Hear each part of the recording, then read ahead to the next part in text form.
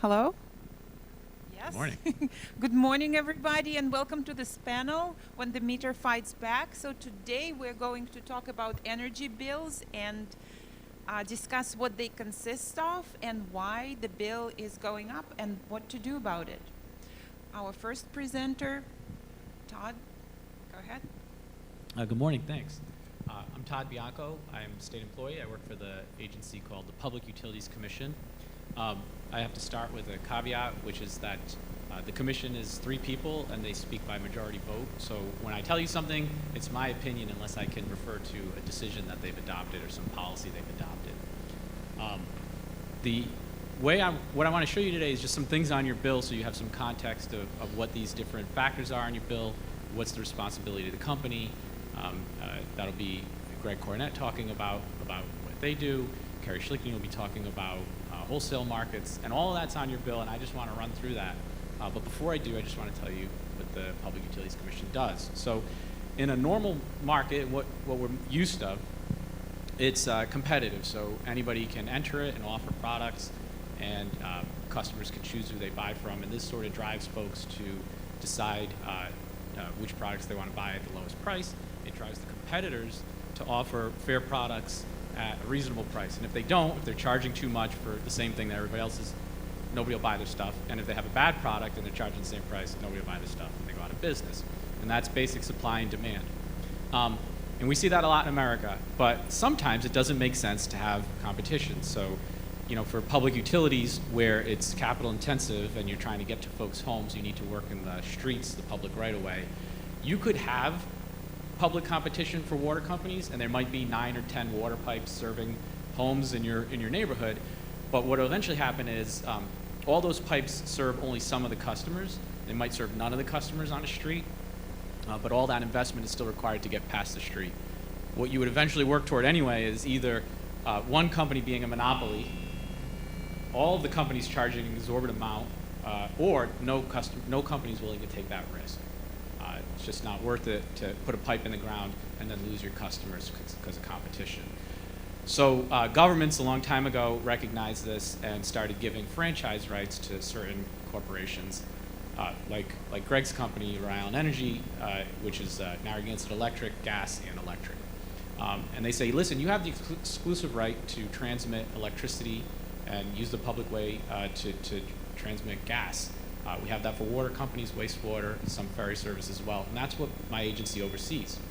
Because there's no competition, they have this right. It's like a government right. You're the only one who's going to do it, and you have the power of eminent domain. You can work in the public space. It comes with government-like responsibilities. So regulated monopolies, because they're free of competition, but they have to, in order to keep that franchise, offer their services at non-discriminatory rates and terms and conditions. And they have to offer it services that are efficient, reliable, safe, and economically beneficial. They also have to offer them at rates that are just and reasonable. So any company is in business to make some money if they make an investment, but at the same time, they shouldn't be price gouging their customers. Competition usually provides that balance between buyers and sellers. In a monopoly market, Greg's company could charge whatever it wanted, and might without some government oversight. So a long time ago, everybody agreed, including the companies, that government oversight of rates and practices is warranted, and that's what the commission does. So the commission is not there to defend ratepayers, and it's not there to advocate for the company.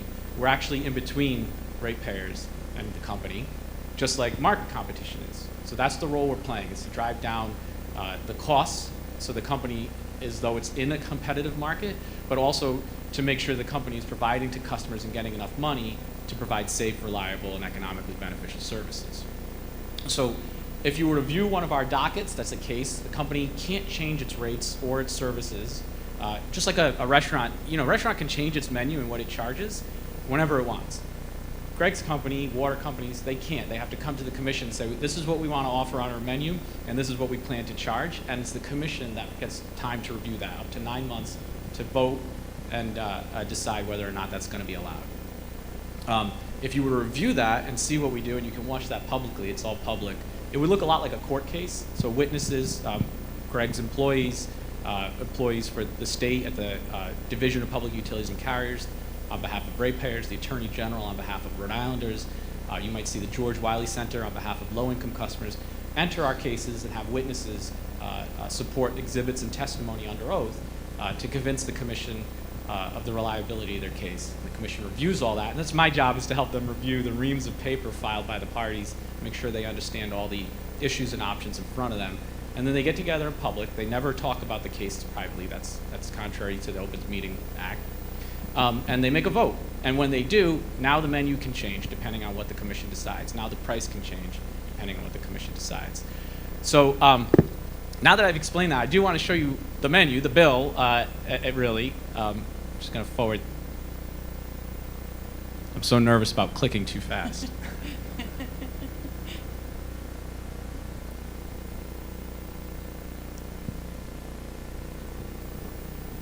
I'm just going to try one more time. Thank you.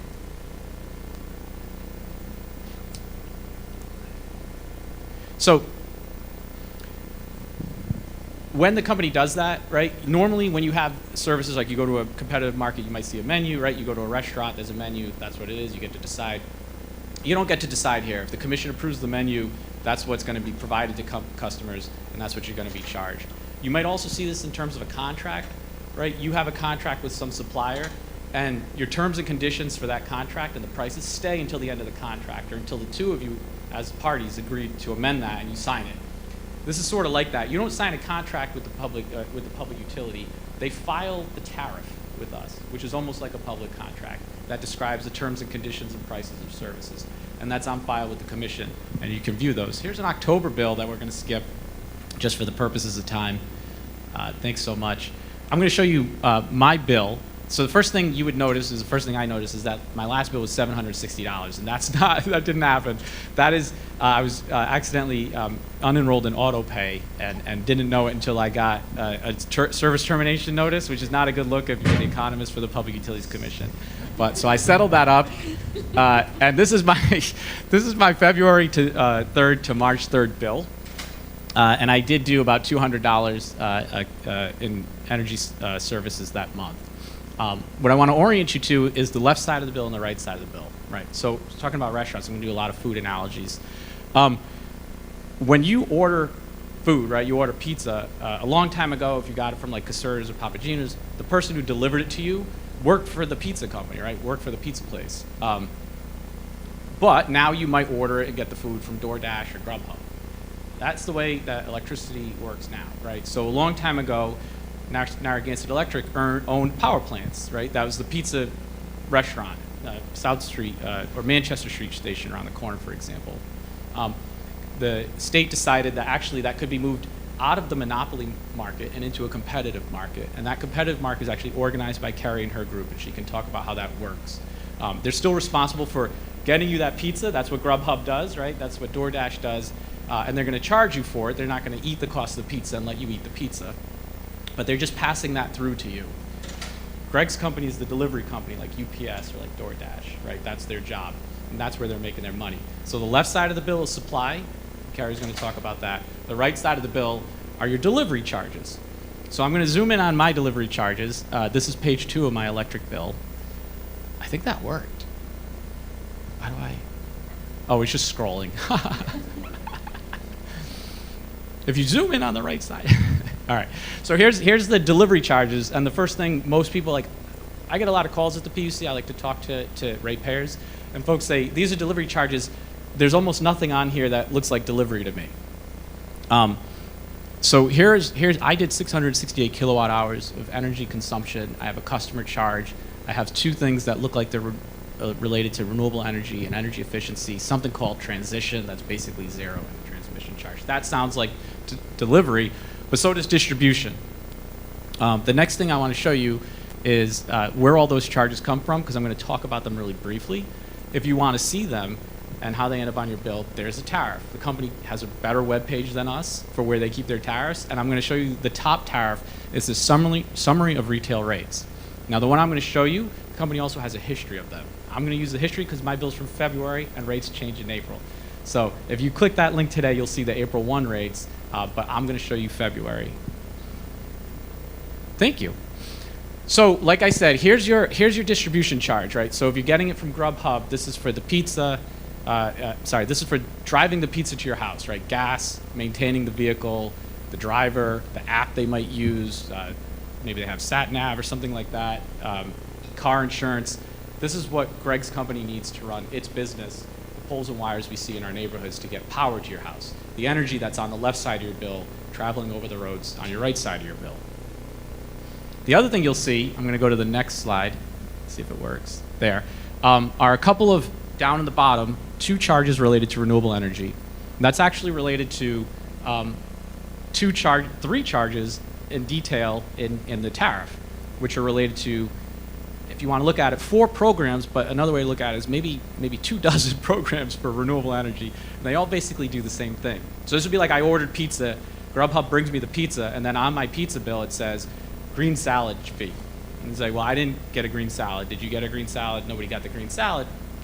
What happens is, in order to be the delivery company, in addition to those other responsibilities I described, Greg's company has responsibility to procure renewable energy, pay customers and developers for that renewable energy, and deliver it into Kerry's market.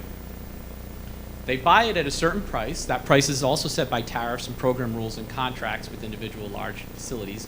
And then the price that they sell it for is actually driven by the wholesale market and how that clears. So you might buy the salad at a fixed price of $30, and then you deliver it to the wholesale market and you sell it for $5 or $10. There's a $20 difference that the Grubhub guy gets to roll into his bill when he delivers pizzas. And that's what's happening here. Take Block Island Wind Farm. That contract price right now, when those turbines spin, is about 30 cents a kilowatt hour. When it gets sold, all those products, we are selling it for about 10 cents a kilowatt hour. That 20 cents over the course of a year adds up to about $15 or $20 million, which puts about 0.2 cents on a typical customer like my bill. And the reason why you see 3 charges is just 3 different programs, and there's 3 different ways to collect the money. Moving to the left, if you were in the tariff, and moving to different rows on my bill, I'll just go quickly. The LIHEAP enhancement charge is, again, the responsibility of being a delivery company is they also have a fee, like you might see on your cable bill, there's a fee. And that's to help DHS fund programs when customers who need a grant to help pay for their heating assistance, funding in the winters. Rhode Island Energy is responsible for collecting that money, and it's always 78 to 81 cents because by law it's collecting $7.5 to $8.5 million. The number of customers in Rhode Island doesn't fluctuate, so it's always going to be the A divided by B. The transmission charge is coming a little tricky. Transmission is another delivery, right? But so I order my pizza, I'm going to go to Caserta's, right? That's what I like. But maybe you're too good for that, and you got to get your pizza from New Haven, right? They also have good pizza. I'm willing to respect it. It's going to come over the state highways, right? It's a longer distance. Somebody's going to bring that pizza to your local Grubhub guy, and then he's going to bring it to you. He's going to get a bill, and he's going to pass that on dollar for dollar to you. He's not going to raise the fee. He's going to pass it on. Rhode Island Energy is a transmission customer. Their distribution system pays bills to transmission companies. Now, they're also a transmission company, so that's a little confusing. So they're charging themselves. They do it through Kerry's organization, ISO. ISO sends Rhode Island Energy, your distribution company, transmission bills. And then they tell the commission, we spent $150 million on transmission last year. And we're going to pass that on to the customers, and that's what these charges are doing. The base transition charge, this one's going to be 0. All right, but what this was, like I said, a long time ago, they used to own pizza joints, and now they don't. Those are competitive. Backing out of the ownership of those deals had costs to the company, and the law said when you did that, they would be made whole. It's 0, but it's useful to have this charge on your bill as a placeholder in case we need to send a credit to customers or repay some other charge that doesn't belong anywhere else on your bill. So we do keep that there, but expect it to be 0. And the final one all the way over is the energy efficiency charge. Maybe you don't need as much pizza as you've been ordering, right? You only need 1 pizza, but you've been ordering 7. Or maybe you can wait till 8 o'clock at night to eat your pizza, but you keep ordering at 5, right? So there's going to be rush fees. Greg's company collects money to help you, incentivize you to buy the right amount of pizza at the right time, and that's what that fee does. They use that money to pay you and run programs so that everyone can save some money on the total cost of pizza. There is more detail I wanted to show you. I want to be respectful to my other panelists, but I wanted to just show you really briefly something I think you need to know as we talk. And that's about this distribution energy charge. So the detail is, if you go to the second page of that tariff, the distribution energy charge itself is 12 separate charges. And the ones I want to highlight really briefly are the one all the way over to the right on the top row called the RDM, Revenue Decoupling Mechanism. The company used to make more money every time it sold more energy, right? So more pizza you deliver, you go out for one drive, but somebody orders 5 pizzas, you get 5 times the money. That interferes with the company's incentive, or disincentivizes the company to allow and promote energy efficiency and the green salad programs that we're talking about. So what we decided back in 2010 was the company's revenue requirement, which is all the way over in the on the left, called the distribution charge. They need about $300 million a year. By the way, I don't know if I told you this. If you see a cent on your bill per kilowatt hour, that means the company needed about $70 million. So if you see 4.5 cents, the company needed about $300 million. That's what they asked for in their last rate case. That number has not changed since 2021. There was a rate case filed in 2017. There was an increase approved in 18, 19, and 20 as part of that, and then it hasn't changed since then. Company is in front of us now for the first time in a decade with a new rate case, and you say, every time I turn around, the rates are changing. They are. It's the other factors on this chart. But that one all the way over on the left, the base charge to run the business, the workers, the poles, taxes, the depreciation, the gas for the trucks, all of that is built into that first column. And if the company collects more than $300 million, if they collect 314 because we use more kilowatt hours, they have to give us that $14 million back. That's what's going on in the RDM. You see it's about 0.3 cents. And that year, the company actually did collect about $24 million more than the target revenue requirement, and so they paid that back to us in a negative charge. Every time I used energy, the company paid me almost 0.3 cents back.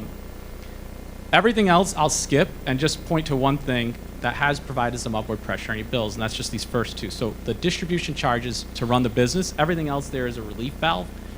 If a company did not make more money when it sold more of its product, and they only come in for new rates, right, new menu prices once every 10 years or 5 or 10 years, they would be out of business quickly, right? Or they'd have to come in and change their prices every time inflation or every time some cost happened.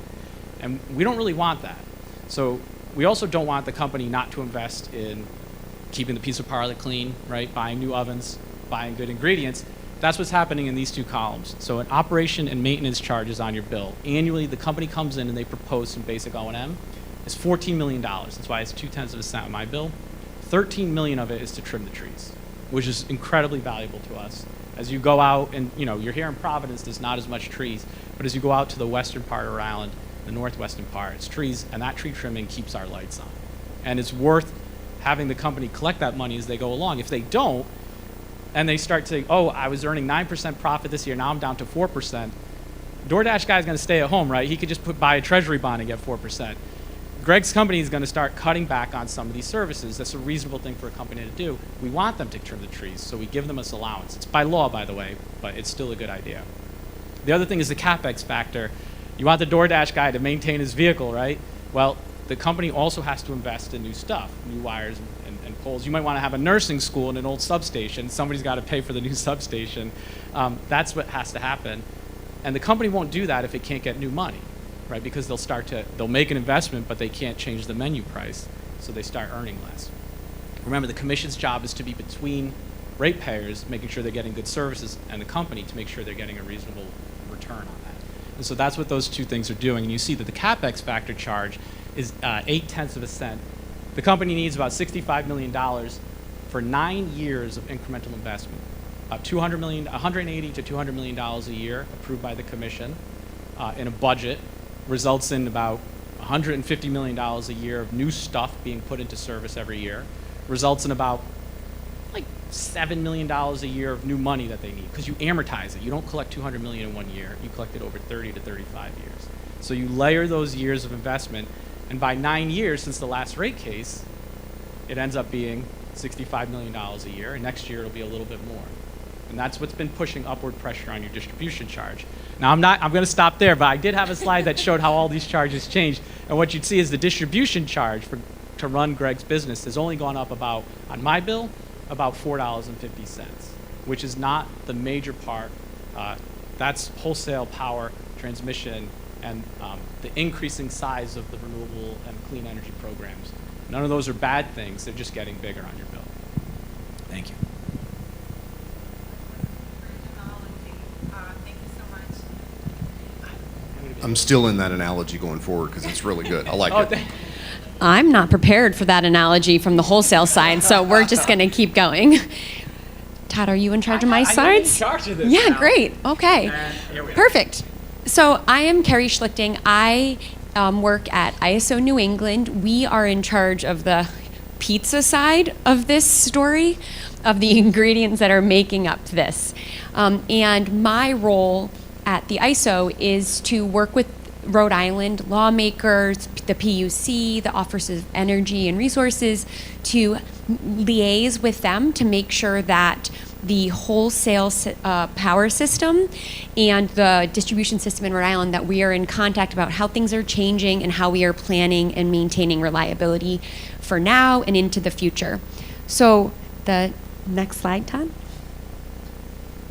We have three main roles at a very high level. We operate the power system, which means 24 hours a day we are instantaneously balancing supply and demand. We run the markets, so this is the wholesale market, which we'll talk some more about. So that we can, if we're thinking about analogies, in this idea, we are the stock exchange. We are the platform where the commodity of energy is being sold and purchased. And then we are responsible for planning. We have responsibilities for looking to the next day, to the next year, the next 10 years, to make sure that now and in the future, reliability is met, to make sure that as we need more energy or less energy, the resources are available and the system is reliable. And that's perfect. This is really all comes down to one thing: reliability. The ISO, we are governed by the FERC in Washington, D.C., and we have the number one priority of reliability. States in New England have different policies that they enact for energy efficiency, for low-income heating aid, for renewable energy. Those are not under the ISO's jurisdiction. Those are state authority. We have the responsibility of making sure that the power is reliable and is on. So briefly, things we don't do. This is where Todd and Greg and I have different areas of authority. So we don't handle retail electricity. We don't own any power grid infrastructure. The only thing the ISO owns is a building that we operate and our staff work out of. We don't have any stake in companies that own infrastructure. We are a third party that is to be objective in running the power markets at the least cost and most efficiently. We don't have any jurisdiction over fuel infrastructure, so that includes LNG facilities, liquefied natural gas storage, any sort of pipeline, or any type of fuel that is outside our jurisdiction. We work with the generators that may use those fuels to create electricity, but we don't have any jurisdiction over them. We don't have any control over siting. If Rhode Island wants to build a generating facility, or any sort of a transmission line or a battery, that is their right and their decision to make. We have a role to make sure that if anything is interconnecting to the bulk power system, that it does so without creating undue harm on the existing system and creating reliability concerns. And finally, we don't plan the resource mix. We are in the business of energy, so we are looking at megawatts. It is up to the states through their policy decisions and through the market, through the signals of the prices that are being sent to show the region what type and where we need energy, or the states with their very specific goals. So when we think about the wholesale market, the markets in New England are based on least cost resources being turned on first. So we dispatch them based on price. There are three main components to the wholesale electricity markets. The energy market is in turquoise, and that's the largest component. So that's the real-time and the day-ahead markets. The ancillary services market is in orange. It's a very small component, and that provides very specific characteristics that we need to maintain reliability across the system. And then the forward capacity market. this is a market that is looking ahead to make sure that we have enough installed capacity to meet future needs. So while if we think about the energy markets as the real time, the day-to-day fluctuations, the capacity markets are looking into the future. Now, this is currently under review in the region. In the past, we were looking 3 years ahead to make sure we had enough energy, but the ISO, along with the New England states and stakeholders, are revising that to be a prompt and seasonal market. So that is currently underway, and it will be a big change for the region, but there are some real benefits, we hope, for the region that are coming out of that. So when we think about the wholesale power mix, the ISO is dispatching generators across the New England states. We are importing power from Canada and New York, and we are using those different resources to meet the instantaneous supply and demand of New Englanders. So when we think about costs in the region, it's really important to think about what our resources are. This chart shows the change from 2005 to 2025 in the type of resources we use. And again, if you think of this from an economic standpoint, we're looking at the least cost resources first. We have seen a great retirement of oil and coal as those resources became more expensive to run due to their age and environmental restrictions. And with the advent of fracking in the United States, natural gas became a lot cheaper, and we saw a great change in the natural gas percentage of installed capacity and energy resources. So natural gas makes up over 50% of the energy that we use annually. Nuclear and hydro and renewables and imports all also are important factors for different ways, but the natural gas is the main resource, and that causes some direct price fluctuations. New England is served primarily through pipelines that were built originally for residential and industrial home and business heating. Prior to the natural gas generating fleet being built, that was what those pipelines were for. Once the natural gas generators came online, they are now competing in a very basic supply and demand for that same limited pipeline resource. Pipelines did not get bigger. We don't have more coming in. So we get into a time where in the winter, there's great competition for those resources because people are using them to heat their homes, and there's only a little bit available for natural gas resources to generate power in the winter. And if you go to the next slide, Todd, you can see the correlation between wholesale energy prices and natural gas. Because of this reliance for over 51% of our energy resources, we are subject to high prices when natural gas prices are high. You can see this specifically with when we have had very cold winters, like this winter, prices were high because it was very cold. In 2017, 2018, if you were here, remember the polar vortex that we had very cold weather. And then because natural gas is a global commodity, we are also subject to price fluctuations based on global events. We see increases when Russia invaded Ukraine that caused high prices, as other types of events. So in New England, when we think about how prices are fluctuating in supply, which is the pizza, dough, sauce, maybe ancillary services are our toppings, we're gonna get there.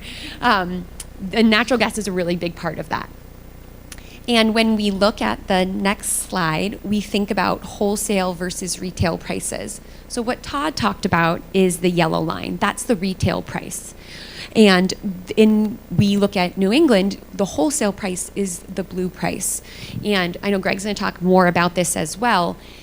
In New England, we are working with our local distribution companies to make sure that they have enough power. And these are the prices that my organization, the ISO, is responsible for in the wholesale system. And when you think about how this relates to a Rhode Islander, this is making sure that we have resources available for now and the hottest day of the hottest summer where it's the most humid and everyone has their AC on, that one day a year, the ISO is responsible for making sure we have enough to meet that day, as well as the coldest day of a 4-day cold stretch in the winter where snow is covering our solar panels and we must also meet that demand. So we are a system that is built to meet these peaks, and that is really important for our reliability. And when we think about what that means for the future, my organization, through our planning, is looking ahead to see how is energy use changing in New England and what do we need to do as a region to ensure reliability now and then. So if you, on the next page, we have some resources about understanding the electricity prices in New England. I have some handouts out here, but we are just a small part in the regional discussion about why prices fluctuate, how they change, and it's really a many partnered conversation. There we go. Yes, that's the next one. Thanks, Todd. So my name is Greg Cornett. I'm the president of Rhode Island Energy.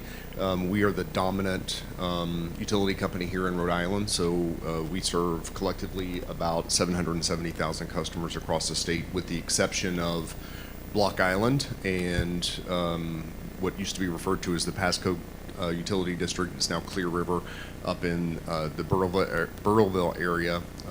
They have their own services, so we're the provider of natural gas and electricity across the state. Other than that, Todd and Carrie gave a really good overview overall, so I'm going to try to avoid getting into too much of the additional details on some of those things. But what I really like about being on a panel like this is I think it gives folks a broader perspective. You know, we're the ones that send the bill out, so we're obviously the one that gets the most criticism when folks aren't happy about their bill. But the reality is, as you can see, there are a lot of other entities and people working behind the scenes, and we're all collectively working together. We've got different obligations, maybe sometimes different priorities, but at the end of the day, we're all working together with the sole focus, or the primary focus, of providing safe, reliable, and affordable energy to customers.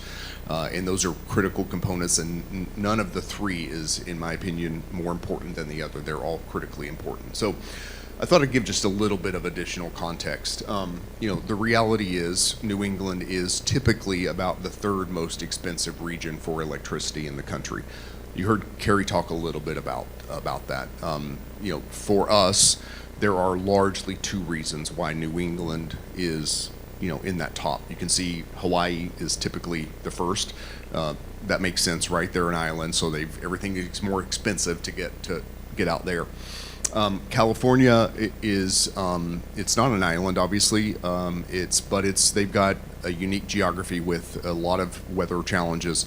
They've also got very significant climate goals and very significant public policy programs. And just an overall high cost of living. So those things tend to influence California's prices. For us here in New England, it's largely a reflection of a couple of different things. One, it is our geography and where we're located in the country, and the fact that we don't have natural resources underfoot. And as Carrie mentioned, we also don't have an abundance of supply options in the natural gas market coming into the region. We're at capacity with regard to what we have now in the region. She talked about that tug and pull during the winter, especially where you're competing for generation and home heating. Unless there is another pipeline built, and there's certainly a lot of debate around that, but unless there is, that's not going to change. We're going to be, continue to be constrained, and we're the only region in the country that has to rely on liquefied natural gas imports. That exposes us to more pressure from geopolitical and other price pressures. And then the other reality is here in New England, we also have our own significant climate goals, and with that does come some additional public policy costs. Those are, every time I make that comment, people say, well, you shouldn't be talking about the costs, you should be talking about the benefits. There are benefits. I say it every single time. There absolutely are benefits, but there are costs too. So we have to be real about what is making up the components of the bill. So for us, that's why you tend to see New England being, in the top tier of cost across the country. And then you've got New York, a lot of the same reasons constrain them as constrains New England. And then you really have the rest of the country. I mean, you look at it right there. They're all right in the exact same sort of bucket in terms of prices. And there are some significant differences. Let's switch. The good news for us in Rhode Island is that we, even though we're in the third most expensive region, our electricity prices have tended to be below the average. So we're kind of middle of the pack, right underneath the average, and I think that's something we can all be proud of. There are a lot of reasons. A lot of those renewable energy programs and energy efficiency programs are one example of why we've been able to keep those costs down. I believe and would like to hope that others could agree that our efforts to be efficient in our operations is another reason why. The PUC and the division doing their jobs, making sure that we're operating as efficiently as we can is another reason why. But we tend to be about average or below average, which I know is not necessarily much comfort to a customer who is struggling with his or her bill, but it is a data point that I think is important. I'm just going to hit this a little bit. This is something we started doing a couple of years ago as we really started getting a lot of public concern, question, criticism in some areas about the bill. And what we wanted to do was to show our customers with as much transparency as we could what all of the different buckets are of the cost. Because the reality is, as you heard Todd and Carrie mention, we only, as Rhode Island Energy, across the year, on average, control about a third of the bill. There's about 2/3 of the bill that we have no control over whatsoever. And so we're sending the bill out. Everybody assumes that we're entirely responsible for it, but we're not. So we wanted to try to break this out, and we've started doing this in the summer and in the winter because the supply costs change, and there are all these other factors that Todd mentioned that change throughout the year. And so it's never exactly static, but this is a good snapshot. And you can see here that we've got local delivery, which is the stuff that Todd spent the most time on in his presentation earlier. So that's about this summer. It's 26% of the bill. This is based on what's referred to as a typical residential customer. That's someone who's using about 500 kilowatt hours of electricity in a month. Many of us use more than that. Some folks use less than that, but that's just I'm not sure how we ever landed on 500. Really, it's something that the industry has used for a while, but it just provides a data point. So it doesn't mean your bill is going to be exactly that. But so 26% is local delivery, 18% is this summer is transmission. As Todd referenced earlier, we have certainly have some influence on that here in Rhode Island because we have our own transmission needs and projects. But at the end of the day, we're paying Rhode Island's pro rata share of the entire New England grid. So that cost is also influenced by projects that are going on in Connecticut or in Maine or in New Hampshire, for example, Massachusetts. And then you've got the other piece, the pizza itself, the supply. This summer it's about 33%, and then 23% are state mandates and taxes. And so those are all of those other programs that Todd mentioned. Plus, here in Rhode Island, we are required to act as a tax collector. The state has a gross earnings tax, and it's 4% for electric, 3% for gas. And that's just a direct pass-through. So we collect that and remit that money to the state. That's also included in that 23%. So you get a sense of what's making up the bill there. And then the other piece down at the bottom is, Todd mentioned our profit. And we go through this process every single time we go through a base distribution rate case. We're in one now. Right now, for that typical residential customer, that's less than 2.4% of their bill. That's about a little over $3 a month. That is actually coming back to compensate us for the services that we're providing. Todd gave a really good overview of the monopoly history and how that came to be. And you alluded to it several times, but what comes with that monopoly right are significant obligations. And among those are the obligation to serve. We have to stand ready to serve any customer that needs the service. And we're the provider of last resort service. If someone doesn't shop for their supply, or if they don't get it for some reason, through some other means, we're required to be able to provide that supply for them, and we're required to have the infrastructure in place to deliver that energy to them 24/7, 365, essentially. Switch. Just for perspective, and again, this is just to give some sense of what the main drivers have been in recent years in the increases in cost. We all know everything is more expensive than it was 3, 4, 5 years ago. For us, it is, we've seen a significant increase in our actual costs of doing business. Just for example, a pole mount transformer is over twice the cost that it was 5 years ago. Wire is the same. Our pipes in the ground are the same. So the costs are significant. But those pieces, over the last 5 years on our side, the piece that we directly control, the distribution piece that's state regulated, has only grown by about 5%. And that's everything that's included in our cost of doing business: the poles, the wires, the men and women that we provide, that provide the service, our trucks and our equipment in our offices and storm response, all of those things.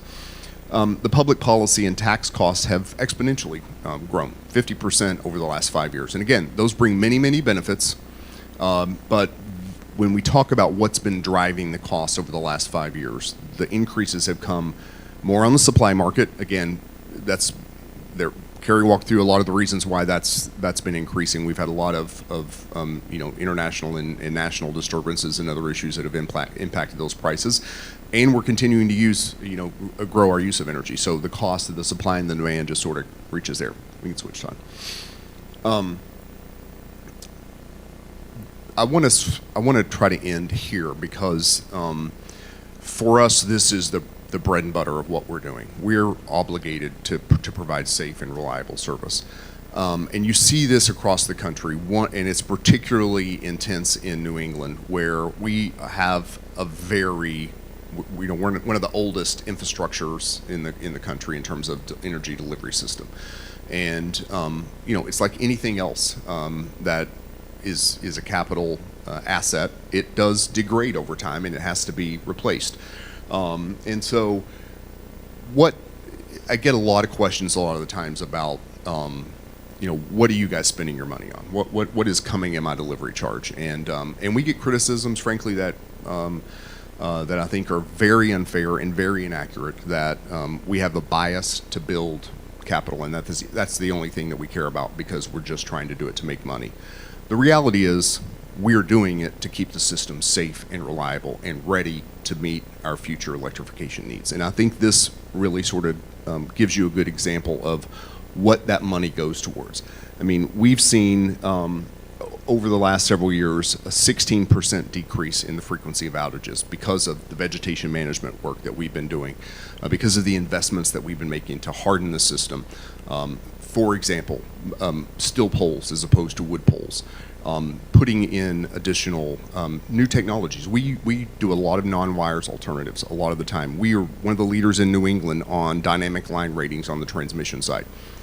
PPL, which is our parent company, was the first in the nation to use dynamic line ratings in Pennsylvania so that they can maximize the use of our existing transmission resources and provide real-time forecasts into PJM, which is their market, like New England ISO. We've got 7 of those sensors on our transmission lines here in Rhode Island. I believe we were the first to start deploying them, and New England ISO is working on getting its systems ready so that when they're ready, we'll be able to deliver those real-time forecasts into the market. And what that allows us to do is see an increase in transmission capacity, which our experience in Pennsylvania tells us is about 16% more on average than it would have been without using those sensors. And those sensors, by the way, are very cheap. very inexpensive, but it allows us to squeeze out as much energy on those transmission lines as opposed to building a new bigger transmission line or another transmission line. So we're investing in all of those technologies, and that's helping us to keep our outages down, to deploy technology like our advanced meters that are being deployed, which will ultimately allow us to have not only much more information in the hands of our consumers, our customers, ratepayers, so that they know in 15-minute increments what energy they're using, what's drawing that energy, and be able to make decisions. And then eventually, Todd knows this because we got a proposal in front of the PUC right now in our rate case for a deployment of a framework to analyze time-varying rates so that we can ultimately, in the next couple of years or so, hopefully start deploying those as we get full deployment of our meters across the state and have a year or so to gather real-time data and make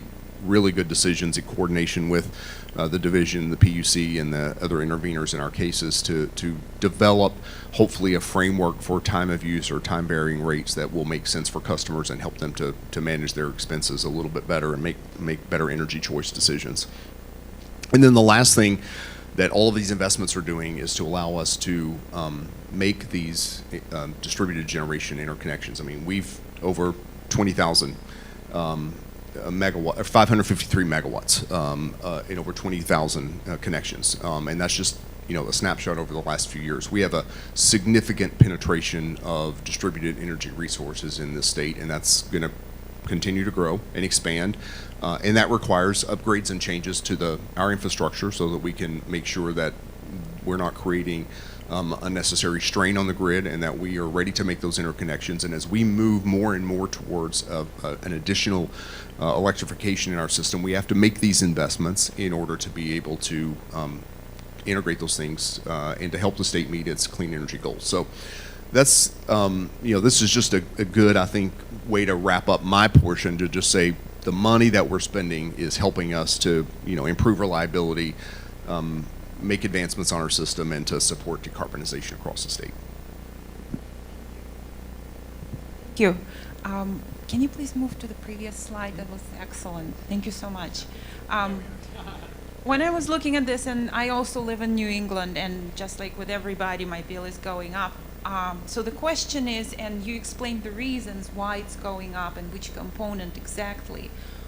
What about the future? Do we expect this trend to continue?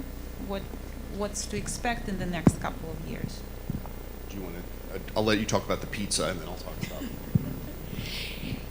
From a regional perspective, the question is about costs is very hard to know because there's different states have different policies and different components that are driving changes in their bills. What we can tell from forecasting at the ISO that we anticipate more energy use. And when we think about the increasing use when we electrify our cars, our buses, at the cities and states, at our homes, if we are using more energy, there is a supply cost to that of building new resources to meet those demands. And what we will have to decide on as a region is what those resources will be. We'll have a very large impact on that. When we think about siting a new natural gas plant in New England, that seems like a big ask and not something that is what the states and their policies want. We see offshore wind as an opportunity in New England for consistent, large-scale megawatts being brought into the system. But again, we don't know where that is going from a federal perspective.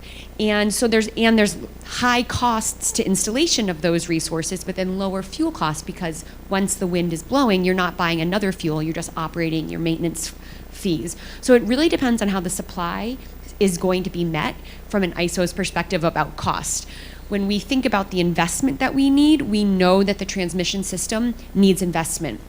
I never knew in my job I would talk so much about woodpeckers holes on wood in infrastructure in New England, but when we think about investing in steel and undergrounding cables or different types of wires that we're using, there's trade-offs to everything, and I think that's really important. The policies They have real benefits for different types of services, different types of supplier providing. And I think it's really important to look at the holistic, but it's hard to see how we bring prices down. There is an opportunity, though, which is where ISO is going to partner with our states when we think about using less or being smart about when we use power. Are we using extra power when there's a lot of solar and wind to maximize the efficiency of those low-cost resources? And during the times of day, how we store power in batteries. These different discussions will help us as a region think about investing again for that peak, the hottest day. So if in 20 years, we as a region can think of ways to bring down that overall peak, we think about savings in transmission and supply that we have to invest in from ISO's perspective to meet reliability. So there's a lot of different questions, and that's just that one perspective. And I would say certainly on our piece, the distribution and even the transmission, I think we're going to obviously need to continue to invest in the system. We've made significant investments over the almost 5 years that we've owned the system here in Rhode Island. I don't anticipate that the amount of growth year over year is going to stay at the same trajectory necessarily, because we've made those investments. So we're going to need to maintain them, but we're not going to be making the same level of investments year over year once we get to the point where we feel that the system is where it needs to be, and we're getting there. But there's still going to be expenses, and the one unknown is what are material costs going to be? They've exponentially increased the last 5 years. Are we going to see some relief in that at some point? So that's hard to say. But for us, I think even looking at the supply piece and looking at the public policy and tax pieces, I think it's a hard message to deliver because people want costs to go down, and I just I transparently and honestly have a hard time seeing a scenario where you take all of these different pieces and things are going to dramatically go down. I think it's all about trying to essentially maintain the system and control the growth in costs as much as we possibly can, and find those areas where we can make some cuts and make some changes that help give headroom in other areas so that we overall control the pace of growth and the pace of cost on customers, because it is a very challenging time frame. We're in the middle of a very rigorous debate here in Rhode Island at the State House, and I know the same is happening in Mass around what our policies are going to be moving forward. That ranges from everything from very far aggressive rollbacks of things to moderate rollbacks to none at all. Maybe we double down on some things, and I don't know. I don't have a crystal ball. I don't know where that's going to land in another 6 weeks, but we're going to find out at some point. But my guess is there as well. We're going to continue investing in those energy efficiency and renewable programs, because again, they do have a lot of benefit. Maybe the state will make some changes to around the edges where some things made a lot of sense 10, 15 years ago when we put them in place, but they need to be modified a little bit because the landscape has changed. And just the other thing I would say on supply, I think if you'd asked us that question 3 years ago, we all had a very different outlook on what we thought the supply market was going to be in New England in terms of offshore wind, for example. If you look back at the one slide Carrie had, we don't need to go back, but just there, you saw that the growth in 20 years in renewables in New England, and we've seen a lot of renewables, but it was only, I think, 6%. The reason for that largely is we've not, the projects that we're able to get in the ground during that time frame were smaller in scale. There are a lot of them, but you're talking 15, 20, 30, 40, 50 megawatts at a time, maybe 200 megawatts max at a time. The big game changer there was supposed to be offshore wind, because we could get these large scale projects and deliver hundreds of megawatts.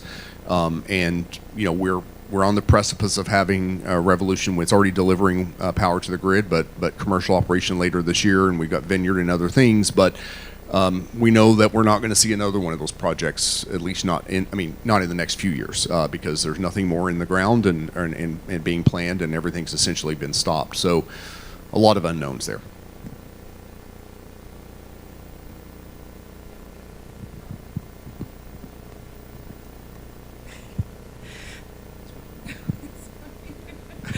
Thank you so much.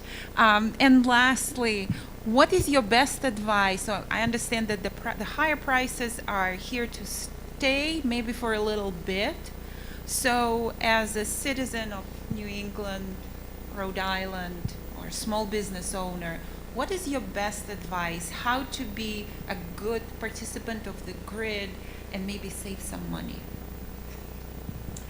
I'll start first and give you a few thoughts. I mean, I think the best thing that and I tell customers this all the time, is be educated. Educate yourself. We've got a lot of information on our website. PUC and the division have a lot of information on their website. A lot of others have similar information out there. You know, there's a tremendous amount of resources, but be an educated consumer. In Rhode Island, customers on the electric side have the ability to shop for their supply. So that's a good option. You need to pay attention to what you're doing and make educated choices. Take advantage of the programs that we have. The energy efficiency programs, for example. We sometimes struggle to get, for example, landlords with multi-use units. They're not always that interested in those programs. So we've been having a push to try to get those folks more engaged in the process. And we need educated consumers. We need folks to make more choices. We're working hard to try to arm you with more information when we roll out the smart meters with the Sense app, which is a third-party app that will allow you to have detailed information on your usage. That'll be fantastic. But there are a lot of state incentives and other programs out there to help lower your energy usage or to lower your burden. I would just encourage everybody to take advantage of the resources that are out there and to try to be educated and make as many smart choices as they can.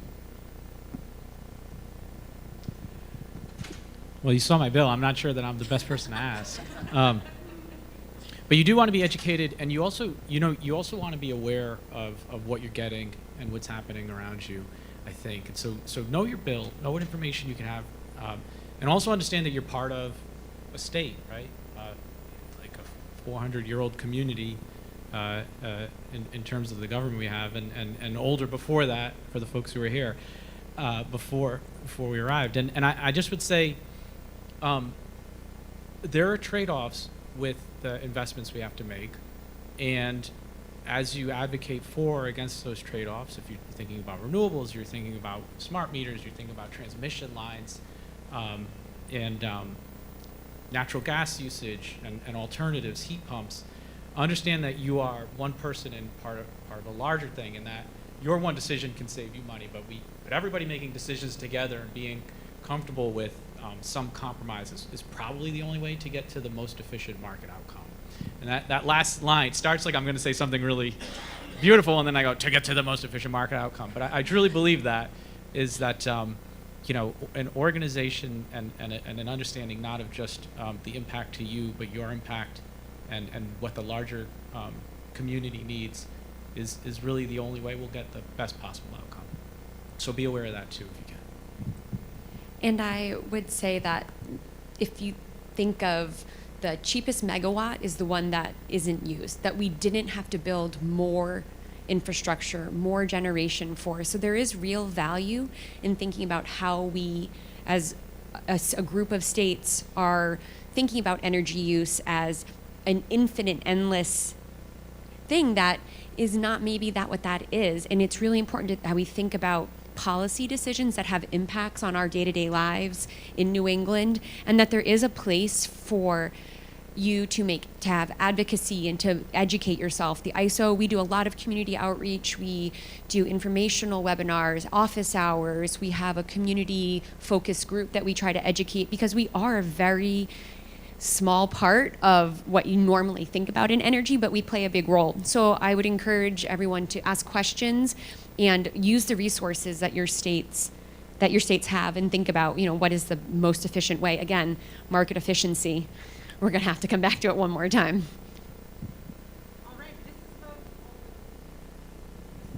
all the time that we have, and I really appreciate everybody's very helpful slides and information provided.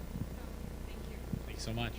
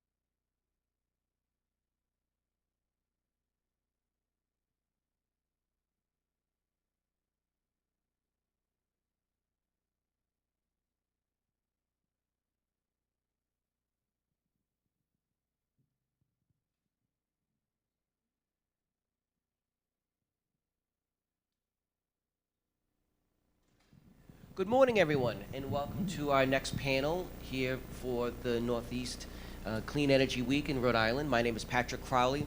I'm the president of the Rhode Island AFL-CIO and the co-chair of Climate Jobs Rhode Island. And I'm here today with 3 of the state's leading experts on our clean energy workforce.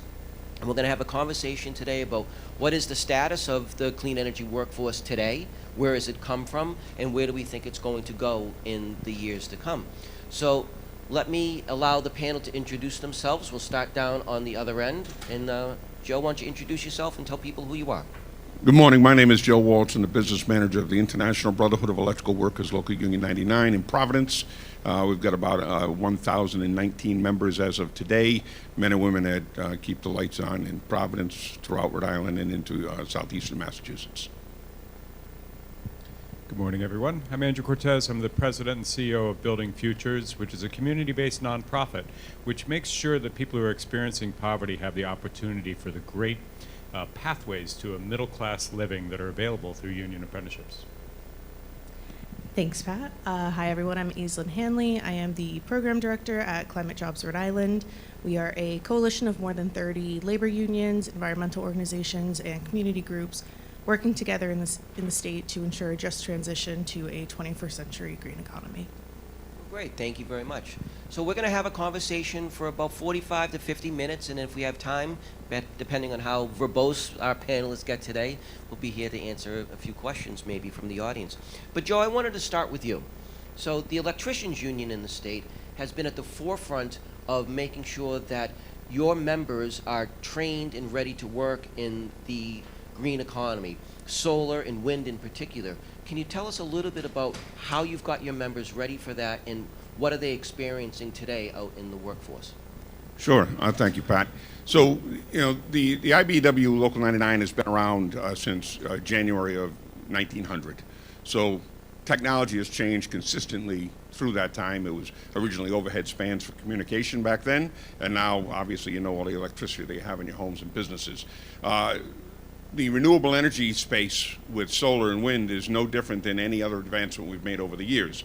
As solar emerged on the market, and deep water wind, of course, when that first started, we embraced getting our people trained to be able to do that work consistently and professionally and make a career out of it. Unlike a lot of different organizations, the IBEW is not a business. It is a membership organization.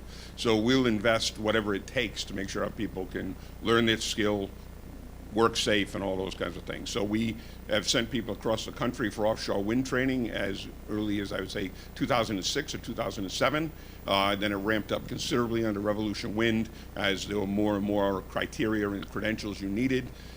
Solar, we started actually at our own union hall, where we have at the time, the largest array in the state, which now is, about the size of 3 home stations. It's not very large at all. And we had members of our union work on that program while we were doing it. And then we just embraced residential, commercial, and industrial solar installations throughout the state since that time. Thank you. Andrew, tell us a little bit more about Building Futures. I mean, the pre-apprenticeship program that you operate has been recognized nationally as a leading institution for this type of work. But from your point of view, exactly what is a pre-apprenticeship program, and how do you think that fits into the clean energy space? Yeah, it's incredibly important because we want to make sure that people have access to the great careers that are available through renewable power generation. Pre-apprenticeship really closes any sort of skill gap there may be, or preparation gap within communities that might be experiencing poverty, have additional challenges or barriers to stabilizing their life so they can take advantage of the high-quality apprenticeship programs that are available. So we really focus on that, and it's been wonderful. We have placed almost 500 people into 16 different trade unions over the years. So our alumni group is actually larger than some of the local unions at this point. And from that platform, it's really allowed us to say, what more can we do for the industry? So when we're acting on behalf of the Building Trades Council or acting as an intermediary, we're identifying emerging workforce needs that may not belong to any one union. Joe and the IBEW know how to train electricians, and they know that better than anyone does. However, what about the safety qualification in order to work offshore? right? So that's a place where we could step in and help. So one of the things that Building Futures does is coordinate among all of the different trades who are involved in renewable energy projects and ensures that any emerging workforce needs have a source. So we're very proud to partner with IBEW to help send some of those electricians across the country to get the turbine tower training techniques and all that good stuff. So with the Block Island demonstration farm, we're able to get people the safety certifications they needed to work offshore, and similarly with Revolution Wind. So it's a real honor to actually work so closely with industry around their emerging needs, but also to ensure that there's access to these great pathways for those who really need the opportunities the most. And Aislinn, I know at Climate Jobs, you and your team have been focused on kind of the bigger picture of what the workforce needs are going to be. And I know there's been a lot of research done on this. How do you see Climate Jobs interacting with trade unions like Joe's or the pre-apprenticeship programs like Andrews, and what does that look like today? Yeah, and really the work that we do at Climate Jobs is multi-pronged, where we want to make sure that jobs in the renewable energy, clean energy space are good jobs that provide pathways to the middle class. But at the same time, we also want to make sure that that transition does not continue to burden our frontline communities either. So we try to strive to find that good balance, as well as bringing in folks who maybe didn't realize that these opportunities were available to them as well. So we've been doing some research, and we should be next month launching a report that looks at what the workforce in Rhode Island will be for the clean energy space in the 2030s, and what we need to do today, policy and program-wise, to meet those demands in the future. We've partnered with both IBEW and Building Futures are members of our coalition, so we work very closely, and really a lot of the work that we do at Climate Jobs is kind of serving as that policy shop of what else do we need in state to support workers? What do we need to do to avoid this kind of race to the bottom in these new fields, to make sure that workers are being trained in these new skills, to make sure that those trainings are successfully being applied to the jobs in these fields. So really, something that's really special in Rhode Island as well is the Green Energy Workforce Advisory Committee that is housed at the Department of Labor through the Governor's Workforce Board. And that's where you have labor unions, community groups, state agencies coming together, sitting down and figuring out what are these steps we need to do, what do we need to build in state, and how do we keep that work going. So we're hoping that that report we should be launching soon will help guide some of that work, and has some really basic policy frames that we can begin building off of. Excellent. Sticking with you for a minute, Aislinn, I know over the last 5 or 6 years in the state of Rhode Island, there's been a real push at the State House to legislate, to complement the work that the labor unions and the other community groups have been doing in the state. Tell us a little bit about the legislative agenda of Climate Jobs and how, what has changed in the last few years, especially maybe starting with the Act on Climate. So back in 2021, labor and climate advocates came together to help pass the 2021 Act on Climate. That was really a landmark legislation setting mandates for Rhode Island to decarbonize and lower their emissions. Not only was it about lowering emissions, but it said there has to be a just transition component to this work. We're not just transitioning, but we're going to put community members and workers in the driver's seat. We're going to have them at the table, and we're going to figure out what works for everyone. We don't want to decide on their behalf. So the great part of that as well is it wasn't really specific, so we kind of get to figure out what exactly that looks like. So since the 2021 Act on Climate, we have also worked to pass the 2033 100% renewable energy standard to make sure that all of our electricity in state is from renewable resources, as well as guaranteeing strong labor standards on renewable energy projects over 1 megawatt. This year at Climate Jobs, especially given cutbacks at the federal level and changes with the administration switch, we're really starting to focus on what can we still do in state to guarantee good jobs. And one of the main ways we see that is by looking at technologies that our workers already have the skills to do. So one of our main policy priorities is thermal energy networks. That skill set already exists within our workers. So it's really a close to seamless transition, a little bit of a learning curve, but that is work that could happen immediately soon. So that's something we're working on, as well as just looking at deploying battery storage, things of those nature, because there's still so much opportunity in state despite the cutbacks that we've seen. as well as with the Rhode Island AFL, kind of working on some of these lawsuits at the federal level. We've all seen Revolution Wind. They attempted to shut that down twice, and we've been able to get that overturned. So just continuing that work in state and making sure our workers are getting put to work and we're bringing more affordable energy in state. And Joe, I know you and your local union were very active in a law that was passed in 2023 called the solar siting law. Can you tell us a little bit about why you were involved in that process and what that law was designed to do? Sure, thank you, Pat. With the solar siting law, it became abundantly clear to a lot of us, people in the field, developers, environmentalists, that there wasn't a lot of regulation on how we were going to install utility scale solar. Right? There was a lot of, clear cutting of forests and things like that. That, people think that, a developer doesn't care about that. They just want to make money, and it's actually not true. So a lot of developers were concerned about that. The environmental community certainly was concerned about that, and my membership was concerned about that.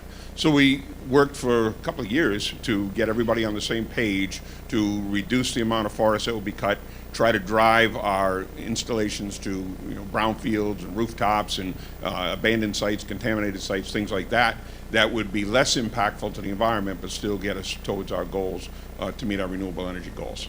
And it's worked out pretty well, to be honest with you, over the years. A lot less forest being cut down and a lot more sites that were normally thought to be useless for anything are being looked at and actually developed for solar installations, utility scale solar, which has worked out pretty well. And I think the process, when we were all in the room together, you had environmentalists, you had labor, you had developers, which would be three people you would think would never, it sounds like a joke, like the rabbi and the pope. It was literally unheard of in the past until it was presented to me by President Crowley. And I had my reservations, but I got to say, the relationships we built and the results that came out of that, which I think is a nationwide model for how you can actually build solar and still be friendly to the environment at the same time.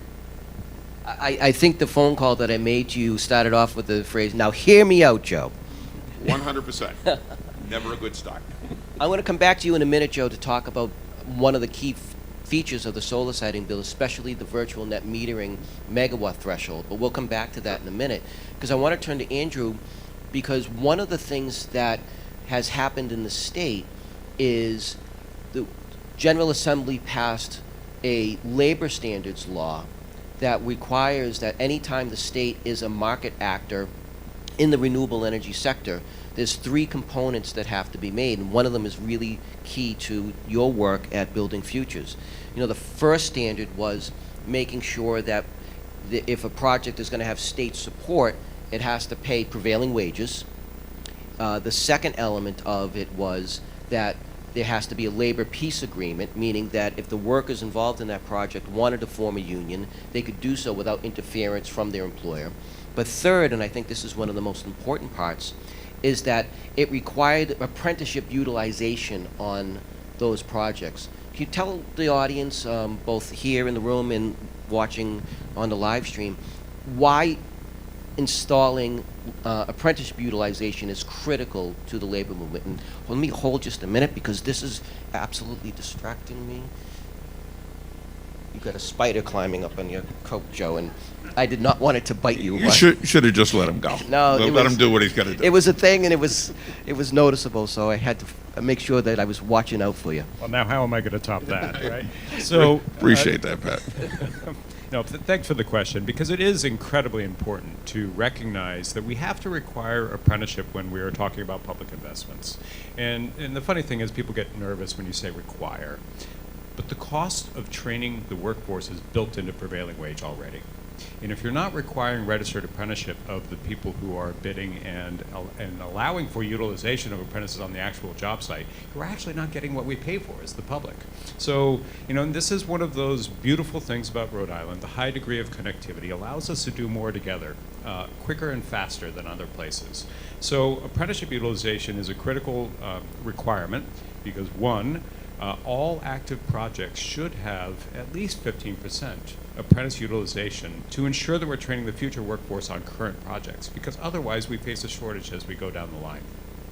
And by having smart policies that recognize that prevailing wage already covers the cost of training and ensuring that the gold standard of workforce development is included, we have a really good policy where Rhode Islanders really win because they have access to getting training to a new career. And just a quick note on that, so registered apprenticeship, we launched an initiative in partnership with the Department of Labor and Training 10 years ago to expand the use of registered apprenticeship outside of the construction sector and in the management side of construction, because it's really, really powerful. And just through those efforts in the past 10 years, all of a sudden 50 occupations have an apprenticeship pathway to them, and over 3,000 Rhode Islanders have gone through those pathways and gained good careers. And I raise this because when we're talking about just transition, if we don't have the mechanisms in place, when we survey the registered apprenticeship system in the state of Rhode Island, what we're mostly finding are not new career entrants. That's something we need to work on. It's people who are making a career switch. That's exactly what registered apprenticeship is designed to do, to allow people to earn and learn at the same time, to gain occupational skills and to get paid more as they know more. And that's what we need when we're talking about just transition. And there's a second element of that that maybe you can talk about for our audience that might not be aware of it. And the element of this is the average age of a construction worker across the country, but particularly in Rhode Island, is in the mid-50s. And in our home state, a lot of those white Irish, Italian, Catholic guys that are the stereotypical view of what I think people see as a construction worker, for the first time in 100 years, their sons aren't necessarily following them into the craft. How does apprenticeship help address that, as well as help diversify the future workforce? Yeah, well, there's multiple ways in which we can do that. So just to give you a sense of it, our demographics of the placements of Building Futures graduates, about 80% people of color, 50% have been justice involved at some point, 37% formerly incarcerated, about 10% female. Right? But the beautiful part is, even though we have high justice involvement, we have less than 3% recidivism overall, right? And so it's a genuine pathway that allows for people who are hungry for economic opportunity to gain a real pathway into it, and it's exceptionally important. So there's no way for me to underestimate the importance of registered apprenticeship as part of this solution, because not only does it meet the future needs of the construction industry, it allows for new access for communities who may have been historically excluded, but we need them. And so one of our next big initiatives, and actually we can hear about it tomorrow at a formal announcement, is launching Women Building Rhode Island, because we're looking at 50% of the working age adults in Rhode Island are women, but less than 3% of the hours performed on current construction projects are performed by women. This demographic also needs to shift and change, and it's incredibly important. So for us, registered apprenticeship provides that connective tissue, which allows workers to transition to new industries. It allows workers who may not have had access to gain access, because, to your point, in Rhode Island, the only age demographic in construction that is growing is 55 plus. The share of workers 18 to 34 entering the industry still is declining. This is the dynamic that needs to shift, and apprenticeship is that solution. And Aislinn, in your work at Climate Jobs Rhode Island, you work with a lot of the leading environmental groups in the state. When, in your experience, what was it like for them to learn about why the labor movement was so keen on talking about things like apprenticeship utilization or prevailing wage, and what was the reaction from that part of the community? Yeah, and really, as Jill mentioned, these are not necessarily groups that you would traditionally think are sitting down together and working collaboratively to solve these policy issues that we're facing. But I think really it's just that sometimes we're talking in different languages, right? On the labor side, you'll hear a PLA or LPA. What does that mean, right? On the environmental side, you'll hear us say net zero decarbonization. A lot of the work that we have to do is just starting from the ground level and really, like, what are we talking about? What does this mean to us? And really, foundationally for our work, it's what is the future that we all want for our kids, for our grandkids, right? What is the shared vision that we have? Almost everyone is going to say they want to leave their kids a better planet, right? They want to have a healthy environment to leave behind. So that's really where we have to start from, and then start working on like the less fun, hard issues of writing policy altogether. And I think through that education there's been just a lot of those different learning points and how all of that work coincides. Because you can't look at these issues in a silo, right? If you want to look at taking climate action, how do we prevent job loss? How do we transition folks? You're not going to tell a 55-year-old construction worker, go and learn to code and then work for 4 years, right? You need to find the best that we can, how do we transition them? How do we maintain this 1-to-1 ratio? And really part of that work as well is all of us pushing together to get these state investments, create a pipeline of work. And how can we make sure that those projects are reducing emissions, but we're able to create a predictable pipeline of work to bring folks in? Because it's not, as much as we want to invest in apprenticeship, we can't do that without investing in the infrastructure. And you can't bring in more people to send to Joe at IBW if we don't have that guaranteed work. So that's really a big part of it, and just explaining how all those issues intersect. Yeah, it really has been remarkable to see the intersection of all of these different features. I want to transition a little bit to talking about where we are today and where we might be going forward. And so, Joe, I want to come back to you to talk about the solar siting bill just a little bit more, because there was a feature there about something that's called virtual net metering that was important to the workers in your industry. And there were a lot of compromises that were made, especially on the labor side, about that. Tell us a little bit about that story, about where we were, where we got to with solar siting, and then we'll talk a little bit more about where we are today and what's going forward. Well, thank you, Pat. So, during the conversations of solar siting, one of the key components is virtual net metering, which allows municipalities and nonprofits and stuff to embrace renewable energy that they couldn't necessarily do on their own campuses because they didn't have enough space to do it. And that was obviously a key important thing to all renewable projects, because without virtual net metering, really, unless you got room in your space, it's not going to happen for you. Part of the compromise that we made there was to cap the megawatts that would be installed under the virtual net metering to 275 megawatts at that time, and that was our cap. That's what we felt was fair and reasonable with negotiating through this entire process. And by having that cap, or like in any other arrangement you have, it gives you predictability on your manpower and woman power, of course, that we would use to do those installations going on. So that's why we arrived at that number. We figured that was a reasonable and predictable number to get to, that we could plan accordingly to make sure the projects all came in on time and met the Act on Climate's initial goals. Thanks. And before I ask you to talk about where things stand on that megawatt threshold today, I mean, one of the things that we like to talk about at the Rhode Island AFL-CIO and at Climate Jobs is the paradigm shift that seems to be happening in Rhode Island is turning 50 years of economic theory, especially neoliberal economic theory, on its head. For 50 years in the state and in this country, the idea was if government gets out of the way, the marketplace will just naturally make the changes that we need, and everyone will profit, and there'll be jobs, and everyone will be happy. It doesn't seem to have worked out that way. So one of the things that we've tried to install, and all three of you have been critical components of this, is to legislate into existence this new economy. The idea of a just transition to a carbon-free or a net zero economy is not likely to happen without intention.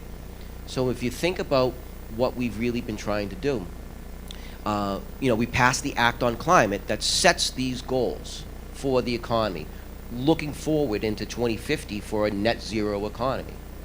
But what we did after that was build a legislative scaffolding to make that a reality. The first step was to pass the 100% renewable energy standard that Aislinn was talking about. And then another key component of that was instituting the offshore wind procurement. Back in 2023, we passed a number of different laws, solar siting being one, the renewable energy standard being a second, but also, the state directing itself to procure energy from offshore wind. And if you think about the radical departure from the status quo in the economy, what we were doing is legislating into existence the supply curve of an economy by saying that by 2027 the state has to procure 1,000 megawatts of offshore wind. We legislated into existence the demand curve by saying that by 2033 we have to procure 100% of our energy from renewable sources. And if prices are determined by the intersection of the supply and demand curves in a market economy, by passing a labor standards bill, making sure that you pay prevailing wage, labor peace agreements, and apprenticeship utilization, we're legislating into existence the idea that if any profits are going to be derived from this new economy, they have to come from innovation and efficiency instead of exploitation and a race to the bottom. And you think about how radically different of an idea that is, especially in the green sector, where we know that the wind turbines that we built off of Block Island are radically different than the wind turbines that are currently in the water at Revolution Wind. And it's just natural to think that in 10 years, 15 years, 30 years, that wind supply, that solar supply is going to look radically different than it is today. And we're legislating that as a market strategy to make sure that workers aren't going to be exploited, but innovation is going to make sure that prices drop for consumers, that it's a more efficient and cleaner system. And Andrew, I was hoping that maybe you can talk a little bit more about where you see the role of building futures, but also, like, you're also the chair of the state's apprenticeship council, how that transition is looking forward, to 2030, 2040, or 2050. No, thank you, Pat. And you're raising a really critical issue. And this is why we all are part of Climate Jobs and why we appreciate the leadership of the Rhode Island AFL around pulling together the right group of people to look at how do we rectify bad policy. Bad policy has put us in the place that we are today, to your point, 50 years of a very different model of economy. New policy choices need to be made, and they're made collectively by people who care about these issues, right? So policy is a choice. And so when we look at how do we want to set policy for the future, do we want an inclusive economy where people have the opportunity to gain access to real living wage careers, or don't we, right? And this is where the apprenticeship system can play a very powerful role. Just to brag a little bit about the joint apprenticeship model. So the vast majority of apprenticeship programs are non-union. But most people default thinking about the high-quality union programs, and there's a reason for that. The IBEW runs their apprenticeship through a joint committee because labor and management agree they all want to have the highly skilled workforce. And this is why they're able to be nimble, flexible. It's private sector workforce development that is validated by government. So government's role in this case, through the State Apprenticeship Agency and all of the work to expand the apprenticeship model, government's role here is to facilitate the private sector doing what it needs to do for workers and allowing for real pathways and being that third-party validator that allows for those workers to gain the skills in a nationally portable credential.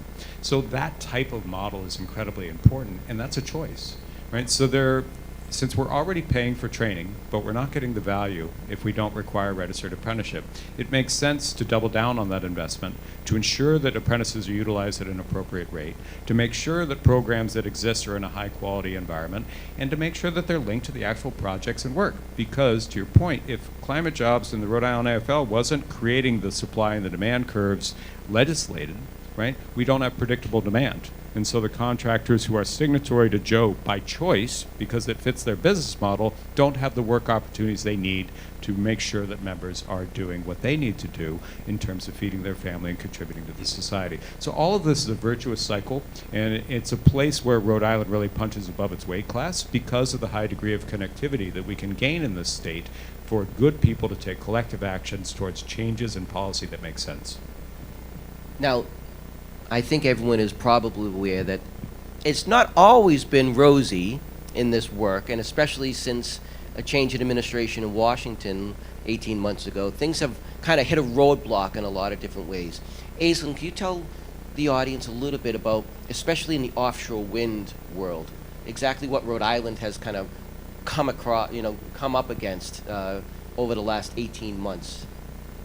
Yeah, a lot of fun stuff in the last 18 months. When the state passed the Act on Climate in 2021, we didn't know that the Biden-Harris administration was going to come in with all of these funds. But what we were banking on was that Rhode Island is uniquely positioned to benefit from offshore wind. And especially that offshore wind in the winter when we have our peak demand. So with Revolution Wind, which took a few years to permit, what we've seen in the last 18 months is 2 attempts to shut that project down, as well as other projects along the East Coast. Those attempts were not lawful per se, but especially for our workers where the local unions have made these investments into training folks. These trainings aren't cheap.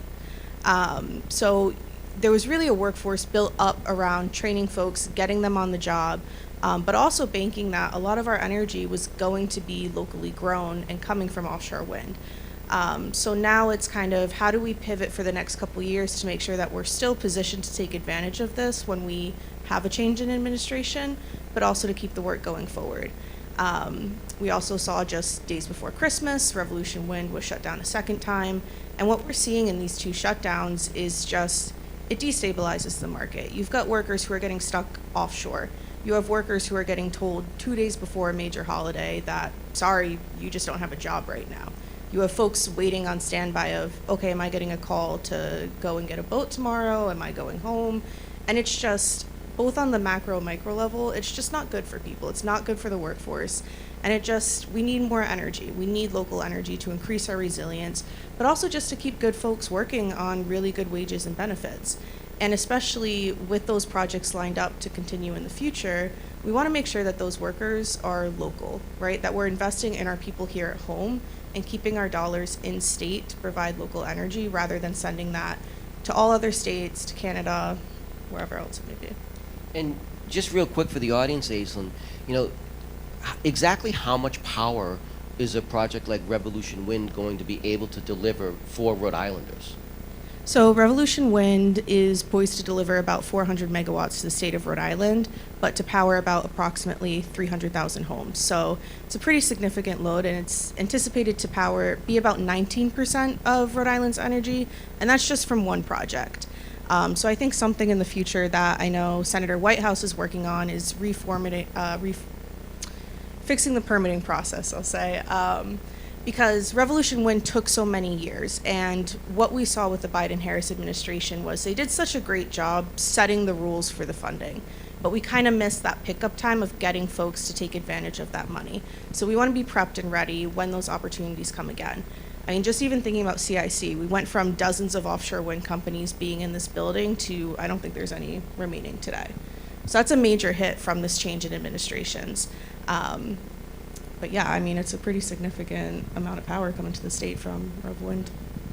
And Joe, the problems that we're seeing out of Washington aren't just happening in Washington. We've seen around New England states that have made dramatic commitments to the renewable energy sector start to walk them back, especially here in Rhode Island. And I know you've been at the forefront of trying to maintain, you know, the goals that we're trying to get. You know, what is your assessment of where we are today, and maybe some of the things that you're seeing up at the State House that are potential problems for meeting our goals in the Act on Climate? Yeah, thank you, Pat. So it's been a challenge, right? Everybody knows that. That's not a secret. We have had developers who have been given notice by overseas companies that they buy materials from, and I'm a Buy USA guy as much as anybody else. So it's you know, but I get the issue. They need to be able to buy the products where they're available from. But they've gotten notices that says, you know, due to impending and uncertainty of tariffs, your products that you're buying may be increased by up to 100% in cost. And once that's shipped, that's on you, not on anybody else, on you, which means on obviously us. And that provided a lot of uncertainty with projects that were moving forward. Developers said, yeah, we're not going to do this right now. We're going to wait until things get straightened out. But part of that, between whether it's tariffs or whether it's offshore wind being shut down or all the great incentives that the Biden administration put in on solar, once that puts uncertainty in the market, my people don't work. Right, that's how it works. Nobody's we don't work for corporate America. You know, if things are slow, you don't just go over and work in the building and everything will be okay. As soon as uncertainty comes in and things slow down, people lose their jobs. It's that simple, as fast as that happens. And you know, Pat, back to, you know, you made a really interesting comment, and about government intervention on what we do. And I'm not a big government guy by any means, but I do remember when I drove a large diesel truck, and I remember when low sulfur diesel came into play, and the cost of diesel went up, I'm going to say probably 20% at that time. And if there was a low sulfur diesel pump next to the old diesel pump, everybody would be buying the old diesel fuel. That's what would have happened. You needed government to get in there and make those things. And I think government sometimes is here to help us in spite of ourselves, right? We think we got all the answers and we're going to do everything right, and the reality is we're not. And at some point in time, when the crops are withering in the fields in one state, and in the next state the buildings are underwater, everybody's going to figure out that climate change is real. It's a real thing, right? 96% of all scientists in the nation say this, in the world, say it is 100% real. There's no question. You want to debate on how it happened or what's going to happen, that's irrelevant in my mind. But we know we got to fix it, and government has to be there to do that. And government can provide that predictable goals to hit, that provides predictable manpower, predictable work opportunities so people can sustain their families and not decide, you know what, I'm not going to be an iron worker or an electrician or a carpenter. I'm going to go off and I'm going to work in, drive an Uber or make a video game, whatever else people do. And that's when the day finally comes when everybody gets the message and they understand that, the workforce won't be there because we've driven them out by uncertainty and unpredictability, which is uncalled for. But I think most of the developers understand there's midterms coming, right? And they realize that the polls are accurate. Nobody is agreeing with what's going on in the direction, particularly in this space. So I think that developers are getting more confident to say, look, we're going to invest in these projects because we know it's going to change. So one question I want all three of you to try to answer, well, a couple of questions, but the first one is this. And we'll start with you, Aislinn. What do you think the biggest threat is to Rhode Island right now for meeting our Act on Climate goals, but also making sure that workers are centered in the transition to a net zero economy? Are there any pieces of legislation? Are there any policy things that you see developing here in Rhode Island that we need to be aware of so that we can start to think through what's a better alternative? Yeah, I think the most important thing that we can do in state is to have that predictability, and I think both at the local and federal level, we're seeing some risks to that. Currently, we're going through the budget cycle at the House, at the State House, and we're seeing some changes being made to virtual net metering and the renewable energy standard. And these are both pieces of legislation that help create those projects and build up that pipeline. I think what we're also seeing is we have these really great goals, but we don't have funding attached to actually make them happen, which we can depend on the private market, and so far that's worked out pretty okay the last few years.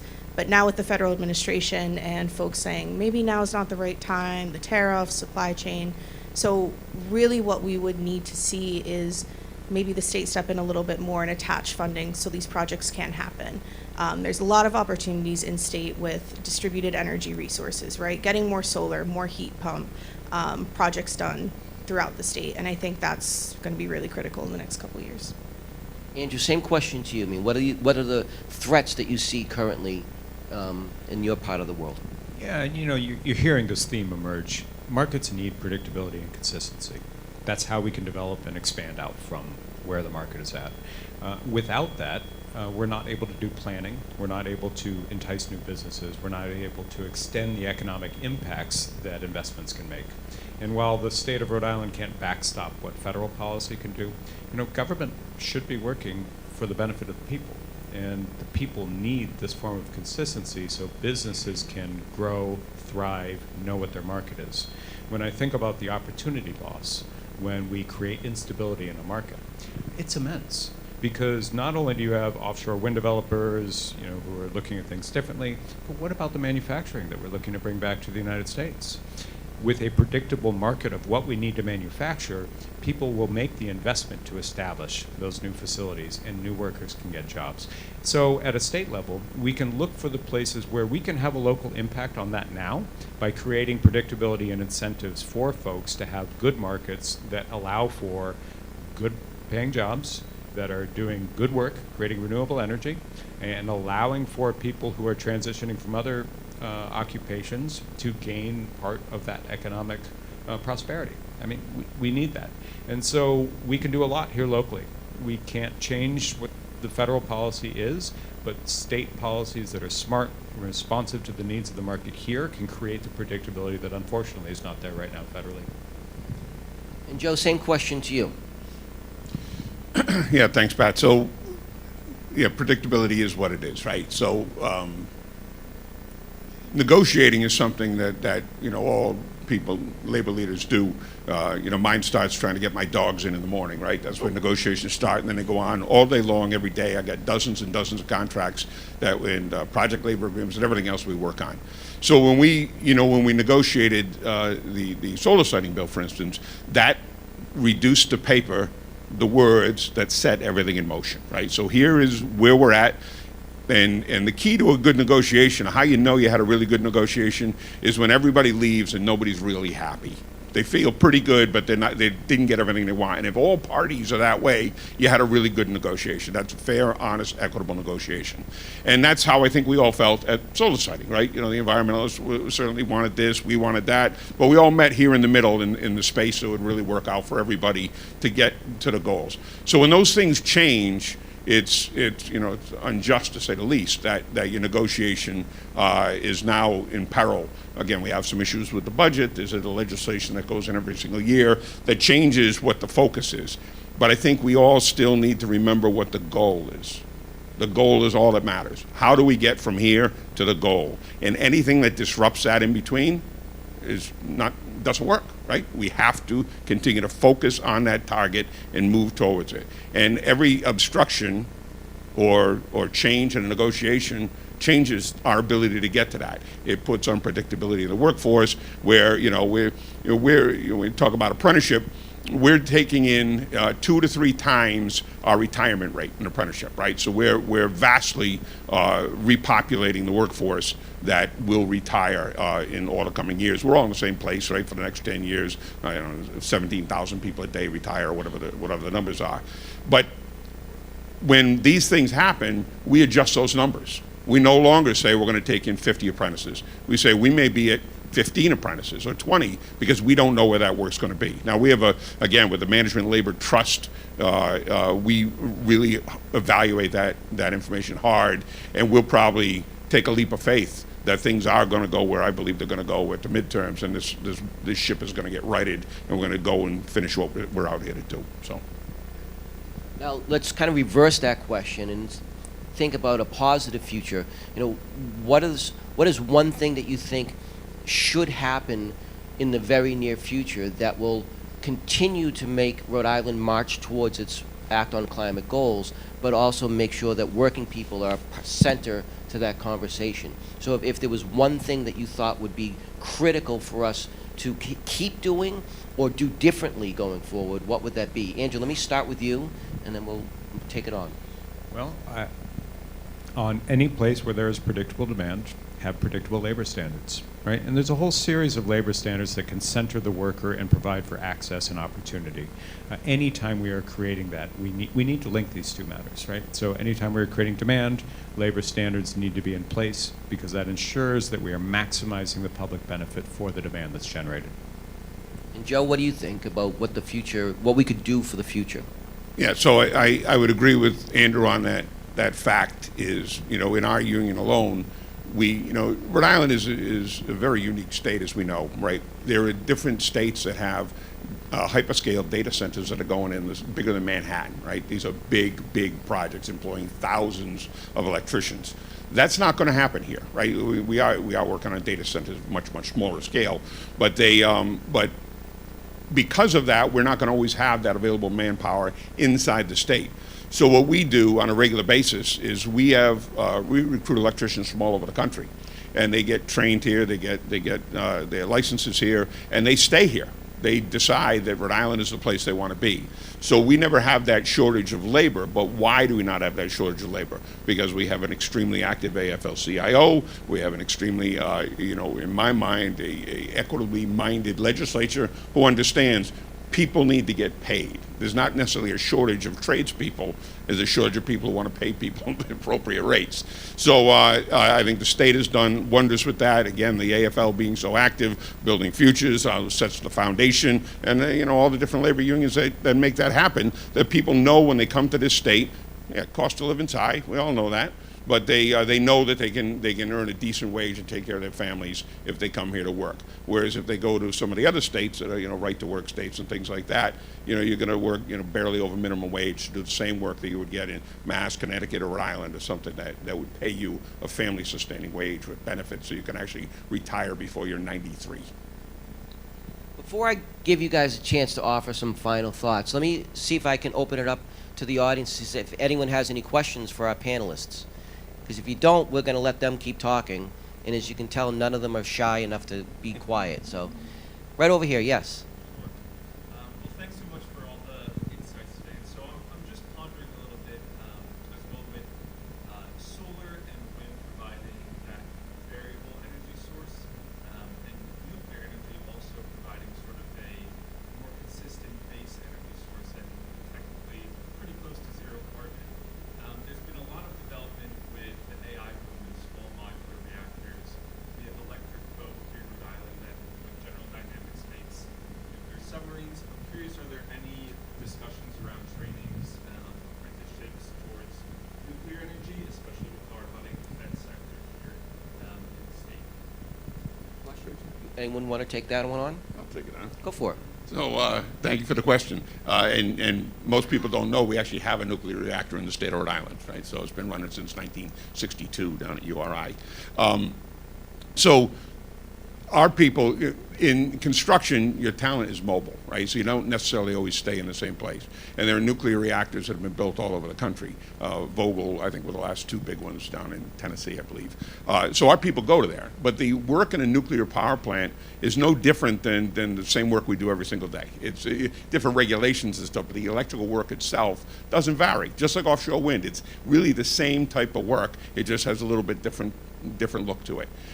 So we essentially are training in that every single day, and we do part of our JTC curriculum, which is our school, has nuclear modules in there that we will work, when I say, I mean training modules, not modular in the classroom, that'll train you on all the aspects of nuclear.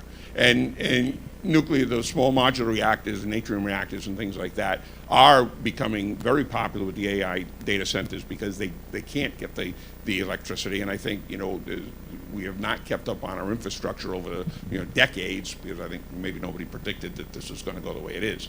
So, nuclear is, I have no issue with nuclear. It's clean energy. I think there's still some, particularly the small modular reactors, I think they've taken a lot of the concerns out of nuclear reactors. So again, we're training on that, and we have no particular issue with it.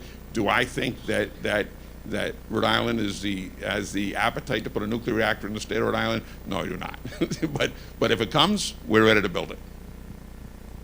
Anyone else want to take that? I have some thoughts on it, but Andrew, you want to go first? Well, just to add the point, to Joe's opening comments, technologies change all the time, right? And what we have is a nimble training system which allows for workers to gain those new skills as demand requires it.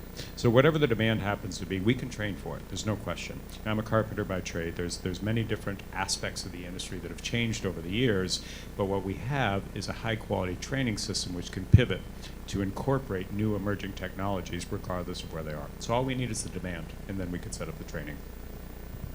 Aislinn, any thoughts? You want me to go? So one of the things about nuclear that's it's been reintroduced into the discussion here in Rhode Island, especially over the last 3 or 4 months, and a lot of it has to do with legacy nuclear production and how much of that might be available to the state of Rhode Island going forward. So under the current laws, Rhode Island can only procure 2% of its energy from sources that were built before 1997.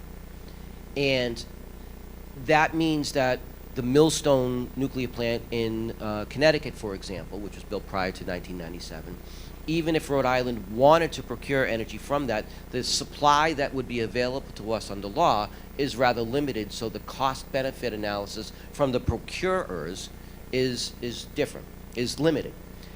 There are proposals before the State House both in the governor's budget and then some legislation that's been introduced, that would allow more procurement from pre-1997 sources. And what that really means is that will the utilities be able to purchase nuclear power from Connecticut to power Rhode Island? That has pluses and minuses. The biggest plus is it is a clean energy source, and that will help us get to our renewable energy standard goals, help us get to our Act on Climate goals.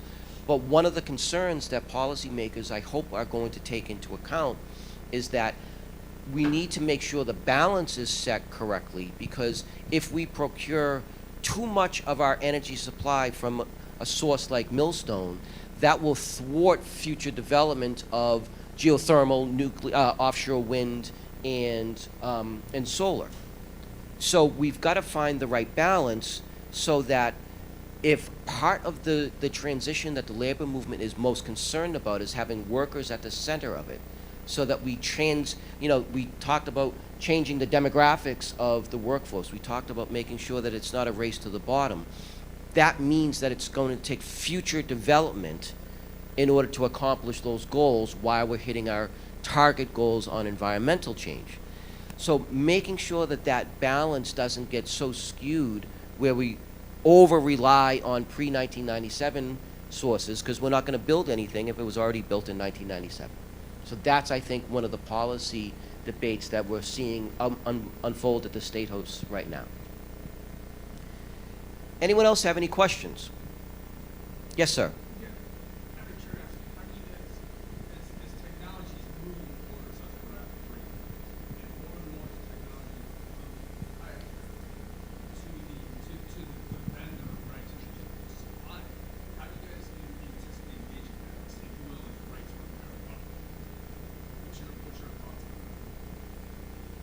I don't know. Anyone have any thoughts on that one? Yeah, I haven't really run into that so much.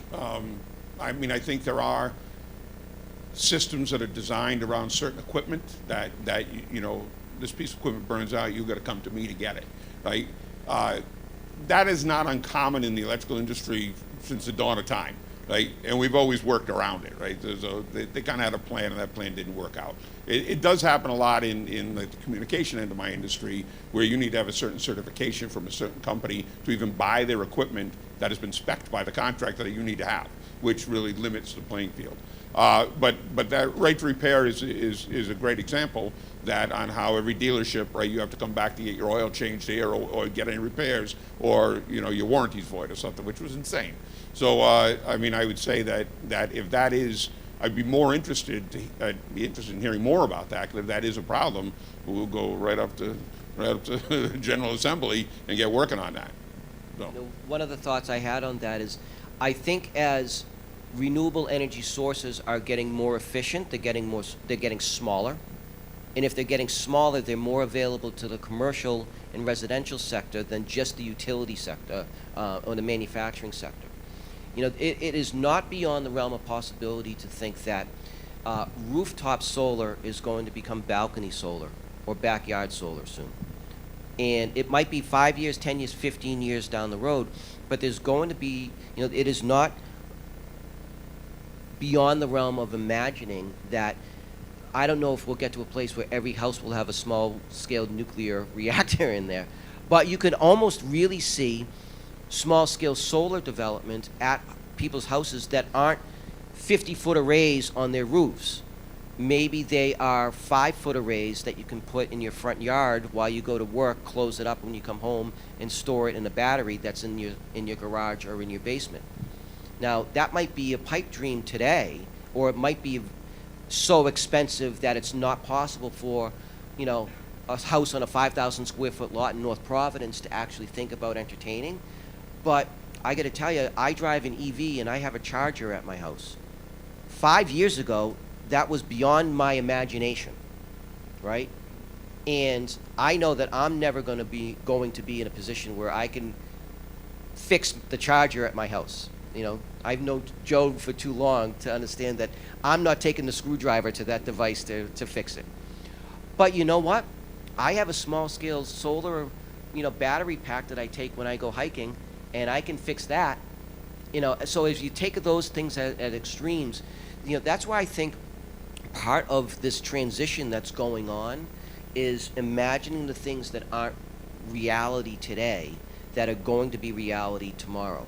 And if you've ever had the chance to drive up Route 93 from Providence into downtown Boston, you'll pass the IBEW Local 103 Union Hall in Dorchester. It's right by the bay there. And you'll see in their parking lot wind turbines that are 15 feet tall in self-contained cylinders that are much more efficient than the ones that we see out on the ocean or by the Johnston landfill. Those things are what is the next step in this, and there is totally within our grasp. It maybe not economically today, but at least theoretically or manufacturing-wise, that houses, will be able to have some similar things like that. And I think that's where making sure this economy continues this transition, but not doing so in the absence of having impacted workers have a voice in the process is going to be critical. Go ahead, Andrew. Just one final comment on that point. I'm never concerned about the emerging technologies. I know a lot of people get nervous about new technologies coming out and are we going to be able to adapt. I have a lot of confidence in our genetic endowment and the piece of equipment we have between our ears. It's highly adaptable and reasonably unchanged for a couple 100,000 years at this point. If I'm a writer by profession and you give me a pencil, I can do it. A pen, I can do it. All right, give me a BlackBerry, I'll do it there too. Give me a typewriter, I'll do it there, computer, whatever. My craft has not changed. My method of doing my craft changes. And I have a lot of confidence because we see emerging, as a carpenter, for instance, they came out with synthetic countertops when I was still an apprentice, right? So they required a particular license to work with particular brands. No problem. It's still the same process. It's just a technology where we need to train a worker, which is easy to do with the training infrastructure we have, because people will adapt. People will adapt and meet the challenges that are in front of them, and I have a lot of confidence in what we have between our ears. So as we get ready to wrap up here, let me give each of you, the last word, and if there's one takeaway for our audience that you'd like them to walk home and think about, what would that be? Asa, let's start with you. I think just acknowledging that it's not a one-size-fit-all solution to this transition. What works in one community might not work in another, but it's working with the folks in the community, on the ground, the members out in the field, on what's going to work. And I do just want to shout out the work that Providence has been doing. They just voted out a committee, and I believe are hearing tonight at City Council, the Green Revolving Fund. So that's a creative solution to start seeding these projects locally, but also long-term continue those projects and seeing what works for the city. So just being creative and flexible, and as new tech comes out, I'm sure these guys will figure out the best trainings for them. Andrew, last word from you. I have a lot of confidence in people, regular people who are coming together around decent values and looking to make a change. It's the only thing that's ever changed anything, and I have a lot of confidence that when we put ourselves together, we will find the right solutions for the challenges that happen to be in front of us. I think we have a great solution for training workers and registered apprenticeship, where it can be applied, which smart policy it should be connected to. That's things for us to figure out together. And when good people come together with good intentions and good values, we can make good things happen. Joe, final word. One? One. Just one word? Nah, You know how you can be. So you made an interesting statement about technology, and almost no one in the room will know what I'm talking about. But when I grew up, we had a black and white TV with 3 channels on it, right? That was it. The thought that you were going to be able to record something on TV on some kind of apparatus in your home was unheard of. Never even entered anybody's mind. And then the VCR came out at $1,000. That's what you paid for a VCR. And now you look where you are today with streaming and everything else. We're looking at solar arrays on rooftops, and we say, well, this is the way it is. But there's people elsewhere who are designing new technologies every minute of the day to figure out how to make it smaller and how they can make more money on it, of course, right? That's how business works, and innovation is driven by that, and that's good. But whatever that technology is, we train for it. Right, and that's every electrician in the state of Rhode Island, or ironworker, or plumber, or whoever they are. Everybody gets on what you have to do. Technology does not change the skill, just like Andrew would say. The skill set is already there. It's just changing. It's like a different color paint. If you went to a painter and said, and then they only painted white walls and now they're painting blue walls, it's the same skill set. Nothing changed in their life, and nothing changes in ours. Whatever those advances in technology happen, we'll be ready to embrace them with an inexhaustible supply of manpower to do that. Well, let's say thank you to our panelists today. Thank you very much for being here, and thank you to all of you for your attention, and look forward to the next panel. Thank you.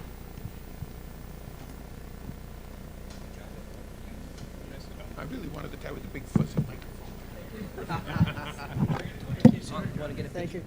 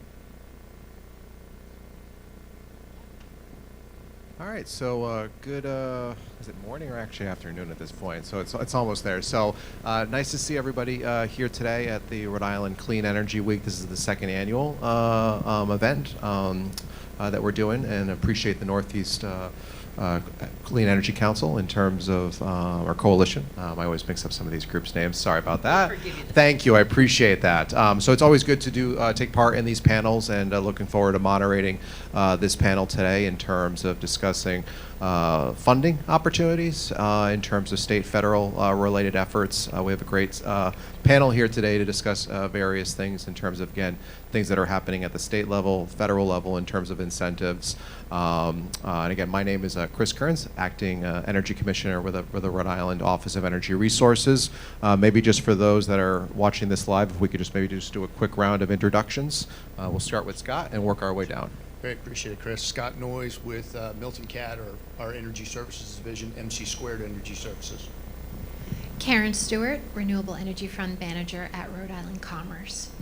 Kristen Rohde, the Executive Director of Northeast Renewable Energy Coalition.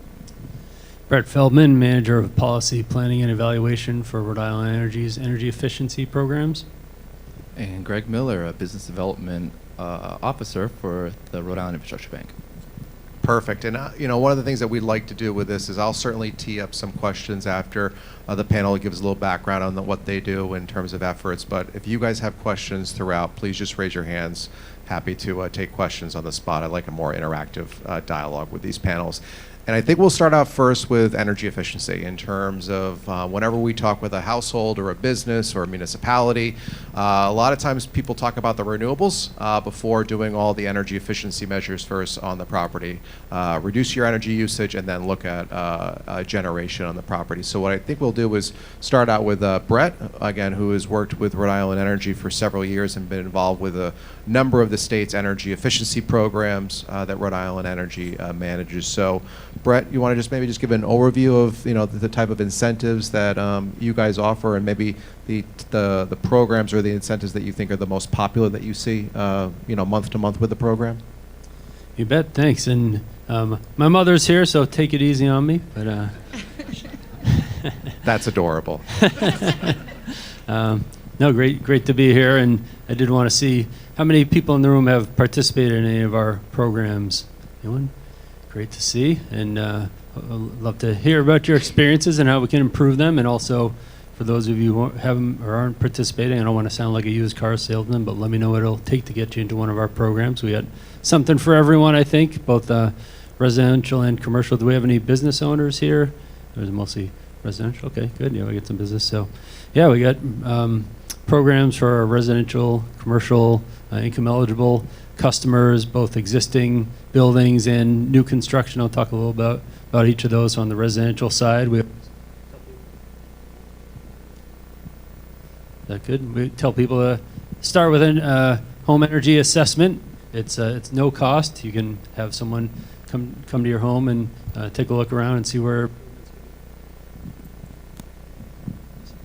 Thank you. The home energy assessment will come to your home and see what improvements can be made, and then tell you what kind of incentives we can provide for that. And even if you did one 5 or 10 years ago, you can do it again every couple of years. So they can always find new things for you. Then certainly we have programs for different types of equipment. Heat pumps are very popular these days. We can cover electric resistance to electric heat pump conversions. I'm sure Chris can talk about what the state can do for oil and gas customers, and we also have incentives for people on the cooling side. So even just from an air conditioning perspective, if you're putting in a heat pump, we can give an incentive for that. Heat pump water heaters are getting very popular these days. That's probably one of the most growing pieces of equipment that we see. Then other things in your house, different types of appliances, washers, dryers, we have rebates for, and also smart thermostats, very popular. And we do have what we call a heat loan, which is a no-interest loan. So you can definitely have some of that financing for these larger projects to help you pay that off over time. Then on the commercial side, we have incentives for rebates, for retrofits of existing buildings, and then also for new construction. So for new construction, we work a lot with builders and developers and architects to help incentivize them to pay the incremental cost of going to a higher efficiency piece of equipment from whatever the baseline is. And we also have a program for small businesses specifically, so we'll pay about 70% of a project for small businesses. We have a vendor that we work with, but you can also do we call the CDO, the customer directed option. If you have a contractor that you like to use, they're welcome to participate. And then I also want to talk about we have what we call OBR on bill repayment for commercial industrial customers. So it's a way where you can it's no interest as well, and you can pay back the cost of the project on your bill over time. So another good low cost way to get some financing. I also want to mention our Connected Solutions program. If is anyone participating in that? It's our demand response program. If you have a smart thermostat or a battery at home or EV charger, you can participate in our demand response program. We'll pay you to help reduce the peaks on the grid, and we have that for commercial and industrial customers as well. We'll probably talk more about our collaboration with the other parties here. I'll hold off on that, but definitely want to talk more about how we work with all the different people on this panel. So I'll stop there. Brett, thank you so much for that overview of the programs and the incentives that you offer. I'm assuming that you made Mom proud in the audience, so that you checked that box, I'm going to guess. There's another great number of programs and incentives, particularly on the energy efficiency side, but they also do renewable energy, and that's the Rhode Island Infrastructure Bank.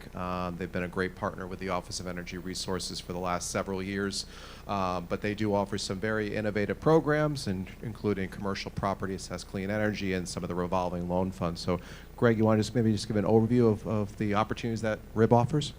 Sure, yeah, thank you, Chris. So the Rhode Island Infrastructure Bank, for those of you that don't know exactly what we do, is we're a state authority that was established in the early 90s to do sewer and water projects. And the primary mechanism in how we fund projects that are really big and expensive is we take a base cap grant that we get from Congress, and then we leverage it and revolve it back in. So we're able to make loans for very large projects using a small dollar amount, but using the bond market, we're able to have a much larger outsized impact.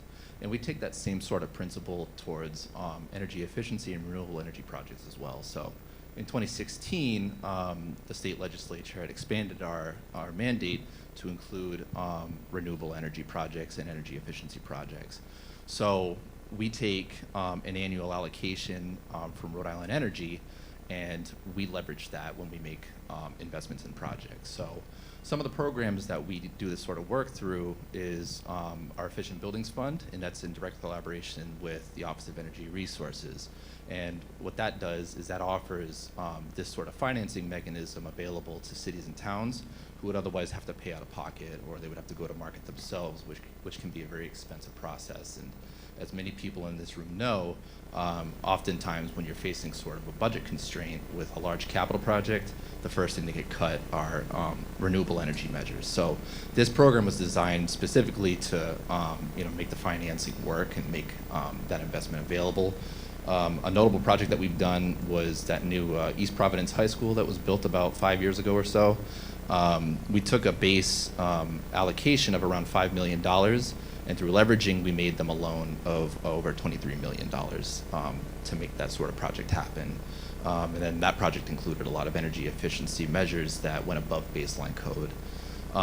Another program that we have that Chris had mentioned is our commercial property assessment and clean energy. And we call it CPACE because that's a really large thing to say, but that's a program that's available to the commercial industry. So if you are a property owner that has a commercially used property, a building that needs improvements, or a new construction project, we source capital providers for that. And we have a mechanism that the city and town that the project takes place in can enroll in CPACE, and we use them as kind of a backstop for loans. So in high interest rate environment where credit is very tight, to still make renewable energy projects happen, often CPACE is used to fill those gaps and allow the project that would otherwise not happen to move forward. And then our more recent program that we have launched is called the Clean Energy Fund, and that makes funding available for entities outside of just the public sector. So we've done a couple loans to some not-for-profits that were in desperate need for the money to be able to make their own energy efficiency improvements to their buildings. As you know, New England has the oldest building stock in the country, and it's very inefficient. So being a nonprofit, that's a very high lift to ask them to modernize their facilities to reduce energy load. Perfect. Greg, thanks for that overview. Again, you guys do tremendous work. I always point to, under a CPACE project, the solar rooftop at the Ace Hardware in downtown Westerly as you head towards Musqueamacka Beach. That was a really great rooftop solar project financed by RIP a couple of years ago. And another one that I would point out is actually right next door, the Aloft Hotel, that used CPACE financing to make above baseline code measure improvements. Very nice, very nice. Well, shifting gears maybe to the renewable and the solar piece. Karen, who manages the state's Renewable Energy Fund. The Renewable Energy Fund has been around for well over a decade, but I know Karen has been doing a great job overseeing and managing that program for the last several years.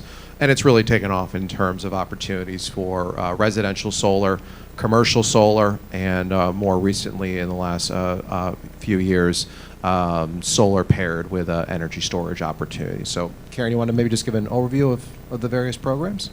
Sure, Chris, thanks. Again, Karen Stewart, Renewable Energy Fund, and I've been there for the last 5 years. Just had my 5-year anniversary, which is really exciting. So as Chris mentioned, we have a number of core programs. We have 5 running right now, and we have a few more that are being worked on. And I can explain what those are as we get around the conversation to that. So our core programs are the small scale and commercial scale PV grant. The small scale is our most popular. We just launched a round on Friday, and I think we had about 140 individual grant applications, about 1.5 million in grants, just to give you an idea of what the scope is and the volume for that. Mostly those are homes. Some are small farms and small businesses that fall into that category. We also give grants to commercial businesses, and those can be nonprofits. It's up to $75,000 for that grant level. As the federal policies have changed, we've seen changes to the income tax credit that's available for renewables. And so that's going to really impact what we do, and we're trying to be responsive, do some program analysis, and pivot to allow, to sustain the market here. We have a really strong group of installers that work in solar in Rhode Island, and we're trying to keep our programs consistent.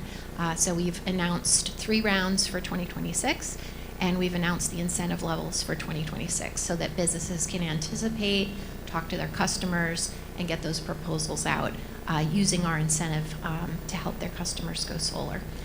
And I think, I'm not sure if Chris mentioned our brownfield program that helps towns and cities to convert landfills and old industrial sites. And as they're converting them, they can work with RIB on some of their brownfield needs for remediation, but they can also add solar and storage to whatever that structure is going to be.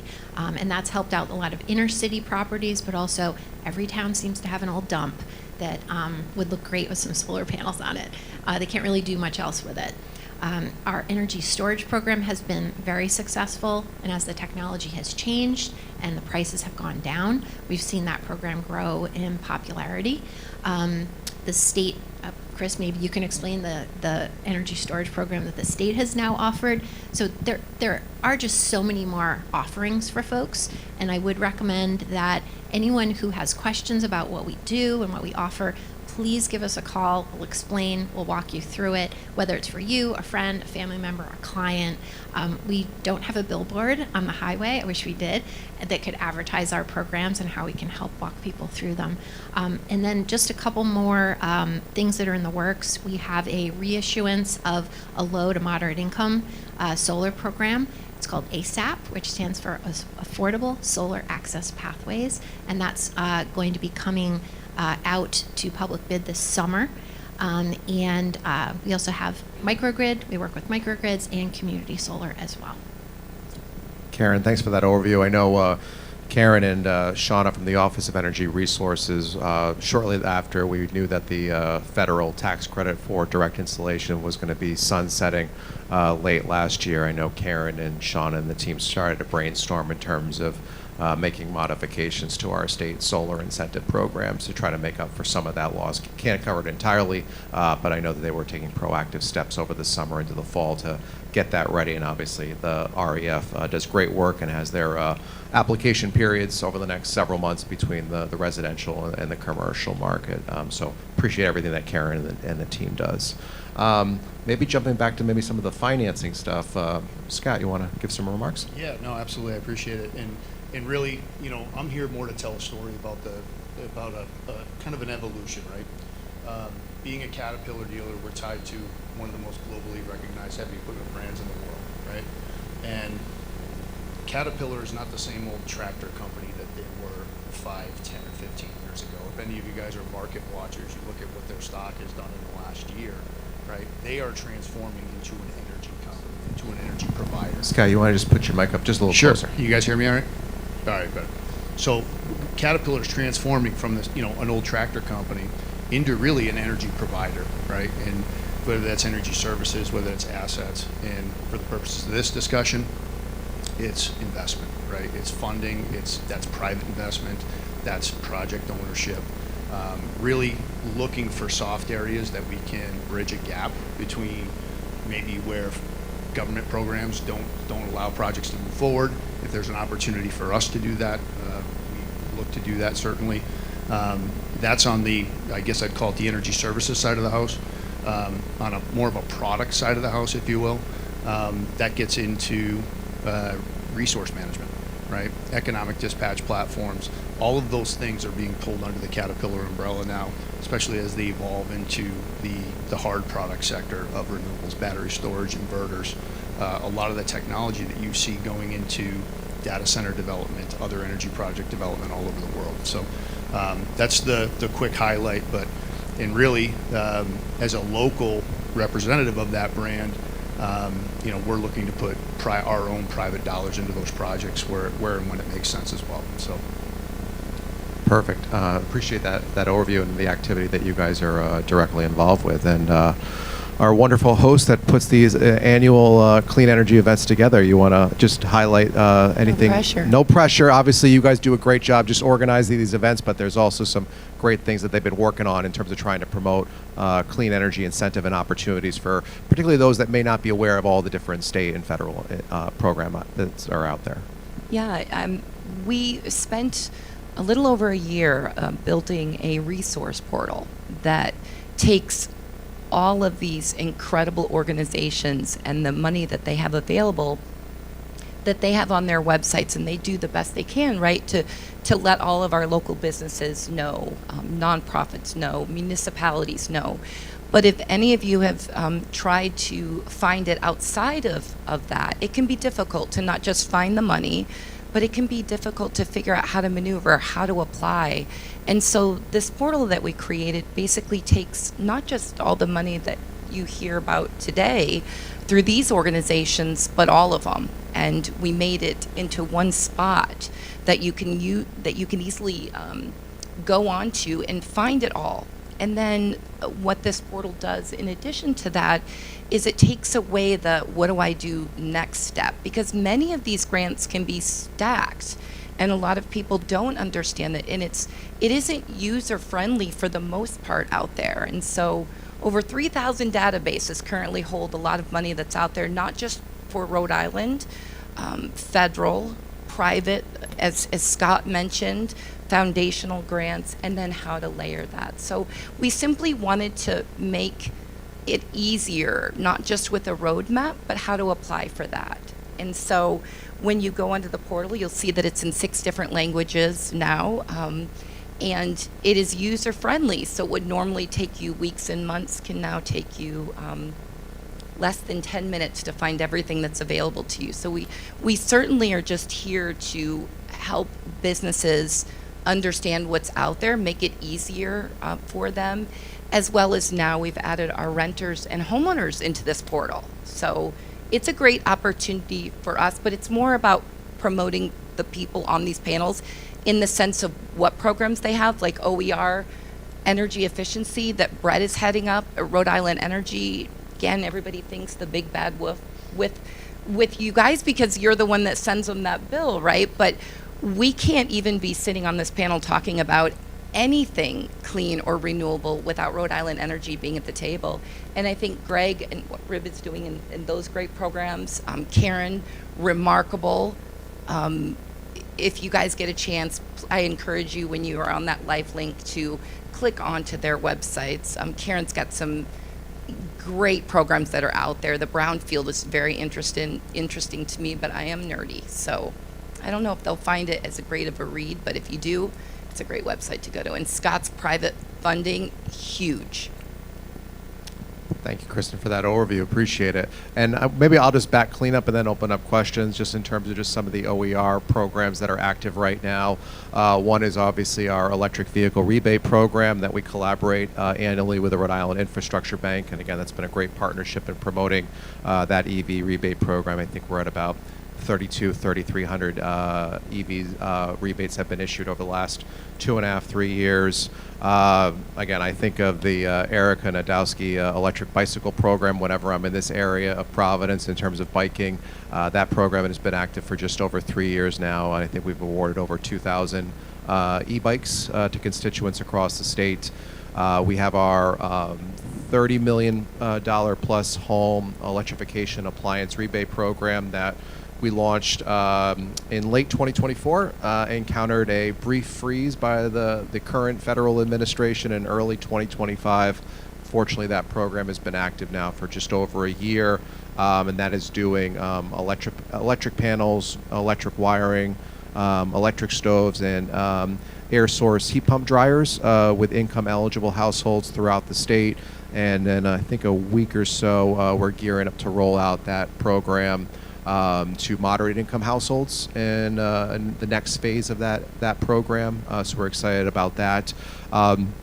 We just recently announced earlier this week that we've obligated and awarded the balance of what's known as the National Electric Vehicle Infrastructure Funds, known as NEVI.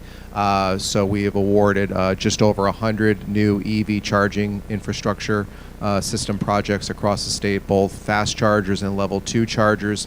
Our understanding is we're the first state in New England and one of the few states to fully obligate out and secure all the federal funding that was awarded to Rhode Island for those projects. So those projects will begin construction this spring, this summertime period. We have active right now what's known as the New England Heat Pump Accelerator program amongst a number of New England states. We launched our $35 million accelerator program for rebate incentives for air source heat pumps and heat pump water heaters. So that's roughly a $35 million program that is now active.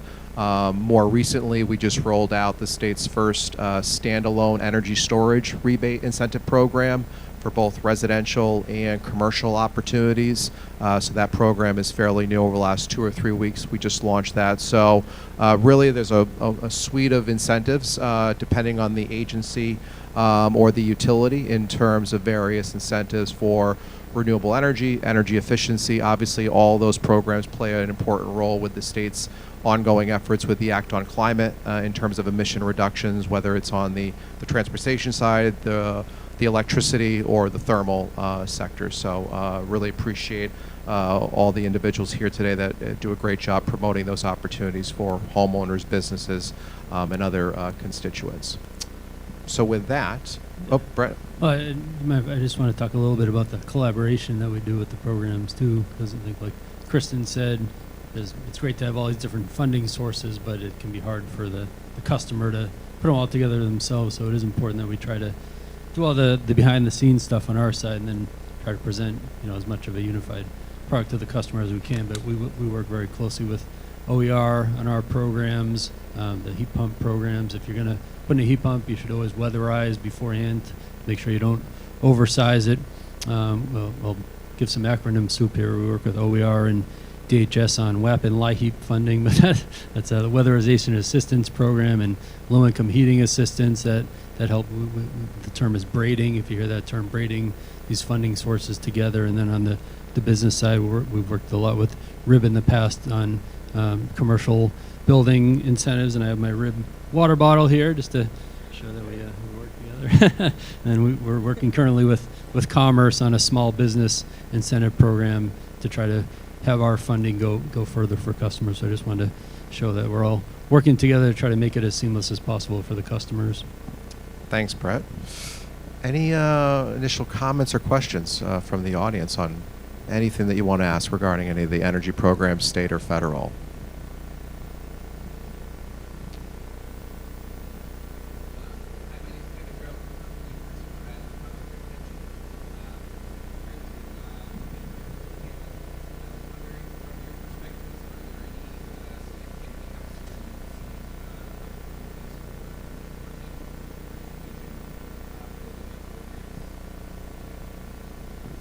Happy to take this, and feel free to, or if you want to go first. Yeah. Hi, Kevin. Kevin's program works with Commerce, and we have an energy fellow for the year through his program, and it's just wonderful. We love it, and we love the connection with URI as well. One of the gaps that we found as a program that we wanted to fill was the low to moderate income solar program, and it's been an interesting road, and I think, like I mentioned, we're sort of redoing the program and reissuing another go at it this summer. But I think the important thing to think about is the community connection with that sort of program to be successful. The technology has been there, but these folks have not been able to take advantage of it, and so we've kind of taken an all-at-once approach to looking at why that is, and also working with community groups to understand what the needs are of the community and how to communicate with them. So I just wanted to mention that that's a gap that we had seen, and we're trying to address it.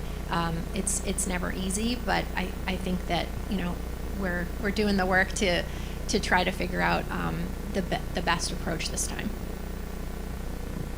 Good answer. And I would know, in terms of, it's not only the gaps, but ultimately making sure that we stay the course on a number of programs that are operational right now. So certainly right now we are trying to make sure that our state energy efficiency program is extended out. That is scheduled to expire within the state law, I think, in about 15, 16 months. So we are proposing a 10-year extension of that program, similar to the great program that Karen manages, the Renewable Energy Fund, wanting to get that extended out as well for the next 5+ years. And I would like to add that that's going to be more important to when you're looking at these grants, to really look at what can be stacked, because there's many of these programs that you can stack which will eliminate the gap in funding that a lot of commercial businesses run into, and sometimes even homeowners for that matter. And Kevin, I don't know if you're fishing for compliments, but I'll mention multifamily is definitely a gap that we see in the programs that people are talking about, a tenant-landlord split and the split in incentives of who's benefiting and who's going to pay and who should be responsible for it.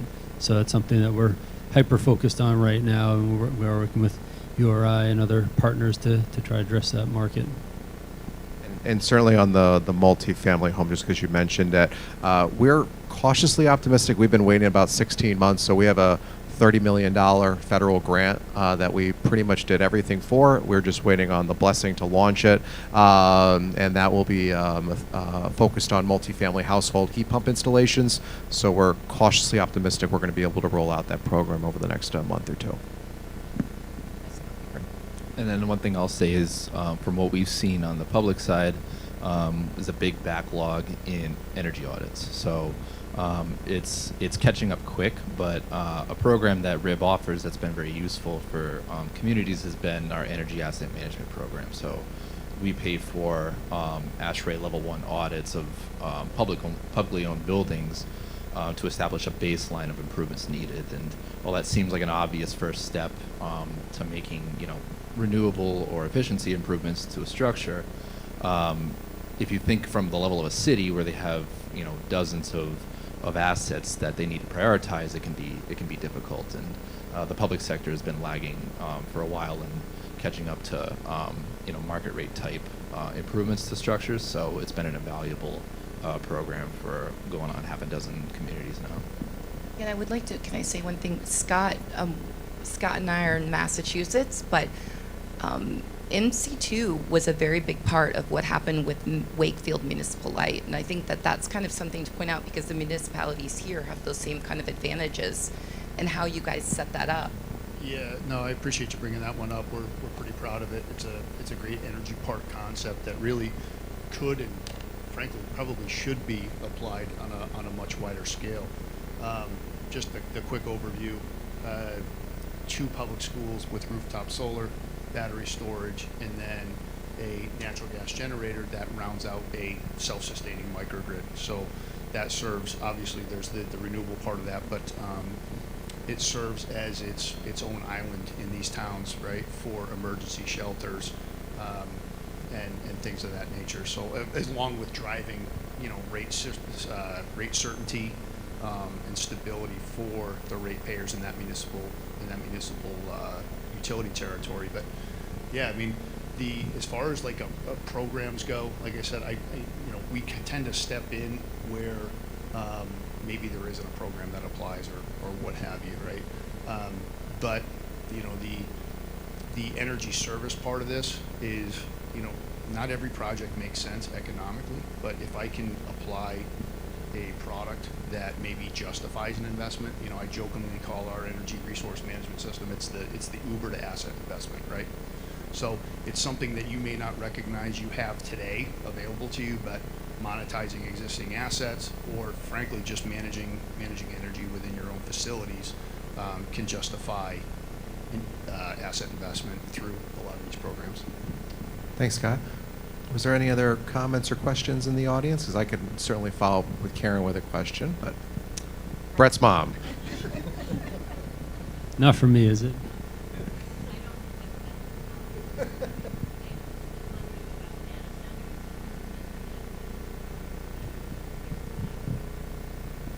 Yeah, so certainly there is a lively debate up at the Rhode Island State House right now on data centers in terms of how to navigate those both from an energy usage perspective, but also local land use development, taxation policy, and those type of things. Certainly, they are going to emerge in terms of those opportunities being looked at. I believe the one right now is in the Smithfield, North Smithfield area of Rhode Island.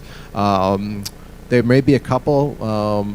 High level, those sites do require a significant amount of acreage in terms of opportunity. So certainly we're going to see those throughout the Northeast and the Mid-Atlantic in terms of those that have a little bit more real estate for such developments. Obviously, it does have a ripple effect on energy costs within the region, particularly with these projects and the transmission that they trigger in terms of associated costs. So it's certainly something that OER is about monitoring. Obviously, certainly Rhode Island Energy would be in the trenches monitoring those issues. So I think we're at the beginning stages, and I think we're just going to see what happens at least over the next 4 to 5 weeks at the State House as they look at possible legislation on that subject. So Angela.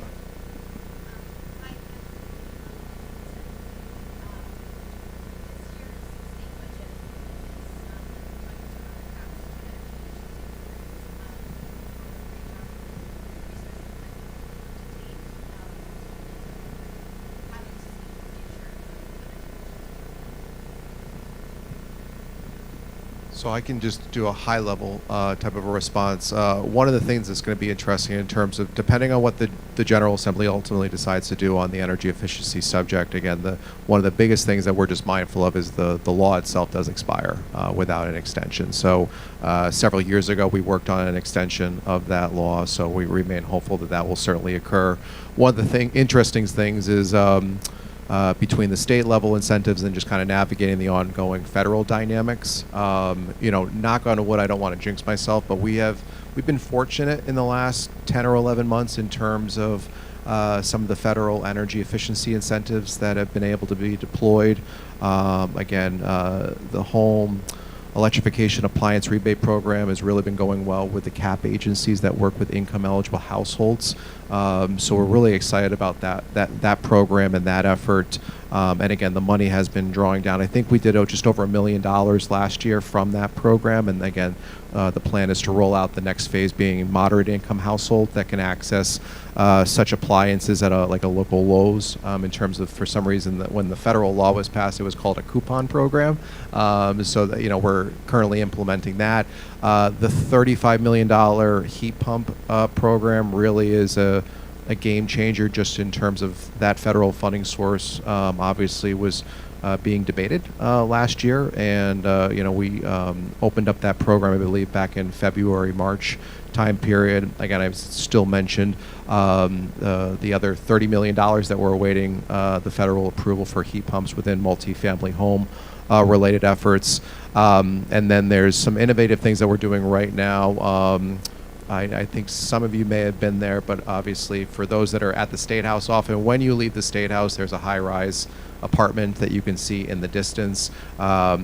We did air source window-based heat pump installations, and that building had not been touched since the original electric baseboard was installed back in the late 1970s, early 1980s. So I believe we did 192 window-based heat pump units within that property. You can see them; they all stick out of the windows. It's pretty visible, and I believe that was one of the first in the country to do that within an affordable housing project. And I know that the team is already starting to look at other affordable housing properties across the state to replicate that that related effort.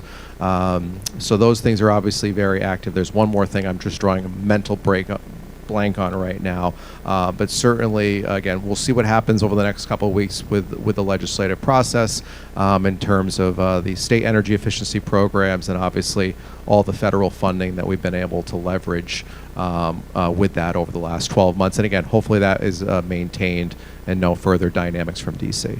I do want to say something that is something that we all have to do.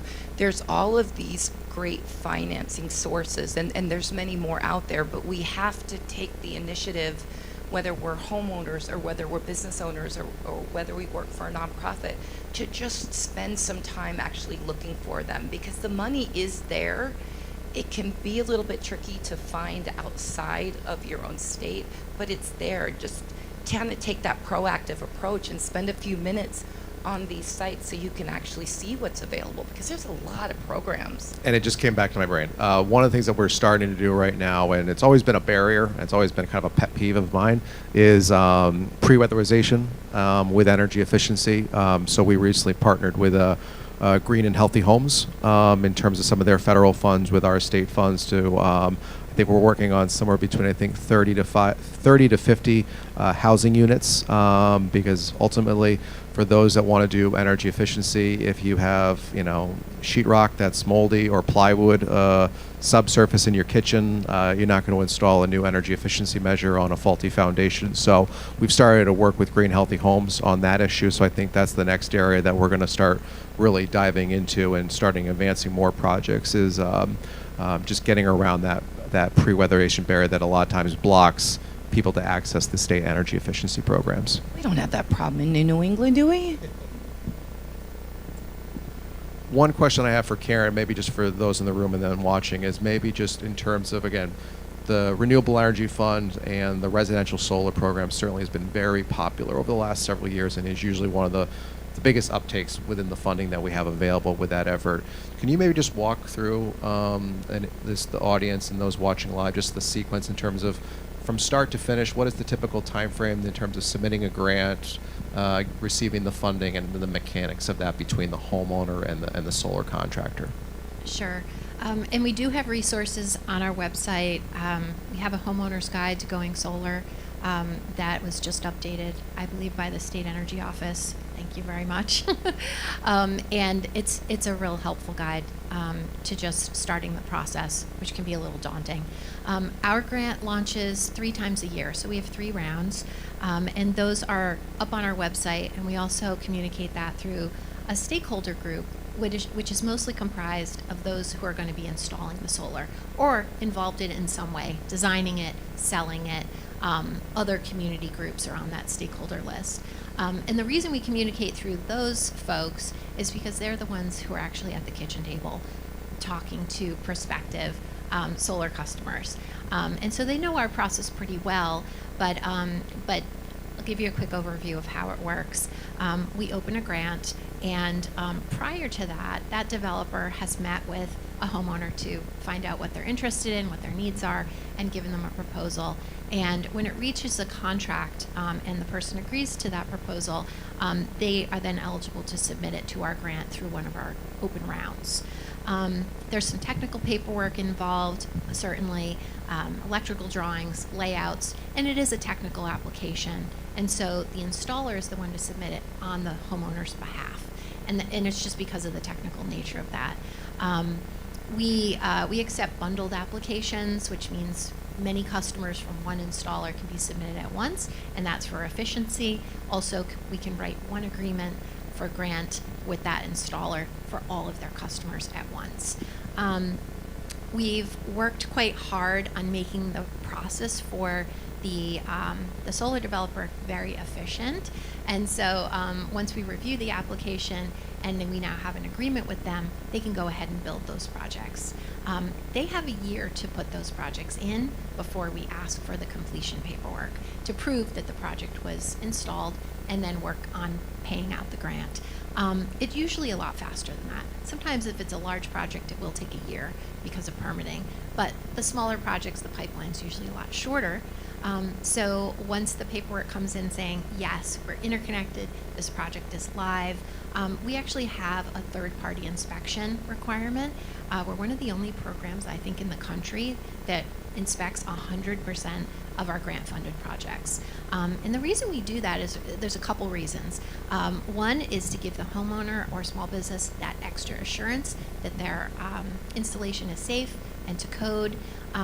The folks that we hired to do the inspections are experts, and they actually train municipal inspectors out in the field. They know what they're looking for. So that's one reason. And the other is we really feel that it's brought up the quality of the installations in our state quite a bit. And you can talk to those installers and stakeholders and understand how that actually works. So we do some on-site training with those inspections. Some of them are done remotely. There are trainings in between on code compliance that our inspection team does as well, that they're invited to. So, so we're very excited about that, but we also think it saves the installers a lot of money if they install something properly the first time. And so that inspection piece is the last stage before we actually pay the grant out. Once it's paid, there's no further connection. Although the homeowner has access to us at any time during the process to ask questions, but if the installer's doing their job correctly, they usually don't reach out to us. Thank you for that great overview. And speaking of efficient with time, because Kristen would yell at me if we go over, I appreciate I greatly appreciate the panel here today and given the great things that they're working on. Appreciate those in the audience today and those watching live. So thank you very much.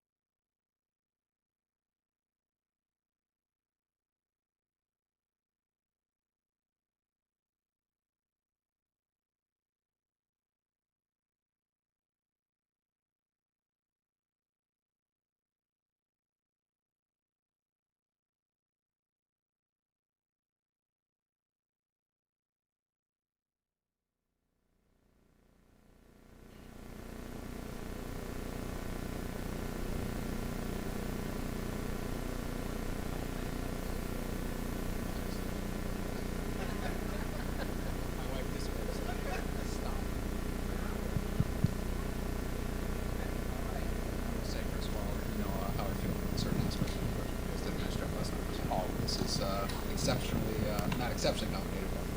Nomenclature is one. All right,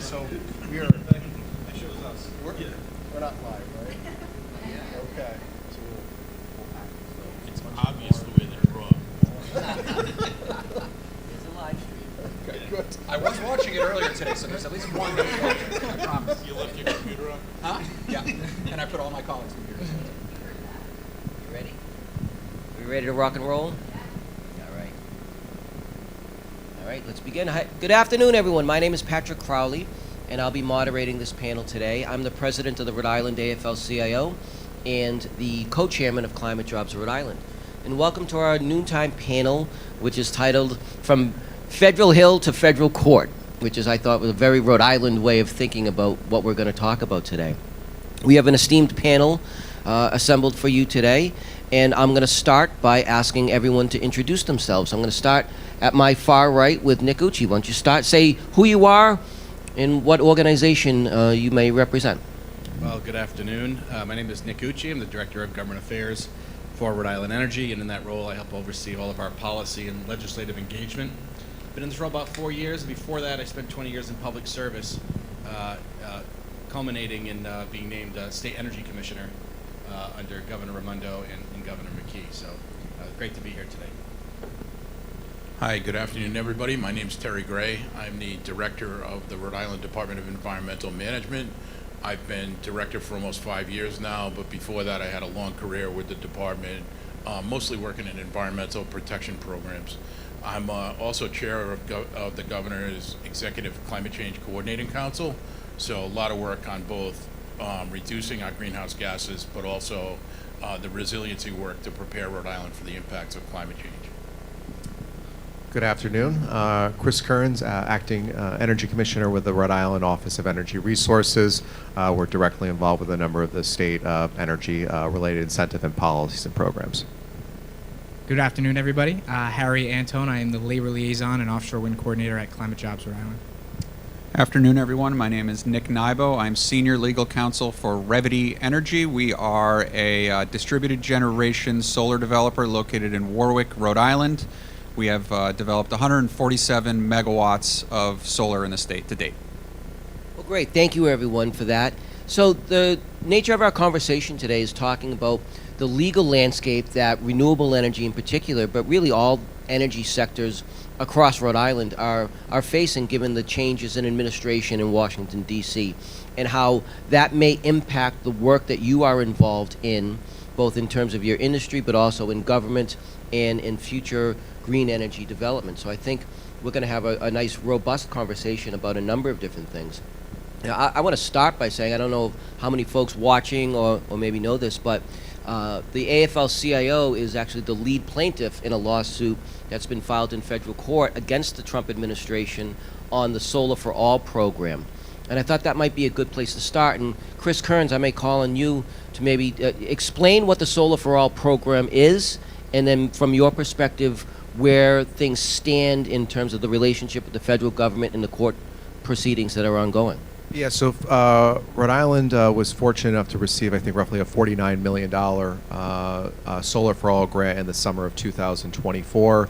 That was going to be focused on both community solar project development here in the state, but also rooftop solar installations within income-eligible households in different parts of the state.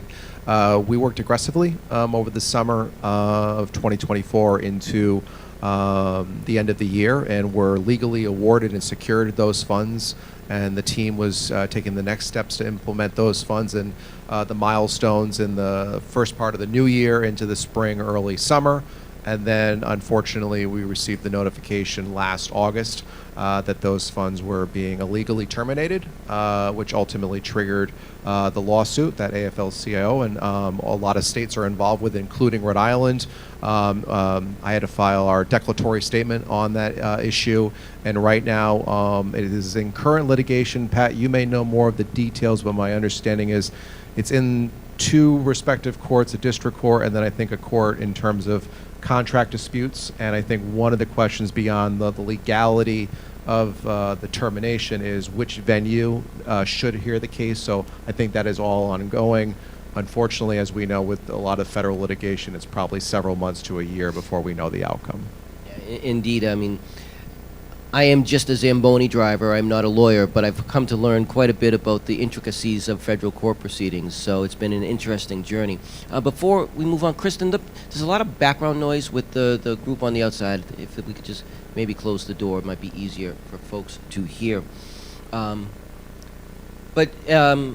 Director Gray, I know from your role and the Department of Environmental Management, there's also been a lot of reaction to some of the changes in the federal landscape in your office. I mean, what are you seeing, and what kind of changes have been impactful for the work that you and your team have been doing? Thanks, Pat. I think most of our major program changes have been through the changes in the Clean Air Act implementation. And that has a direct nexus a lot to clean energy. And the Trump administration has backtracking off a lot of really strong clean air rules. The biggest one probably was the advanced clean, or the waiver that allowed us to follow the state of California and adopt the advanced clean car regulations and the advanced clean truck regulations. In terms of climate emissions, the transportation sector is the largest one in Rhode Island, and the ability to really move and accelerate the transition to EVs would really not only create a big gain in our progress towards reducing those emissions, but also some big health gains for people that live near some of our more congested highways. That was a big one. The other piece that we're involved with is litigation against the administration, because EPA changed what's known as the endangerment finding. And this is the basic regulatory determination that carbon emissions and climate change are impacting human health and the environment. There are volumes and volumes of science that prove that fact, but EPA rescinded that endangerment finding earlier this year. Thank you for that.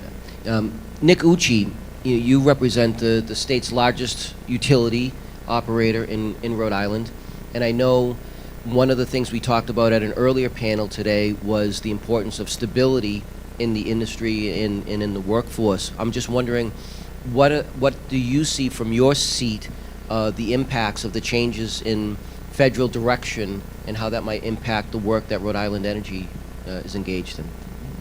That's a great question, Patrick. I mean, we did hear about it quite a bit today, but I think, the pivot from the federal government on offshore wind is a critical challenge for all of us, and probably in each of our respective roles. For the company, it's our job to help the state achieve its policy goals and to do so safely, affordably, and reliably. And we've been, I think, a good partner with the state and many other organizations in trying to achieve that. But we were all banking on offshore wind, and when these policies were set, and I was there for some of that, working for the state. Very ambitious policies to set Rhode Island apart as a national leader is something we should all be proud of. But we had all hung our hat, by and large, on continued growth in local solar, but really, offshore wind development at scale, with the 45 to 50% capacity factor, meaning it's, producing power about half the time it's out there, producing that power, particularly during the winter, which, as many of us know, eventually this New England energy system is going to shift to a winter peaking system.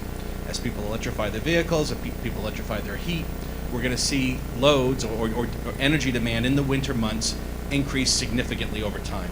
And offshore wind happens to be the best distributed resource we have that is carbon free and maximizes its output when we're going to need it the most.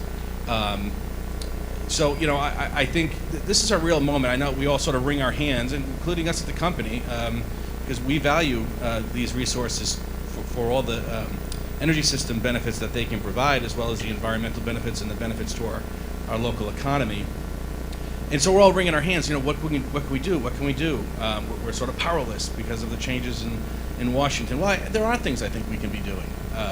I think that this is a moment for the state to convene its leaders, to convene labor, to convene industry, to convene the utility and state agencies, to figure out where else can Rhode Island move the needle. How can we ensure that Rhode Island is ready so that when the administration changes, when the policy at the federal government begins to shift, that we're ready. Not that we're just ready, that we're ahead of our neighbors as best as we can be. That we have all the right local permitting processes in place. That we're streamlining those processes in a way that ensures we protect the environment and other interests across industry, but allows that offshore wind project to proceed relatively swiftly. Do we have the right tax policy in place and the right incentives? Are there other things that we could be doing? Working with Commerce Rhode Island, working with the administration and legislative leaders to keep Rhode Island at the forefront of this conversation to help reduce ultimately some of the soft costs that are key inputs into how much that offshore wind, how much those offshore wind projects are eventually going to cost consumers. And so that's the sort of conversation I think those are actions we can take today, regardless of what happens in Washington, and conversation we'd be happy to be a part of. Thank you. Sticking with offshore wind for a minute, Harry, I know in your work you've been intimately involved with some of the workers that were directly impacted by some of the changes regarding offshore wind here in Rhode Island. Can you tell the audience a little bit about what happened in August of 2025 and December of 25 about offshore wind, and then maybe a little bit about how that impacted the workforce that you've been interacting with? Yeah, of course. Thank you, Pat. And it's easy to have a conversation about policies and see numbers and certain rollbacks, but it's another to see a face of a working man or woman say, I don't have a job anymore, or I can't provide for my family. And we saw that multiple times throughout this past year. First coming in August with the first stop work order on Revolution Wind, seemingly with no warning. We had workers stuck on ships not knowing if they could work. They were a bit caught in limbo. We had workers on land not knowing if they were going to go back to work. And then fast forward to the wintertime, to December, when we had stop work order on 5 offshore wind projects throughout this country due to seemingly unprecedented national security concerns that had already been permitted and vetted. And they were told days before Christmas that they didn't have a job anymore. So seemingly a nice time that they should have with their families, that they should be able to buy gifts. They were sent home on shift. They were caught in limbo. And that's kind of the direct impacts that aren't necessarily always talked about in the news. And it has really been our mission at Climate Jobs to put those stories front and center.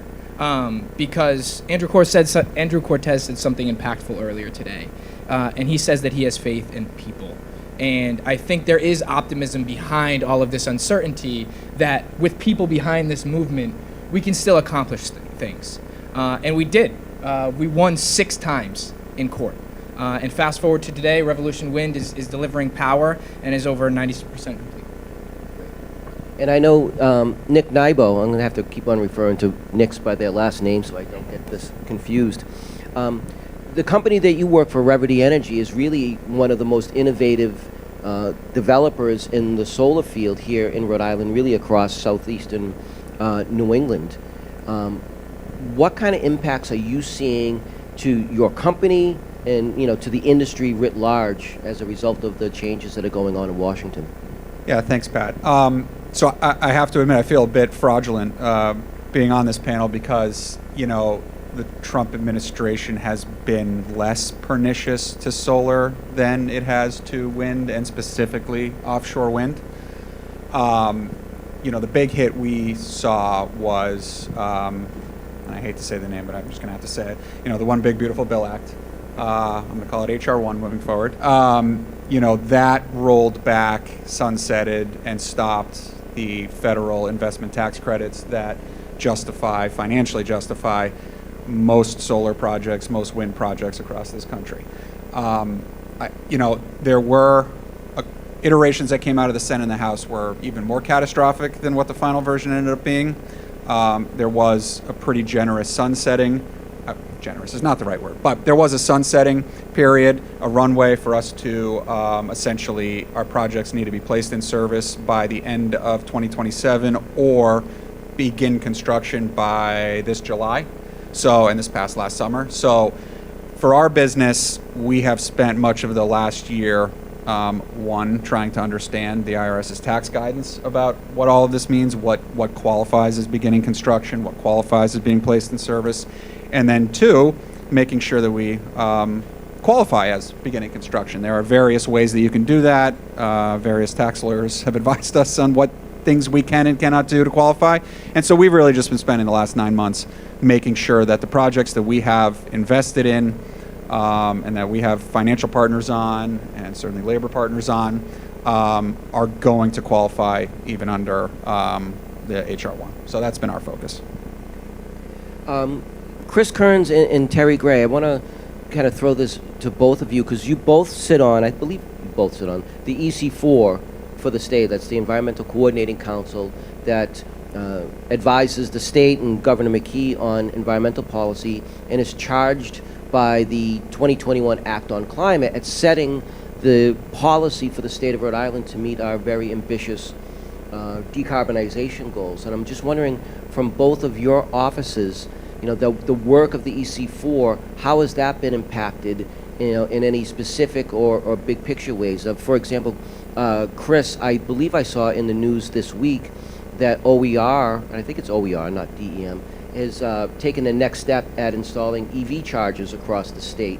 But I also know that there's a real lack of available EVs out in the marketplace. I mean, let's start with you, Chris. From your point of view, how has the work of the EC4 been impacted by the changes that we're seeing from the federal government?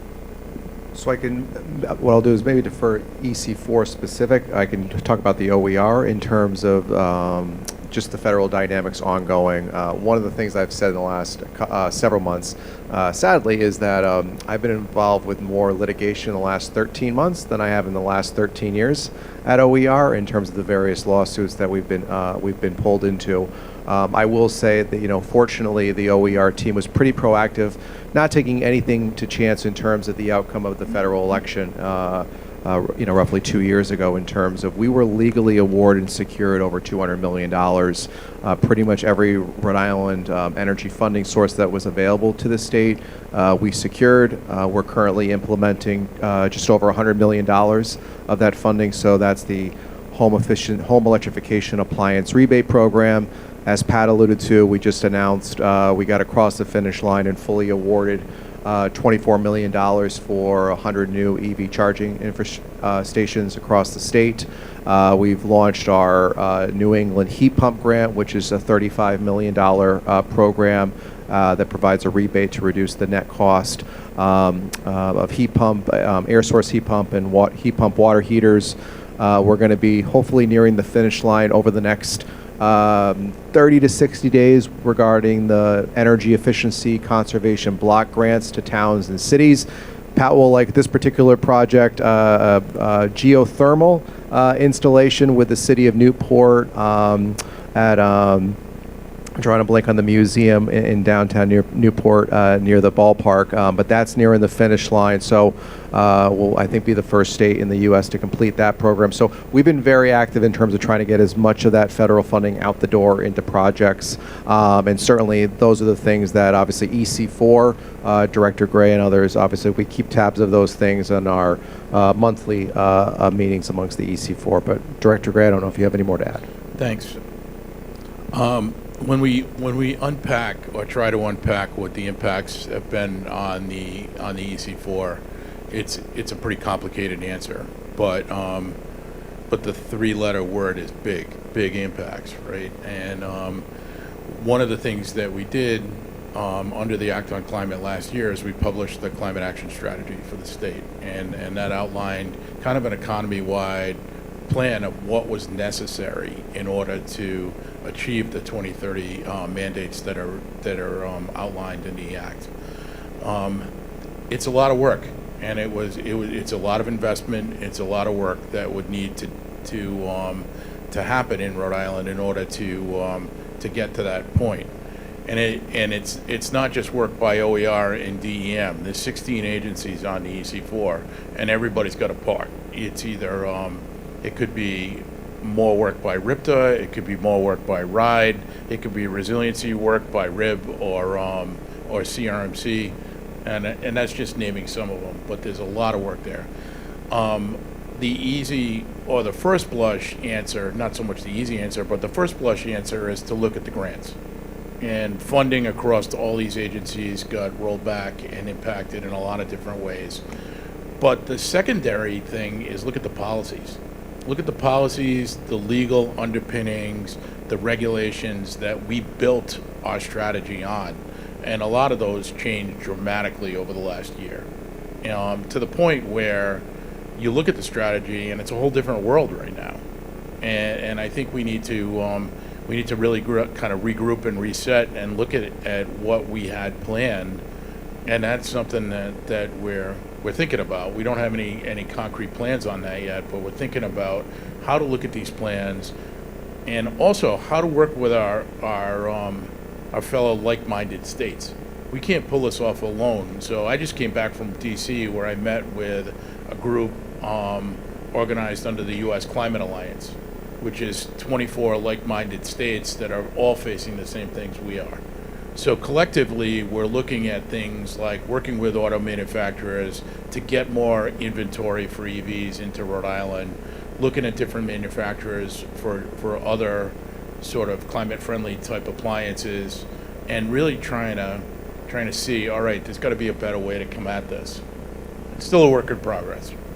Okay, Patrick. So, I mean, one thing that, again, Director Gray and his team, and certainly the OER team members that were involved, was when you're working on the climate strategy and you start that process, in terms of in 2024, and then you're working through into 2025, navigating strategy report that you're in terms of what's in front of you, what's available to you, and then, a domino in terms of an executive order blocking offshore wind, the repeal of the EV tax credit, the blocking of the clean car regulations that DEM, California, other states were implementing, the first stop work order on the revolution of the renewable energy tax credit for homeowners. And then obviously, as Nick mentioned, fortunately they gave a little bit of leeway, but the abrupt end of the renewable tax credit for a lot of the commercial solar development. So it was very difficult terrain, kind of federal initiatives, and obviously the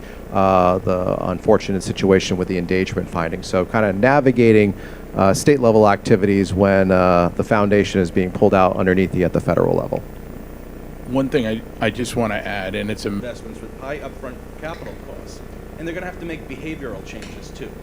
So they'll only do that if they know that their energy bill is affordable over the long term. So I think that's, that should be something that we should all try and focus on, both as government, as investor-owned utility, developers, and labor, because that's the real pathway to success. And I think it's going to necessitate us to, right-size some of our policies, especially in the near term, because of the disruption we've seen in Washington. Knowing we're not going to get the capital investment, the incentives that help, bolster industry and their ability to invest. So we're going to have to look at new tools in state on the portions of the bill that we do have some control over. Because we're going to need more capital than, Nick's company can bring to the table, than the state government can bring to the table, and probably even that we, if we were allowed to help the state invest in some of this infrastructure, that we could even bring to the table. We're going to need all of it and then some. So there's real opportunity here, Patrick, for partnership.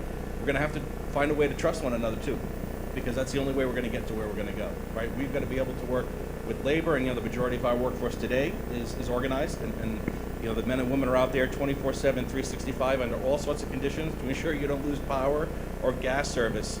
God bless them for the work they do.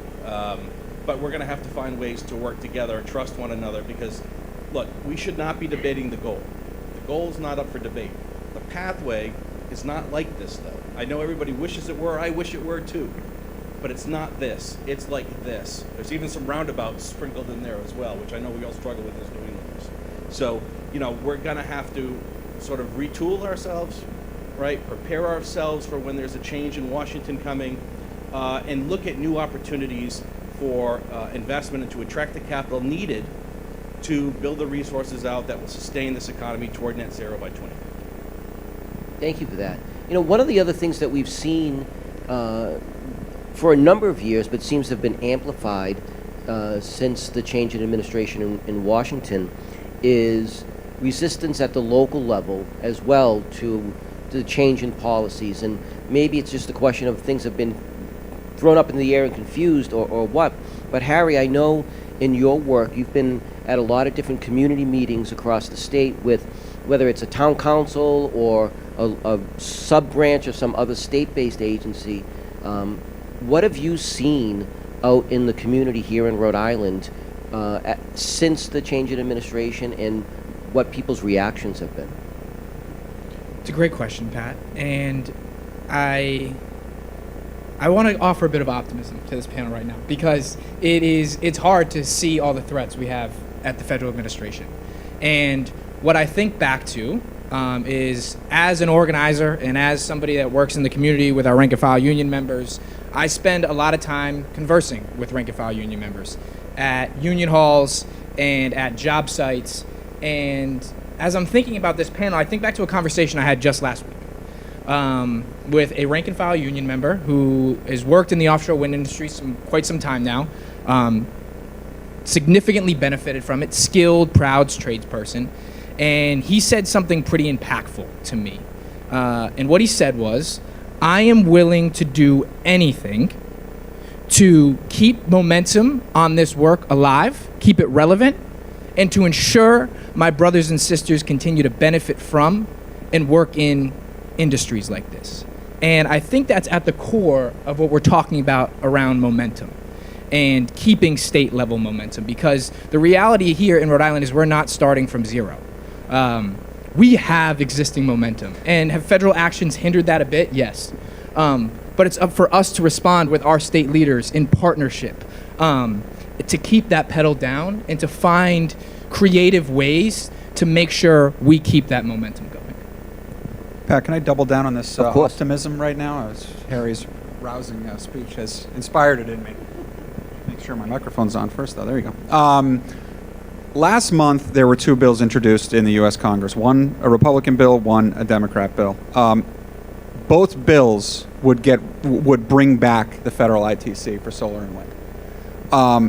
And I think the Republican bill, the American Energy Dominance Act, of course, and the Democrat bill, Energy Bill Reduction Act. So what I think that reflects is the fact that one of the ingenious aspects of the Inflation Reduction Act was that we saw an unprecedented investment in Republican states. I believe I read where the district in this country that received the most funding from the Inflation Reduction Act was Marjorie Taylor Greene's old district. And so, I would imagine that is not a district where a lot of people believe that climate change is a huge issue, I'm going to guess. But what they saw was a massive investment in their district, in a district where before there had a lot of factories closing, a lot of economic struggles, and you had the largest solar panel developer in the world, Hanwha, go in there and build a factory that employed 10, 20,000 people. And now the OB3 has pulled that all away. And I think that, Texas every year ranks second or third in the country for solar. And it's not because Texans are huge on renewable energy. It's because there's a lot of land, obviously, that's number one. But it's also because, that is a state that believes very firmly in if it's your land, you get to do what you want with it. Now, I'm sure most of them would prefer that people drill for oil on their land, but if you want to build the wind farms and the solar, it's your land, go for it. And they build a ton of solar. So the point is, I think after OB3, a lot of even Republican states looked and said, oh, wait, we just kneecapped what had become kind of a major industry here. And we should really rethink that. So what I see from both these bills that were introduced, I don't think either are going to pass, but I think both sides are recognizing with the midterms coming up that there's going to be a sea change in the House, and each side wants to stake out what its future position is going to be when it comes to renewable energy. And I do think that is going to be, well, I can't go anywhere but up, but I do think pretty quickly we're going to see some positive changes at the federal level being driven by the fact that red states are hurting just as much as blue states are when it comes to abandoning our renewable energy goals. It's an interesting and probably undiscussed fact in this conversation too often, but when Rhode Island made the decision to pursue offshore wind as an industry, that was actually led by former conservative Republican Governor Don Carcieri, at a time when he was an outlier And to think that, now the party lines, or at least for the last few years, have kind of been drawn on, if you're a Republican, you're against this. If you're a Democrat, you're for that. That's actually more of a recent development in our body politic than I think people realize. And I remember Governor Kacheri, who I was not a fan of, and I think he probably felt likewise about me, but talking about making Rhode Island the Saudi Arabia of offshore wind. And it sounded outlandish at the time, but I think we've come to realize that in our area, from a geographical point of view, we are perfectly poised for that kind of work. And it has been heartening to see, other states, other red state Republican legislators, at the federal level at least, try to recoup some of the benefits that were on their way to being developed. So sticking with that kind of optimistic frame, one question I have for all of you to kind of think of is, what can the state of Rhode Island be doing today to be getting ready for something different in years to come, whether it's a change after the midterm elections, whether it's a change in Washington, whether those things don't matter at all and Rhode Island can just do things regardless of any impact. I mean, we have, private industry, we've got government here, we've got labor here, we've got innovative companies here. From your point of view, and I'll offer this to, whoever wants to go first, what steps should Rhode Islanders be exploring today? Go ahead, Terry. Yeah, I'll start, Pat. And I want to build off something that Nick said earlier. We know how to do a lot of hard things. And we are in a position where we've done a lot of pilot programs in the state.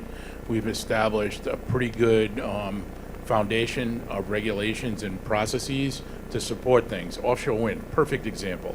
There's a lot of states that have no idea how to do this. But in Rhode Island, through CRMC's work, we do know how to permit these facilities. The other thing is we've done a lot of work and learned a lot of lessons on electric school buses, electric RIPTA buses. We've learned a lot of very valuable lessons through Chris's programs on how to build a very effective EV charging network across the state. I think a lot of those things are now embedded in our programs to the point where if there is an opportunity to scale them up, we're ready for that. And I think that's a real positive. Yeah, I mean, I think in terms of hopefully we'll have a different outcome at the federal level, in a couple of years. But certainly, if and when we have an equivalent Inflation Reduction Act in terms of federal funding opportunities, obviously we've got solid state programs in place that can leverage those dollars. So again, we've got our EV program, we've got our e-bike program, we have our heat pump incentive programs. We just launched the state's first energy storage standalone incentive program for residential and commercial. And we know that technology is going to be the future in terms of its evolution. On the offshore wind subject, we have a solid state law in terms of being able to pull the lever in terms of when that environment becomes more favorable in terms of a federal government that will issue federal offshore wind permits. We know it works because ultimately that was the state law that has resulted in the Revolution Wind Project almost fully operational heading into the end of the year. So I think there are a number of things that we did not have a foundation on when the infrastructure and the Inflation Reduction Act laws were passed in 2021, 2022, that we had to start from scratch. I think there will be great opportunities depending on activities in DC after the midterms and then the next presidential election that we'll be able to certainly springboard and build off of the programs that we have now. One other thing I want to add, Pat, and it's something that we're kind of the envy of a few other states, a lot of other states actually, is we have a very quiet but extremely effective green bank here. And the infrastructure bank can take a little money and leverage it out to a lot of money. And they've done an amazing job in a lot of different programs to the point where when we do have an opportunity to invest more money in there, they can leverage it out and get a lot more work done. Anyone else want to talk about what we could do now to get ready for a potential change in the future? Well, I think, Chris mentioned energy storage, right? So this, in my view, is sort of what is going to be the next thing for Rhode Island, energy storage. I mean, we're not abandoning our solar plans, but energy storage, we are at a nascent stage here in Rhode Island in energy storage. We're 47th in the country in energy storage. So we have a long way to go, and there are so many benefits to energy storage when it comes to grid resiliency and grid reliability. But we haven't built out what it's going to look like yet, and I think this is an opportunity to learn from some of the lessons and mistakes of how, and also recognize the good things we did in building how we do solar specifically, and trying to replicate the wins and fix any mistakes we made when it comes to energy storage. Because, and one way I view that is, and I'm going to say this while I look at my friends in the environmental community, we need to keep in mind that there are so many economic cases to be made for both renewable energy and energy storage that are not political. Because unfortunately, there is a segment of the population, less so in Rhode Island than other places, but still, that does not buy the environmental argument. But if you can show them why solar ultimately saves money, why energy storage ultimately saves money on their bills, that is a politically agnostic message in my view. I mean, everybody wants to save money on their electricity bills. So I think that's one area. And, you know, we have so much to learn from the way that we've interconnected solar, the way that we've compensated solar. Have we overcompensated solar? Have we undercompensated solar? You know, we have so much to learn that we should be thinking of applying when it comes to energy storage, because I do think, you know, that is one area that HR 1 did not touch. They didn't change the incentive programs for energy storage. Now, why that is, you know, Elon Musk might have an idea of why that is. But, you know, that is still a very vibrant industry, and Rhode Island has a very long way to go, which it could be a negative thing, but to stay with the optimistic message, it means there's a lot of things for us to do. And so creating the programs in a way that incentivizes us, but does not over-incentivize us to build those grid technologies, I think is something would really look forward to doing.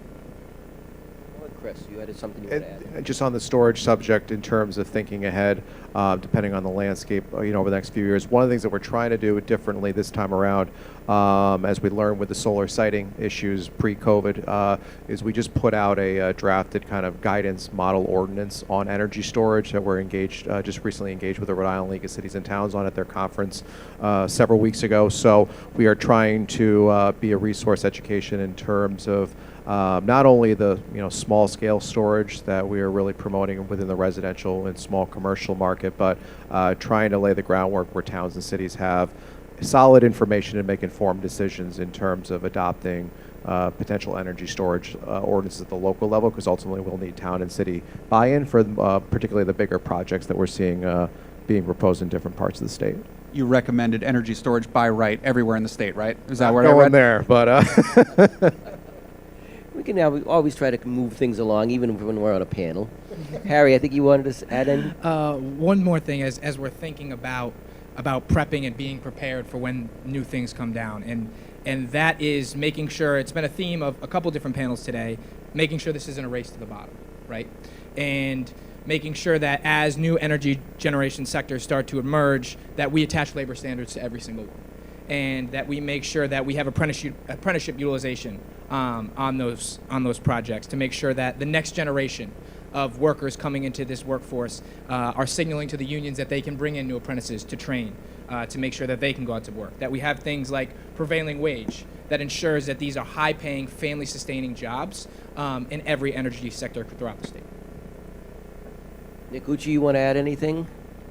Well, you know, there's a couple of things. One, as I mentioned earlier, I think in terms of offshore wind, we don't just want to sit here and be nervous. I think there's things that we can be doing as a state, partnering with government, with industry, with labor, and with the utility, ensuring that Rhode Island is ready to rock and roll when this industry starts to come back. And that, I can't emphasize enough some of the concern that I have in terms of when this industry does come back, and it will, what those power costs are going to look like, right? We've lost a lot of momentum. We're going to have to be honest about that, and that's going to lead to higher costs. And I've been in the room. I've seen some of the prices in recent procurements, and you know, the price was going up, not down, and that gets back to affordability.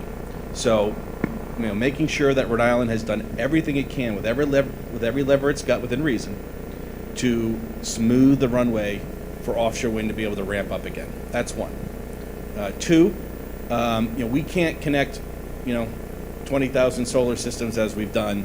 We can't support offshore wind as we want to and decarbonize the economy and do it without new resources that are dispatchable and in essence base load.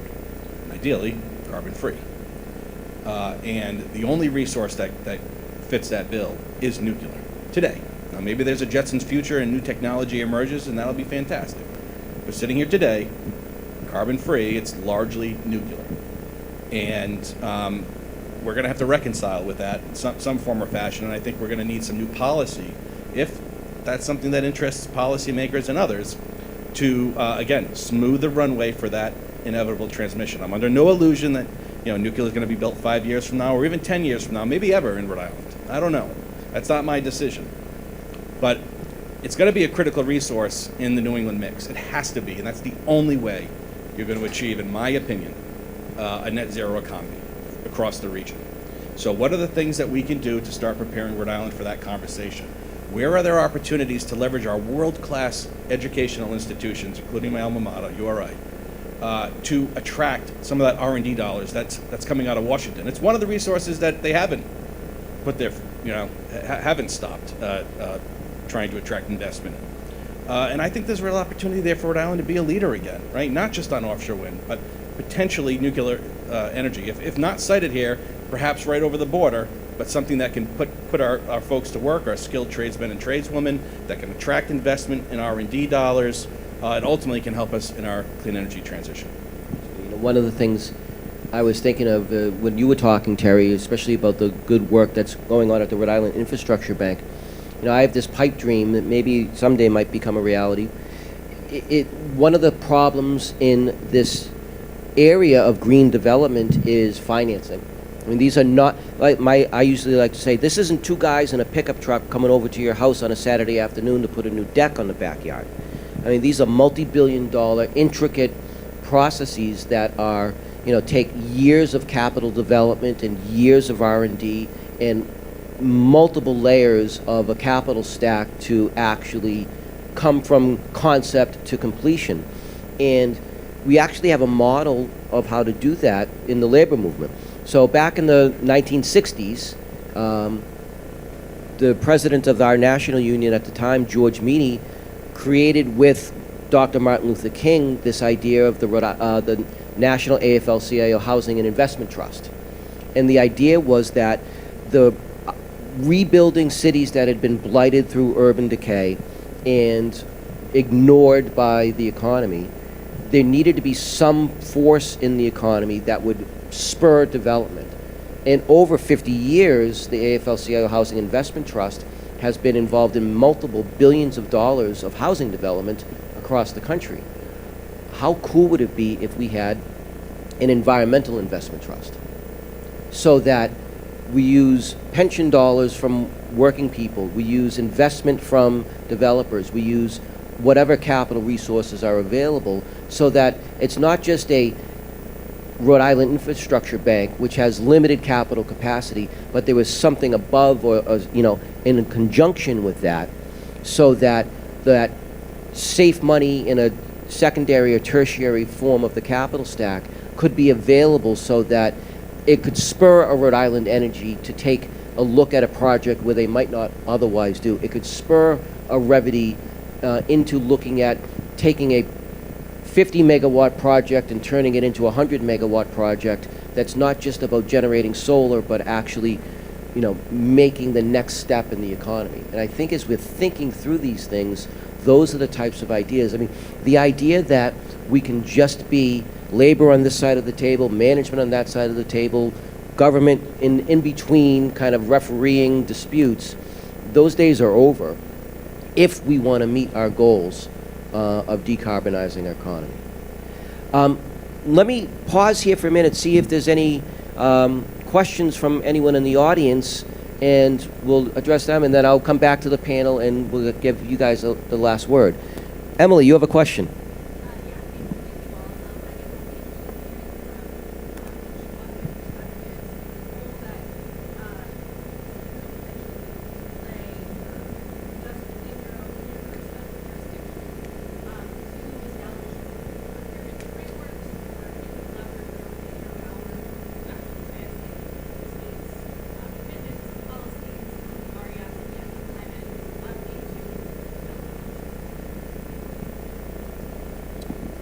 go first? I can start.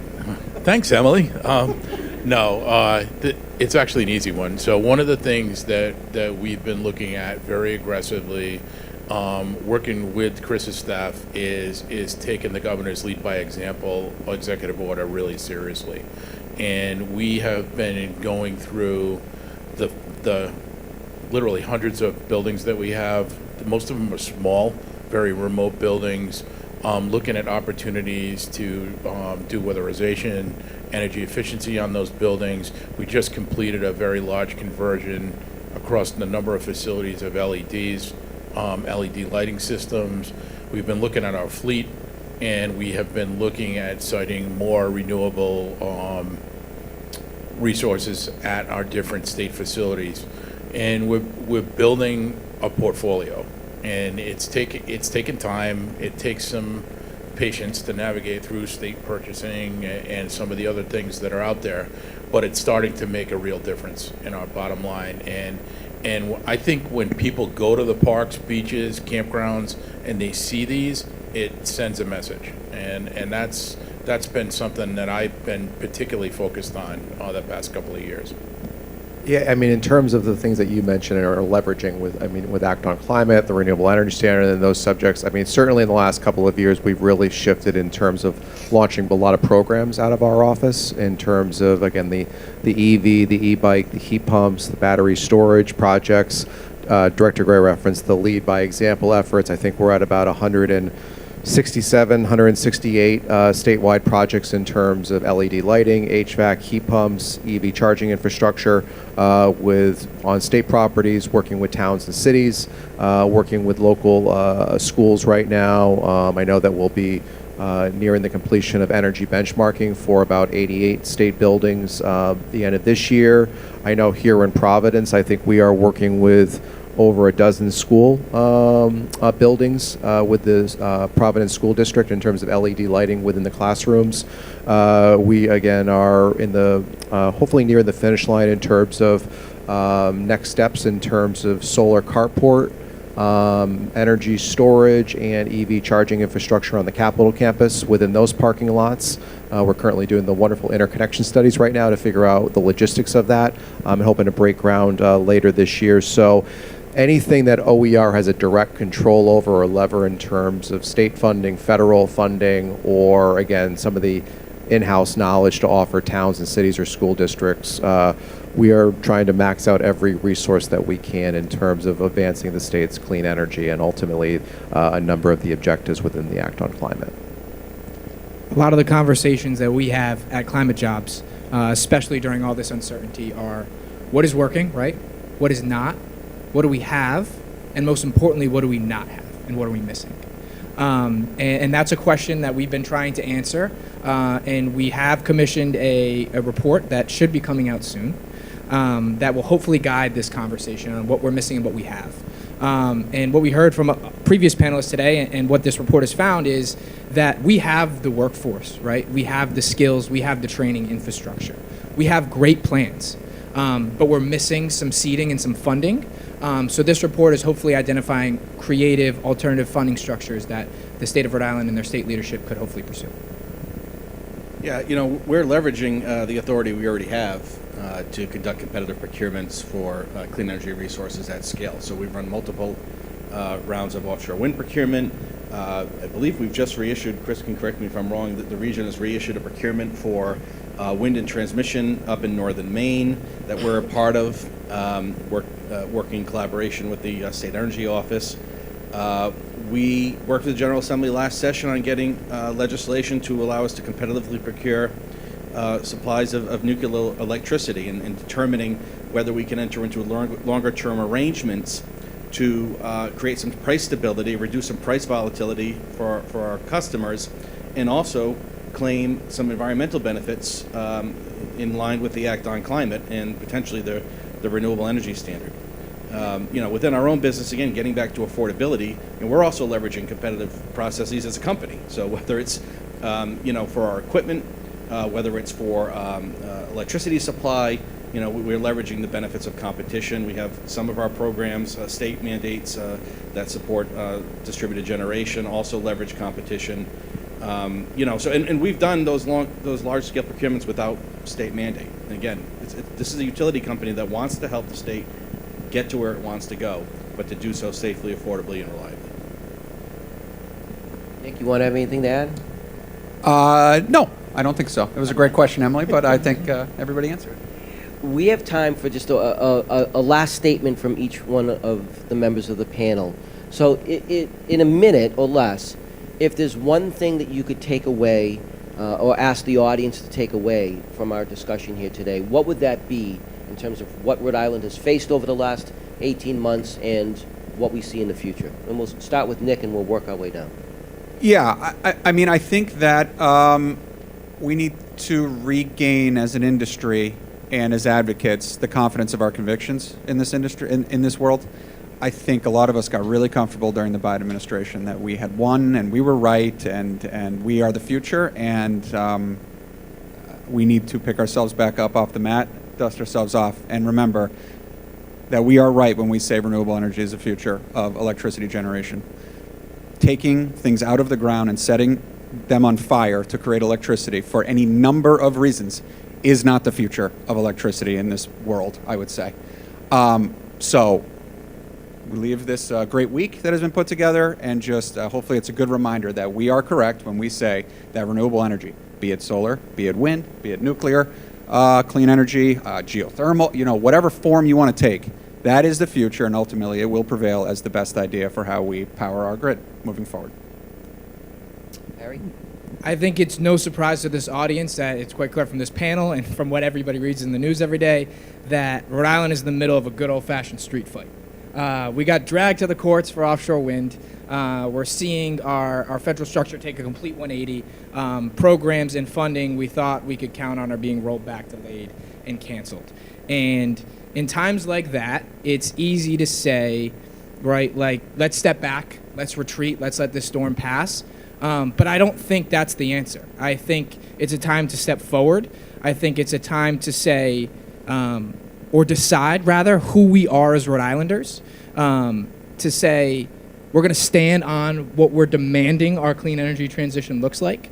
And like I said, we have the workforce to do it. We have that momentum. We just have to be a little bit more creative, and I think we're all going to get there together. It's certainly been a challenging 16-plus months with this new administration at times, but ultimately we just kind of keep grinding along. In terms of obviously Revolution Wind, we started that process back in 2018. We are going to get across that finish line later this year when that system goes fully operational, and that's going to have a significant impact on the state's energy portfolio and just in terms of emission reductions. And then ultimately all the federal funding that has been secured. And again, OER works around the clock to make sure that as much money goes out the door. And proud to say that most of the things happening in Rhode Island with those federal dollars, most times Rhode Island is going to be the first state in New England to launch the programs and the first states to complete the projects. Yeah, I want to basically echo that same sentiment. I mean, I think our biggest enemy right now is getting too cynical. And if we look too much at the federal government, we're going to see a lot of bad things happening. And I think what we need to do is focus locally. Like you've heard, we've got an amazing workforce that's been developed over time that's ready to take us to the next level. We've got a lot of solid foundational programs that have been built and proven to work. We just need to keep the progress moving, maybe at a slower pace, but still keep moving in the right direction. And I think if you look closer to home, there's a lot of positive things happening. I'm not usually known among my family and friends as a glass half filled guy, but I have to be honest, I am at the moment. Despite all the challenges we face that have been talked about all throughout the day, there's real opportunity for the state to continue to drive beneficial investments in clean energy resources that move the needle for our environmental goals, but also help put people to work, attract capital, raise tax revenue, and ultimately, hopefully, help control energy affordability for everyone.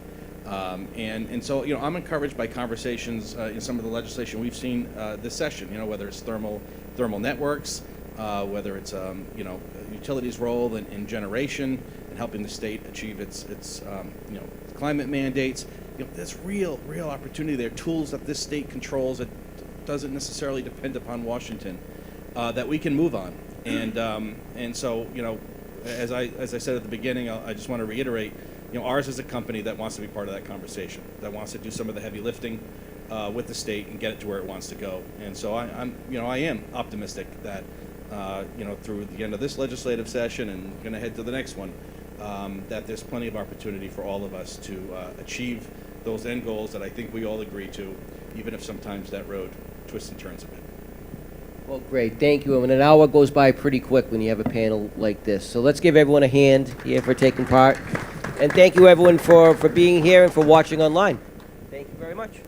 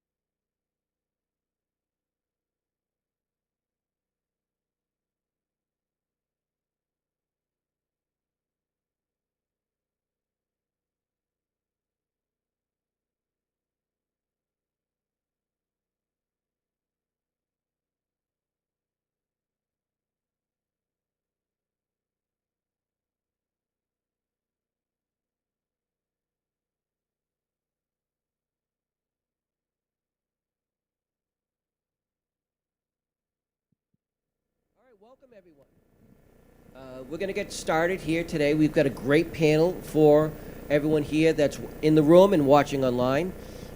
I've been really looking forward to this discussion for the whole week. My name is Patrick Crowley. I'm the president of the Rhode Island AFL-CIO, and I'm also the co-chair of Climate Jobs Rhode Island, and I'll be a moderator today. And I'm going to ask the panel if they would mind introducing themselves, and I'm going to start to my immediate right with Daniela, and we'll go right down the line. Why don't you say your name, who you are, and some of the things that you work on. Sounds great. Daniela Fairchild, I'm the Chief Strategy Officer for the Rhode Island Commerce Corporation. We are the state's quasi-public economic development agency, so we help small businesses, big businesses, folks coming to Rhode Island, folks looking to expand in Rhode Island, our targeted industries, and everybody in between. I was just at the SBA's Small Business Luncheon celebrating some of our small shops. You know, we have lots and lots of micro businesses in state as well, so we're here in case anyone needs anything, but I think why I'm on this panel is because another hat I wear is supporting the region's Ocean Tech Hub. Rhode Island really is a hub for undersea and surface ocean technologies, particularly autonomous vehicles. We've got a massive supply chain, a huge legacy of shipbuilding and marine innovations, and excited to be on the panel and talk a little bit more about what we've got going on in the ocean economy. Good afternoon, everybody. Harry Antone. I am the Labor Liaison and Offshore Wind Coordinator at Climate Jobs Rhode Island. Climate Jobs is a coalition of over 30 environmental, labor, and community organizations, all working towards a just transition to a green economy in Rhode Island. And I work primarily with our community partners and our labor partners, specifically engaging with our rank and file to really how they see themselves as true stakeholders in this just transition. Hi everyone, Aislinn Hanley. I am the program director with Climate Jobs Rhode Island. Harry gave a great summary, but we work on policy in the energy space, making sure that we deploy renewable energy at the scale required, but also making sure that those projects have good jobs and strong standards attached to them. Good afternoon. I'm John Castrinas with Haley & Aldrich. Haley & Aldrich is a geotechnical engineering firm based in Boston, and I lead the geothermal practice at Haley & Aldrich. We've done geothermal work all over the Northeast, basically from New Jersey to Maine, and we are currently working for URI at both their Kingston campus and their Narragansett Bay campuses, looking at geothermal feasibility in one case and actually designing a system to serve buildings in the Narragansett Bay campus. Thank you. Great, thank you everyone. One of the reasons why I'm looking forward to this discussion is because we're really at kind of like bookends of where we are here in the ocean state. I mean, Rhode Island has 400 miles of coastline, and even though our model is the ocean state, in reality, we're also a very heavily forested state. We are an urban state, but we're also a very rural state, and we have so much going on in this economy and in the state in terms of the green and the blue economy. It's something that I think we can celebrate, even while we've talked about in other panels today. There's been a lot of pressure from the federal government to kind of change our direction, and I don't think we really need to, but this discussion I think is going to be great, because if you think of the kind of really existing elements of our economy, we're talking about the ocean economy. And when we're talking about the next steps in decarbonizing our economy, we can talk about geothermal and how those things can maybe intersect. So, Daniela, I wanted to start with you. You know, as some people may know, I also sit on the board of directors for the Commerce Corporation, so I'm really familiar with the work that we've been doing in the ocean economy. But why don't you give us some of the highlights of what Commerce has been doing to spur growth in this industry, and talk a little bit about the Ocean Tech Hub in specifics. Absolutely. So the Ocean Tech Hub is a federally designated tech hub. We're one of 31 in the country. There were about 400 applications, and regions went out and said, hey, we are really good at X. You should designate us around bioscience or next-gen materials or quantum computing. We raised our hand and said, we have a legacy and a core set of companies focused on ocean economy, ocean technology. You should designate us. And the Fed said, actually, yeah, that's a great idea. You are going to be designated as the Ocean Tech Hub. We are the only tech hub in the country designated to focus on subsea and surface autonomy. What that means and what it builds off of is our hundreds of companies in our supply chain, as I mentioned, that are doing things related to advanced materials and composites and shipbuilding. So the hulls that encompass the technologies that go inside. Pat, I think something you brought up about wind and some of our efforts for renewable. What's really nice is where we can find synergies, even with where the administration is focusing energies. The Tech Hub is doing a lot with, again, autonomous systems, so battery powers. These are systems run electrically. They're not run on diesel or other. So how are we doing next-gen ships and next-gen autonomous vehicles with batteries, which, by the way, are necessary for all of our renewable energy efforts as well. So finding those synergies. In the region, a couple quick stats that I love to share, and then I can nerd out on more stats later, but I'll give the floor. We did a market analysis in 2024 and found that globally, the region accounts for 10% of all autonomous systems deals. So all deals that happen, all trades and buys and everything else in the autonomous undersea systems world, 10% happens in this region. And if you look at advanced materials, the composites, the hulls that make that happen, and that will help drive our wind turbines and everything else, right? Those great materials, 16% are in this region. So we really have an outsized, we punch outside our weight class locally when you think about these opportunities, and we're really looking to capitalize and continue to grow. And we've seen massive influx of companies and growth and support of our current companies. I said last thing, but my one last example, again, you got me talking. My one last example is just this week, one of our shipbuilders, Senesco Marine, that's been in Quonset for a number of years, great local company, great small business, is partnering with Havoc AI, which is a new startup coming into Rhode Island, growing in Rhode Island, to build a new class of autonomous ships, and just announced that this week. And you talk to the teams and they say, we're really able to capitalize on legacy, draw in new innovation and talent, and that couldn't happen in scale anywhere else as quickly because of the supply and the systems and the structures that we have in Rhode Island. Thank you very much. No, I mean, it's really important when we talk about creating a new carbon-free economy. Oftentimes, the big projects take center stage in that discussion. The offshore wind projects, the solar farms, what have you. The reality is that if we're going to build a new economy, it's going to take people that are making component parts. It's going to be R&D on next generation material that people don't read about on the front page of the Boston Globe or hear about on the next YouTube broadcast. But all of these things are critical to the things that we need to build this economy from the bottom up. Now, John, at the other end of the spectrum is kind of like the next stage of things with geothermal. Why don't you tell the audience a little bit more about what the work that you're doing, where you see the potentials for this kind of work, especially here in Rhode Island? Sure. Thanks, Patrick. So I usually start these discussions with what geothermal is not. Right? Geothermal is a bit of a misnomer. So out west, California, Nevada, other parts of the world that have real heat underneath the ground surface, they harness that heat to drive turbines and feed the electrical grid. Now, we don't have that. So some people say, well, how does geothermal even work in New England, right? But what we do is what I would call low temperature geothermal. It's for heating and cooling. So you're essentially borrowing heat from the earth to heat the building, right? You're circulating fluids beneath the ground to depths of, say, 500 to 1,500 feet.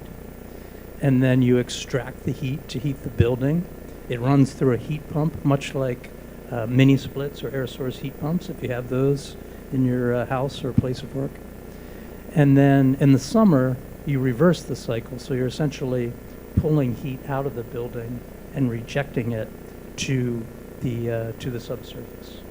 So why geothermal works so well in Rhode Island and really all of New England, a lot of it is geology and some of it is our climate, right? So starting with geology, compared to other parts of the country, our water table is quite shallow in this area. And saturated soils or rock have much better thermal exchange than dry soils and rock. right? So that's one thing we have going for us. The rock is shallow. Now, it's not the same depth everywhere, but it's shallow compared to other parts of the country where you have to drill thousands of feet to get to rock. And the thermal exchange in rock is much better than the overlying soils. So again, that's a real benefit to, and then the types of rocks, right? The hard rocks of Rhode Island are really excellent for thermal exchange, and that translates to a very efficient system. And then in terms of climate, for most of the systems we build, which are called closed systems, you really want a balance between heating and cooling. It doesn't work so well if you're down in Florida or Arizona where it's all cooling, right? Almost no heating. You want that balance, that seasonal balance, to keep temperatures within a certain range and keep it efficient for long-term operation. Great, thank you. It's kind of remarkable when you think about what both of you just started off by saying, that it's essentially using the natural geography and location of where Rhode Island is as an asset for our energy production needs and our energy usage needs. It's not an unprecedented way to look at the economy. You know, for 150 years prior to really the Industrial Revolution, Rhode Island did that. We used the natural resource. Now, unfortunately, that natural resource was whales. You know, but people forget that for almost a century and a half, the United States was powered by places like Rhode Island and Nantucket and the coastal areas in this area to give us our power. We had to harvest animals to do it, but now that we're back into this idea of using our natural geography to our advantage, the resources just seem really unlimited. So it's an important part of the conversation. I don't think gets talked about that much. Now, Aislinn and Harry, your work with Climate Jobs Rhode Island is kind of at the intersection of all of this economic work, but with the workforce that we're doing. So I'd like maybe for the both of you to talk about this a little bit, but Aislinn, we'll start with you, because Climate Jobs Rhode Island has been advocating for geothermal transition work over the last couple of years, but even more specifically, recently in the last couple of years, the City of Providence has taken a lot of steps to incorporate that into their options. Could you explain a little bit more about that? Yeah, definitely. So, as Pat said, thermal energy networks have been a really big policy priority for us for a few reasons. From the workforce perspective, those skills that you would need to work on a geothermal system, specifically a thermal energy network, those skills are already possessed by our tradesmen and women. So it's a pretty seamless transition from working on the gas system into a thermal energy network. So that's really where we see a huge benefit of moving workers from these fossil fuel jobs, which have been traditionally very high paying, good benefit jobs, into thermal energy networks. As well as you mentioned, right, we're in a great region geographically for this work to happen, but also in Rhode Island, because of our density, that's a really big opportunity for a thermal energy network as well. Air source heat pumps are great, right? But what if you can make that a networked district where you have, for example, like up in Framingham, Massachusetts, you're putting commercial businesses, you can put industry, you can put residents all on the same system and balance the load that way. So we are pursuing that legislation both at the state level, but also locally with Providence. Providence has done some really cool things in the climate and labor space over the last couple years, but one of which is their carbon neutral ordinance, which says that all of their public buildings will be net zero by 2040. Now, there's no specific pathway for what that means. That can be a mix of resources, but Providence has been really a leader in this space of looking at, well, we have all these buildings that we own in this one area. Can we connect these? And you look at an area like off of Allens Ave where they have the Narragansett Bay Commission, you've got the animal shelter, you have the Department of Public Works building going there. Now they're looking at solar, they're looking at heat pumps, but you have these real opportunities and high density there to put both city buildings, households, other commercial industries right on that network. So we're pursuing that really at the local and state level, and it was one of the few technologies left untouched by the Big Beautiful Bill. So there are still those credits available to receive back for geothermal through 2032, I believe. So there's a lot of opportunities remaining there. Harry, what would you add to that part of the conversation? I think when we're talking about building a new economy and putting power behind that, we have to think about the people, right? And not only the people that are going to build it, the people that are going to create a movement around it to move the economy forward. And that's a lot of the other side of the work that we do at Climate Jobs. It's engaging with our fossil fuel legacy tradespeople and having them envision themselves as true stakeholders within this new economy, right? So that they can fight for those good jobs and we can move that economy forward. So that's another large part of our work is how do we uplift that workforce and how do we build a movement behind it to move it forward. Can I jump in? I think on the workforce front too, the thing that we think about and are working on within the Ocean Tech Hub, we have a lot of folks working in tangential or connected roles that may or may not even know about the opportunities. So when we think about, transitioning folks from fossil fuel based or other roles, understanding, making sure that they even know that these opportunities around geothermal, you were noting, right, that a lot of times it's for Nevada or Idaho or wherever, it's not around here, but knowing these jobs exist and what those pathways are. I'm going to give a shout out, I do this every time I see Nishita, but a shout out to Nishita who's in the audience. She runs a series of programs, an organization that provides opportunity for predominantly younger folks to see themselves in the Ocean Tech Hub jobs and other, targeted industry jobs. But we hear this all the time. It's sort of like, oh, I'm a machinist, but I didn't know that I could be a machinist working in these fields. Oh, I'm a welder, and I didn't even know I could do underwater welding. Or I'm a, and so like finding those ways to elevate, and these events and things like this are really helpful for just getting the word out that people might not know that geothermal is even an option, and helping to help that pivot just in terms of awareness, I think is super important because we see it constantly in our world. Yeah, I think that's exactly right with the exposure. And one other thing that I'll add is a lot of our rank and file members transitioning to this, there's a lot of excitement and pride that comes with that. And we hear that over and over again. And that's some of the most impactful things as we have fights on offshore wind, to really bring those narratives alive because they are so prideful of what they do. And can I add on to that?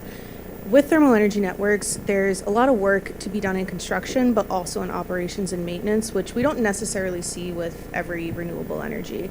But also from the community side, especially in Providence, you have areas that are environmental justice communities, that you have a lot of tenement buildings, you have the hospital zones, right? So where you can really have an opportunity to add on to that system.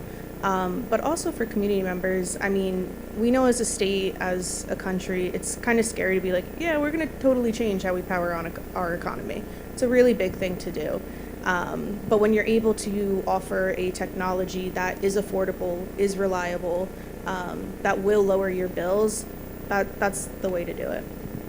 Just sticking with that theme for just a minute, because you're right, it's not just the construction workforce. It's also CPAs.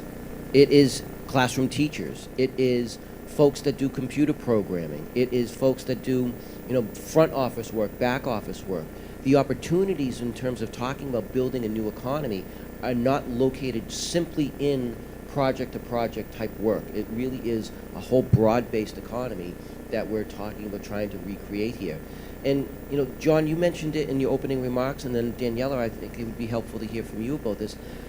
In your work in this area, how are you partnering with places like the University of Rhode Island or other local higher ed institutions to make what you're trying to do a reality?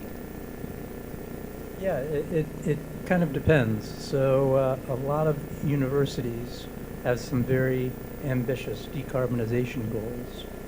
And so what we'll start with is a feasibility study that is very much a desktop exercise, because the cost of not only implementing a geothermal-wide district, but having all of the buildings set up so that they're compatible with it is daunting, right? It can be hundreds of millions of dollars, because when you're talking about multiple buildings, one of the advantages of a district is you can balance out the heating and cooling. So but depending on the load profiles of the individual buildings, right? So if you have some lab space that's very cooling dominated, for example, that can balance out several dormitories that are heating dominated. But there's a lot that goes into it before you even drill a single hole. So the temperature of what's providing the heat, right? Geothermal is not compatible with steam. So in many cases, these universities will need to invest in converting to low temperature heating systems, then as well as striking that balance. And then of course the building envelope, as with any decarbonization or electrification strategy, you don't want to throw good money after bad, so you want to make sure the envelopes are as tight as they can be so that they're the most energy efficient they can be. So that's kind of a desktop study. And then at the other end of the spectrum, with new buildings, they might have a standalone system just to serve that building. And there's a lot of design work that goes into how many boreholes do we need, how much footage do we need in the ground, and what's our target for heating and cooling to be carried by the ground. It's seldom 100%. It usually doesn't make sense for it to be 100%. So we work closely with the universities, their mechanical engineers, the architects, to figure out what makes sense, what's an optimal size of the system. And I think how we partner with URI, with others, is multifold.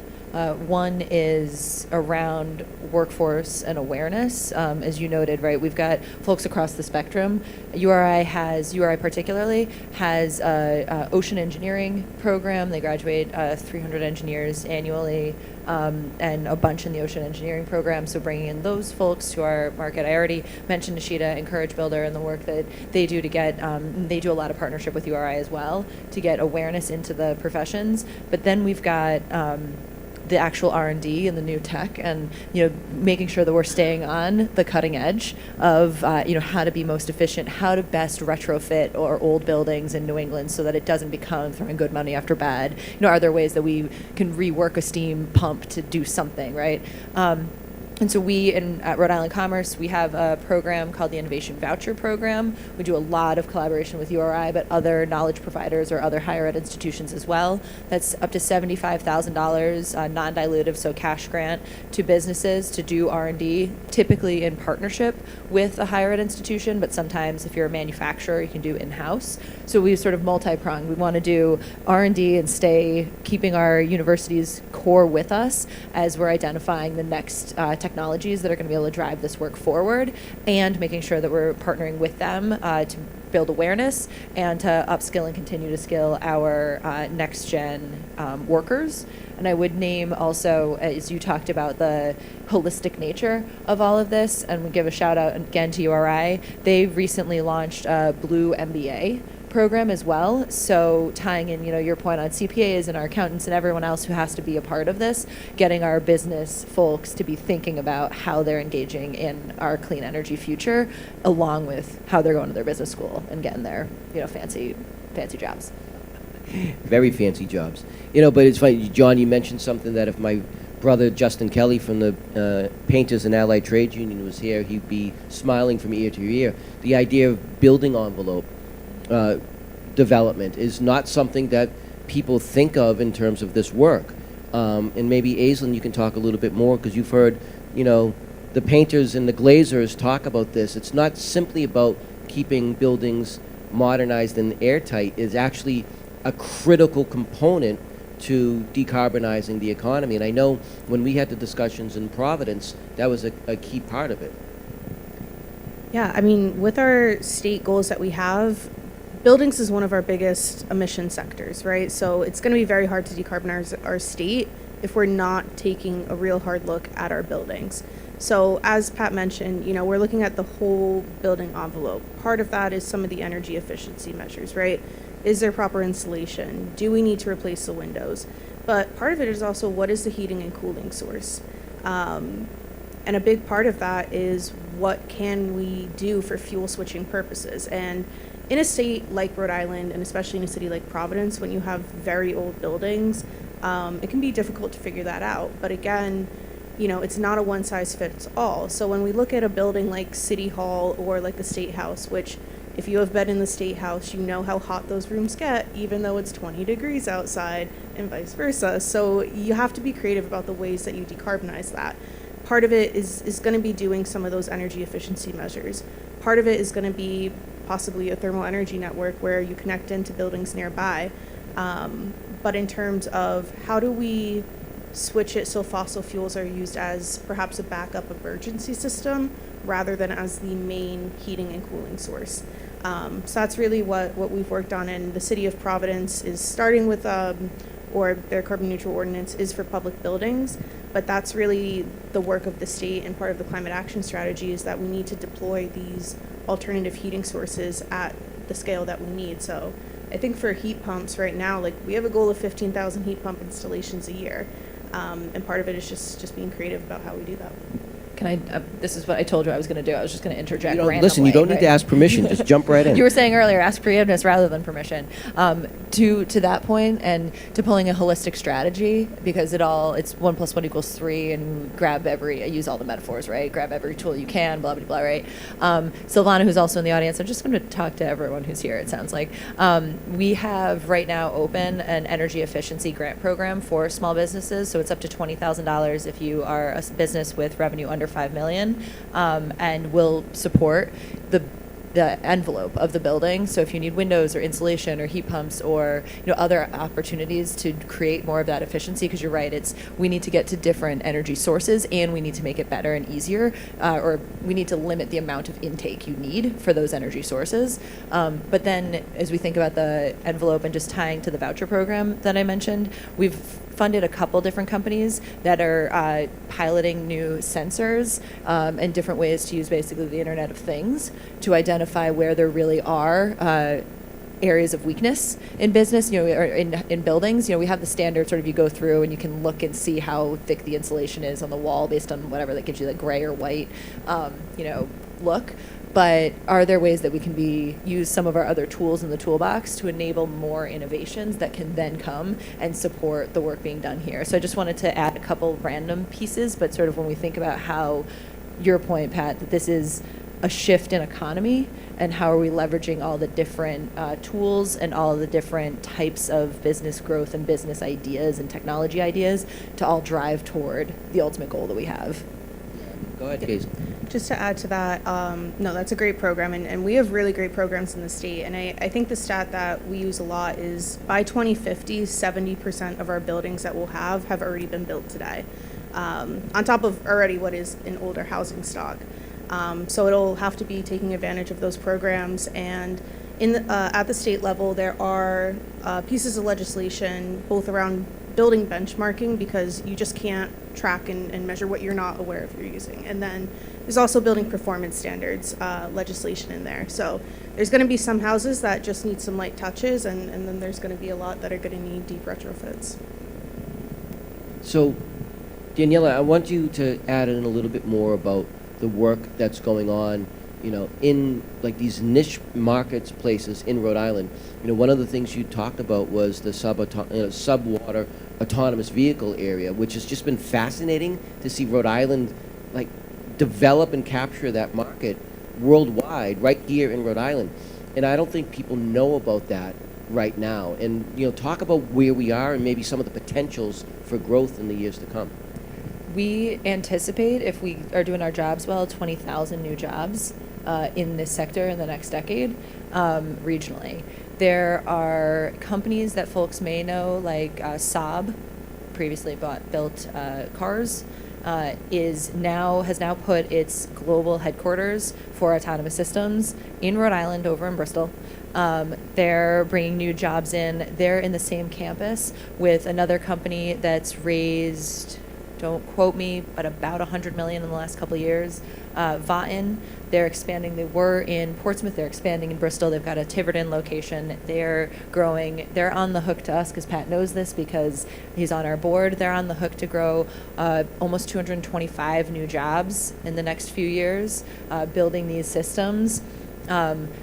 There are Havoc AI, Anduril Industries. There are a whole host of companies that we can rattle off names that are individually growing hundreds of jobs in state. And I think, Pat, your point is these are folks who are out actively testing, and they chose Rhode Island because of the natural assets that we have. They're actively testing out in the Narragansett Bay, potentially as we speak. And they're working in collaboration with other companies like Flux Marine, who has built a fully electric outboard engine. So if you ever have gone on or would like to go on a Flux boat, if you've ever been on a boat, you can't hear yourself think, never mind speak to anyone else that you're out with. It is silent. It is a completely enjoyable experience to be out in the water, but their batteries and Flux's technologies are being able to be leveraged by the companies that are putting autonomous systems down underwater. These have big ramifications across the board. We think about defense technology as one, but you can't know bathymetry, you can't know how our waters are changing in temperature if you can't get down deep and understand. We can't know if currents are shifting and what that means for weather patterns if we can't get down deep. These systems have huge implications for what our climate understanding is going to be, which then can impact our climate future. And I'm noting that there are the companies that are around that are helping with the battery systems and the AI systems and the everything else to get here. And they're all here because of it all comes full circle, they're all here because of our natural assets and the ability to get in the water, test, bring it back out, refine it, get back in the water, test, refine it. So we see huge growth. I said 20,000 new jobs expected, huge growth potential, already huge amounts of investment from named companies companies that I just named that are well known and upstarts that are coming online, and the ability for to capitalize on the related and legacy companies that we have in the industries that we have. So super exciting, and definitely want more people to know about it, more people to engage. And we do I think some folks maybe are getting out on Friday. There's on water, I think, demonstrations and some of the tech on Friday. So if anybody is able to get to any of those, to those tours through Clean Energy Week, please try to do that. Thank you. John, where is geothermal in this mix, and what's the state of development of geothermal in Rhode Island now, and where do you see the potential in 5 years, 10 years, 25 years? Yeah, so as is often the case, most of our clients are either higher ed, colleges and universities, or K through 12 schools. So they tend to have a little bit longer view than commercial real estate developers. They have some very ambitious decarbonization goals. So I think it's already happening in Rhode Island. I know Brown, for example, has done some pilot testing. They may even have a full system in place. I don't know. We haven't been working with them. And certainly URI, the Narragansett Bay campus, we're well on the way to finishing the design to build a system to serve a couple of buildings there. And then the Kingston campus similarly has some pretty ambitious goals for geothermal. So I won't say that it solves the decarbonization problem on its own, but it can take you, it can get you, it can advance your initiatives really quickly because it is so efficient. So, so for example, air source heat pumps, which have been kind of dominated the residential market, they're still a very good fit for urban centers where it's hard to find the space to drill enough boreholes to make a geothermal system work. But geothermal is considerably more efficient because you're starting with the ground temperatures, which stay fairly stable at 50 to 55 degrees. It's simple physics that when the air temperature drops to single digits, even in the teens, it gets very difficult to convert that to usable heat in an air source heat pump system. So they're both very efficient, but geothermal has an advantage there. And as you scale up to either a sizable building or a full-blown district, that difference, it's huge in terms of your return on investment ultimately with the system. John, you said something very interesting there that I think fits into some of the themes of the other panels that have taken place today, and it's the idea that the institutional investors in new technologies or maybe not investors, but those wanting to deploy these type of technologies. It's kind of the opposite end of what Danielle is talking about with startup culture here in Rhode Island. And I think a lot of times when we've talked about what a transition to a carbon-free economy looks like, it's very much centered on the smaller, the nimble, the small idea that we can expand upon and take to the next generation. But in reality, what we're really talking about is that and that the and part of that is oftentimes public sector driving what this economy is looking like, especially in K-12 schools. It's only been less than 10 years since the state of Rhode Island made a decision as a state to reconstruct and rebuild or build from scratch our schoolhouse, our school buildings across the state. It was in 2018 when then State Treasurer Seth Magaziner, now Congressman Magaziner, put forward a bond initiative so that we could rebuild these schools. Not only is that doing the simple thing of just rebuilding schools that were oftentimes 60, 70, 100 years old at some point, but it's spurring economic development in areas that were not attended to for a generation because we just didn't build new stuff. And the idea that the state or the public sector can drive a change in the economy has been anathema in the United States for so long that it's really taken us almost a complete generation to unlearn economic policy that didn't serve the country well. And I think a lot of times our infrastructure has shown that. But Harry in Aislinn, taking that as like a starting point, where else are we driving the change in this economy? Whether it's from the workforce point of view, whether it's from the labor union as institution point of view, how is that fitting into what the Ocean State is doing to meet our goals on the Act on Climate? I'll let Harry speak to maybe more of like the labor union structure with his lighting capacity, but I think one major thing that we do have here in Rhode Island is that just transition component in our Act on Climate.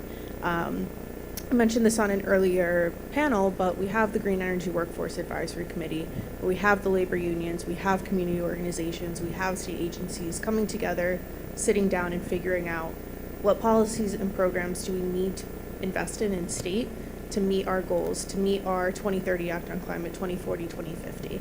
I think a big part of that is the green energy, renewable energy work, but I think there's also, maybe a misconception around this idea of like, what is a dirty or a green energy job, right? And the truth is that our tradesmen and women have those skills, and if that work is available, they will do that work.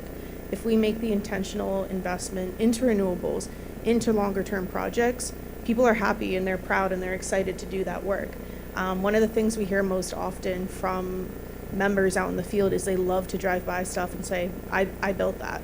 So imagine being able to do that to an offshore wind farm, to a solar farm, a thermal energy network in the ground, right?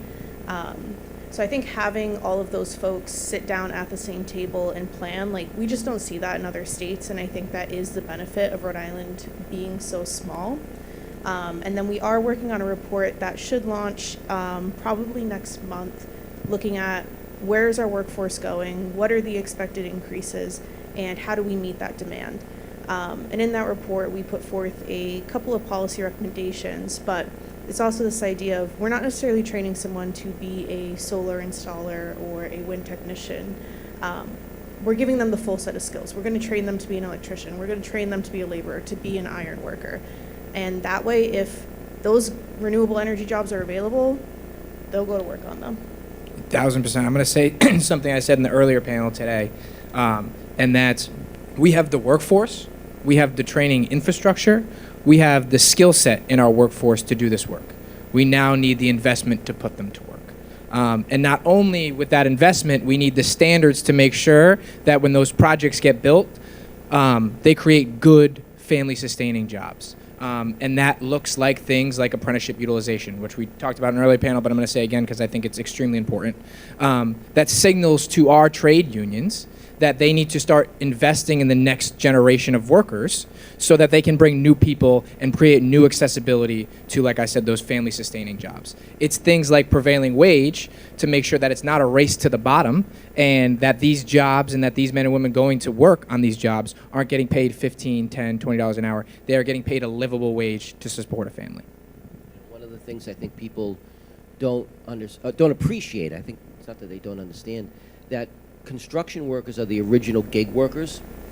You know, they'll go from project to project, and without a direction that is laid out in a plan like the Act on Climate or the work that the EC4 is doing for the State Strategic Environmental Plan, it's just catch as catch can. And Rhode Island has this incredible opportunity in front of it by laying out the blueprint for what our new economy is going to look like.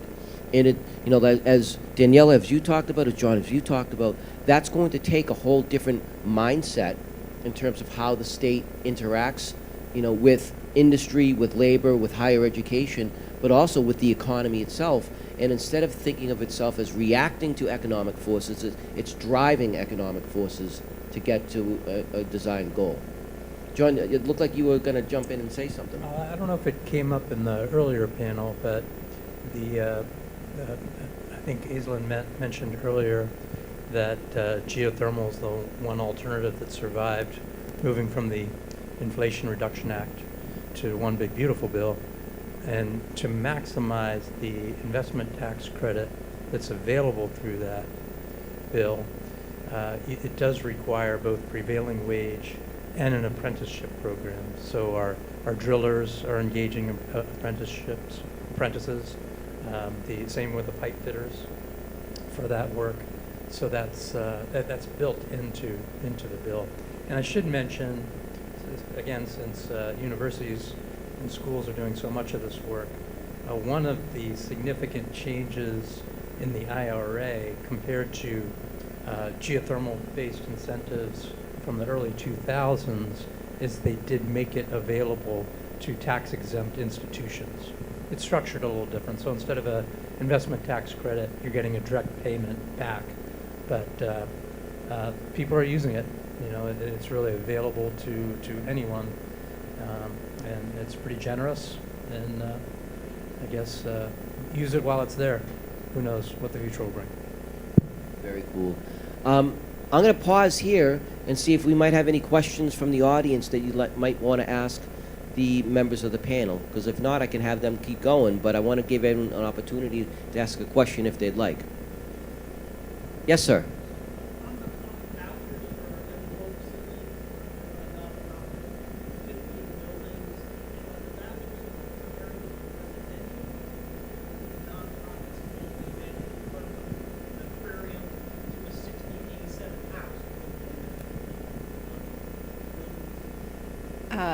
We have two programs. The vouchers are is $75,000 R&D, research and development. So is available for businesses. So if you're doing something to expand your business model, that might be an opportunity. The energy efficiency program can be something that you might use to support the envelope, you know, if you need to, and that could be for your aquarium, or it has to be a business. So a nonprofit would count. So not like a house that you maintain, but you know, an aquarium business or a nonprofit business or something.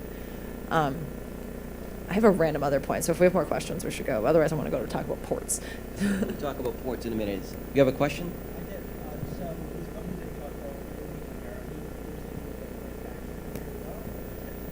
That's a great question. Both, and I think that's an important point. I can be the government person talking about all the stuff that we have, but there's a proposed bond that the governor's proposed that may, if it gets through the General Assembly, will get to voters in November for economic development with a big focus on increasing pad-ready sites, industrial sites, to enable more manufacturing locally. But Anduril is one company that's got $150 50,000 square foot location that they just put up in Quonset. Vatten's doing their manufacturing local. That's why they're looking to expand. They've got 45,000 square feet over in Bristol and need more. So a lot of the folks are doing manufacturing here. Not full, not necessarily all of everything they're doing. Anduril has a huge facility in Ohio that's like bigger than the Ohio State's campus kind of thing. Don't quote me, but it's like, it's massive, right? But so some, yes. And I think some of that is the R&D, like the new tech development. As you get into the smaller scale, you know, I need 100, I need 1,000. One thing, and I'm going to riff off this to go into my ports point. But Pat, I think something you said a lot of things that I think all fit together. But you talked about the small business startup ecosystem, and then our legacy, predominantly public institutions, private nonprofits that have just a longer lead time and thought, and that P3 public-private partnership kind of concept that really can and probably needs to be the thing that drives locally. And we're seeing that I think in our port structure right now, with Quonset being quasi-public as well, Pravport being quasi in governance, operated privately. But our ports are great spaces. Quonset has a business park right next to it, so we're seeing a lot of our manufacturing happening there or near the water. Obviously, like one of the value adds of doing manufacturing close to water is that you can do your demos and make sure that your product is there or get it shipped out to wherever it needs to be pretty easily. 80% of global goods are traded overseas. And you go into our climate, justice future, most of that is powered by diesel. So as we can move into a new set of energy drivers to get our boats, get our ships to move from port to port, the port infrastructure itself is going to need to change. So one thing you asked me earlier that I didn't quite answer was, what are we thinking about, next gen for our Ocean Tech Hub? And a lot of that is how are we setting up the land-based infrastructure, our port infrastructure, to be able to be energy efficient. We don't want our ships to come in, be on land power, and have that be, power that is going to further harm our environment. We don't want them to come in and sit idle on their diesel, because they can't get into their berth as quickly as possible. And if we're moving into more autonomy, we actually have more ability to bring more of that into the electric-based power, which then completely changes how we fit out, how we power, how we move things within the ports. So I think there's going to be a lot of movement. You asked, sort of what's next. And I think there's going to be a lot of movement in our port infrastructure, and that enables and can support our sort of P3 and that startup to government and in between collaborations that can drive some of this forward, not just for like where people are living, but for just general writ large energy consumption in state. It's one of the most fascinating parts of getting into this work. Listen, I'm just a Zamboni driver that read a couple of books. This is, I come at this point from the point of view of a trade unionist and trying to get my members jobs. But when you think about really what that means from a trade unionist point of view, it's about thinking about how the economy interacts with human beings. And when we think about rebuilding or building infrastructure, oftentimes we think of, especially here in Rhode Island, bridges or roads or buildings. And we think about the thing that's immediately in front of us and maybe falling down. When you really think back about what infrastructure is about, it's about thinking about things that aren't there yet, that you need to build to make those things possible. The ports are a perfect example. There's nothing sexy about dredging a harbor. And it's nothing that complex. It's big machines out on the water, taking dirt and soil out of the ground and putting it somewhere else. But if we're ever going to have a robust port system across the whole east coast of the United States, we're going to need to make sure that we're building a port structure and a bay system that is efficient enough for a diesel-powered tugboat to turn into an electric-powered tugboat. That takes a lot of people that think about things in a different way of doing it. And that's where the intersection with higher education, with the unions that are thinking about restructuring their apprenticeship programs so they're training people for those things, but also getting government to not think about the crisis to the crisis to the crisis mentality, but thinking about building things that are going to complement what's not there yet. And that's where I think using this idea of setting economic goals like the Act on Climate is driving a conversation in ways that are different than we've done in this country for a very long time. Now, we're kind of coming to the end of our time here, so I've been asking this question of the panelists all day. If there's one thing that you'd like our attendees, whether they're in the room or on the live stream, to take away from this discussion, what do you think that would be so they could go out and tell their colleagues or their friends and their family that would be? And let's start with John, and we'll work our way back. Yeah, I think mainly geothermal is an option. I wouldn't call it a mature industry, but we've learned a lot in the last 5 years or so, really the last 20 years or so. And I think it's settling into a good place where we have multiple contractors who can do the work, right? The drilling is the big challenge. How deep can they get, et cetera? But it's matured. We've had a lot of resources coming in from oil and gas, interestingly, that are definitely advancing technologies that allow us to drill deeper, or allow us to drill at an angle so that we can shoehorn a geothermal system into a very tight urban space, for example. So like I say, it's not for every site, but with a small investment, you can figure out if it makes sense, and it should be in the toolbox. I think that we need to really work with our community members to help them see themselves in this transition and also know that these opportunities in the blue economy are available to them. And on the worker side, green economy, blue economy, our workers are ready. Yeah, 100% agree with that. And also, when we're building an economy, it can't just uplift an industry. It has to uplift the people within it. And labor continues and needs to continue to lead the way on all of these developments to make sure that it's not only uplifting the industry, but uplifting the people as well. I was going to talk about a whole nother topic but I will just end. I was on another panel and someone said, how do we get the word out about it? Like, how come nobody knows? And I responded, you have to tell them. We do. We up here have to talk about this, but if you go back and say, hey, there are 36,000 jobs in the blue economy in Rhode Island today. Did you know that? Tell your neighbor, tell the folks you know. I tell this story often. I've got a 20-something neighbor living with his parents next door, and I was talking about the couple of the composite companies that are building over in Bristol. I said, oh yeah, they're hiring. He's like, I don't know anything about composites, but I know how to, I went to one of our trade schools, I know trades. I was like, you should go check it out. And then I talked to him a couple weeks later, and he's like, check out my motorcycle, I just bought it. I can get myself to work now. I have a job that pays well that will get me to work. And the only reason he knew about that was because I opened my mouth while I was throwing the trash out, right? It's getting the word out because we do have the talent, we do have the capacities, we have the folks that can be very quickly retrained, that know the trades, know the skills, and just need 2 weeks on the job, and then they can get their own wheels, get themselves to that place of a family sustaining. And it's just because all of us are spreading the word. Because it can't just be us in our little ecosystem at a panel. Go tell your neighbors while you're throwing your trash out. That might be the most Rhode Island story today. That's fantastic. Let's give our panelists a round of applause and say thank you. Thank you very much for everyone, and thank you for being here.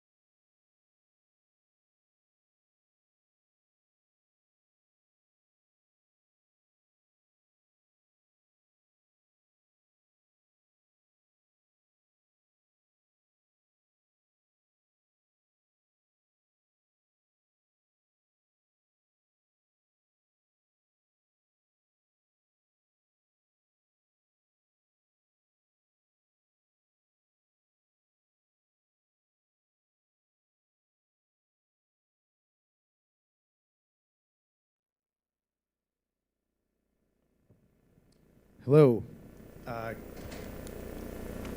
Good afternoon, everyone. Thanks for being here. I'm Michael Kadish, co-founder and executive director of the Ocean State Climate Alliance, where we care very much about advancing practical measures that lead to making progress on Rhode Island's climate goals. This panel is about something very simple, how clean energy projects actually get built in Rhode Island. Not in theory, not in a white paper, not in a hearing, in the real world. If you're a school facilities director, a municipal official, a business owner, or someone managing infrastructure, the question is usually not whether cleaner or cheaper energy sounds good. It does. The real questions are, where do I start? Who do I call? How do I pay for it? What actually works? Who will work on it? And how do I get a project from idea to execution without it stalling out? That's what this conversation is about. We've got a great group to help answer those questions from different angles: utility programs, workforce development, project development, infrastructure delivery. So our goal for the next hour is to be practical and give you a clearer sense of how these projects happen and what it would take to move them forward. Let's briefly introduce the panel. If everyone could just say where they're from and their name and what they're about. Brad.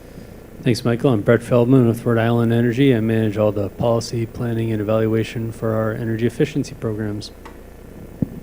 My name is Andrew Cortez. I'm the president and CEO of Building Futures, where we're a community-based nonprofit focused on the registered apprenticeship model. My name is Nick Nybo. I'm senior legal counsel for Revity Energy. We are a distributed generation solar developer located in Warwick, Rhode Island. We have developed 147 megawatts of solar in the state of Rhode Island to date. You guys heard this in the last panel, but John Castrinas, I'm a hydrogeologist with Haley and Aldrich. I lead the geothermal practice there, and we have about 35 to 40 systems in operation currently, mainly in New England. Great. So let's just start with the most simple premise. If a school district, municipality, or business wants to start a clean energy project tomorrow, what's the first call they should make? Let's start with you, Brett. Hopefully to us. If anyone works with schools in Rhode Island, they probably know Mike Cunningham. He's our school municipality account manager. He's running all over the state all the time, checking in on projects, and certainly, from a project development standpoint, you need to talk to us just for interconnection and permits and all that, but also from a design and hopefully efficiency standpoint, you can include us from the beginning as well, because we have programs to help come over some of those costs of if you want to go to the next level from kind of the baseline to the higher efficiency. That's what our programs are for, to help cover some of those upfront costs. And also we have a lot of technical assistance. We have a program that we're proud of called the Strategic Energy Management Partnership that we have with a lot of our large customers, as well as actually all the colleges and universities in the state, and also the state itself, where we look more holistically and long term, as opposed to just doing one-off projects, to do longer term planning and figuring out what will work when and how to manage all the financing. So we think that really helps customers put together a strategic plan as well. That's great. Nick, what would you say? I agree with Brent. Rhode Island Energy is our first call. You cannot begin to plan, to talk about financing, to talk about permitting until you understand what the existing grid can handle, what can be done to upgrade the grid within the bounds of your financial capabilities, as well as engineering, without hearing from Rhode Island Energy. Right. And what would you say in terms of geothermal project? Yeah, so geothermal usually comes a little bit later. Some of these questions you've just heard, they're resolved by this point. But one thing we really advocate for with geothermal is to look at a high-level desktop study first.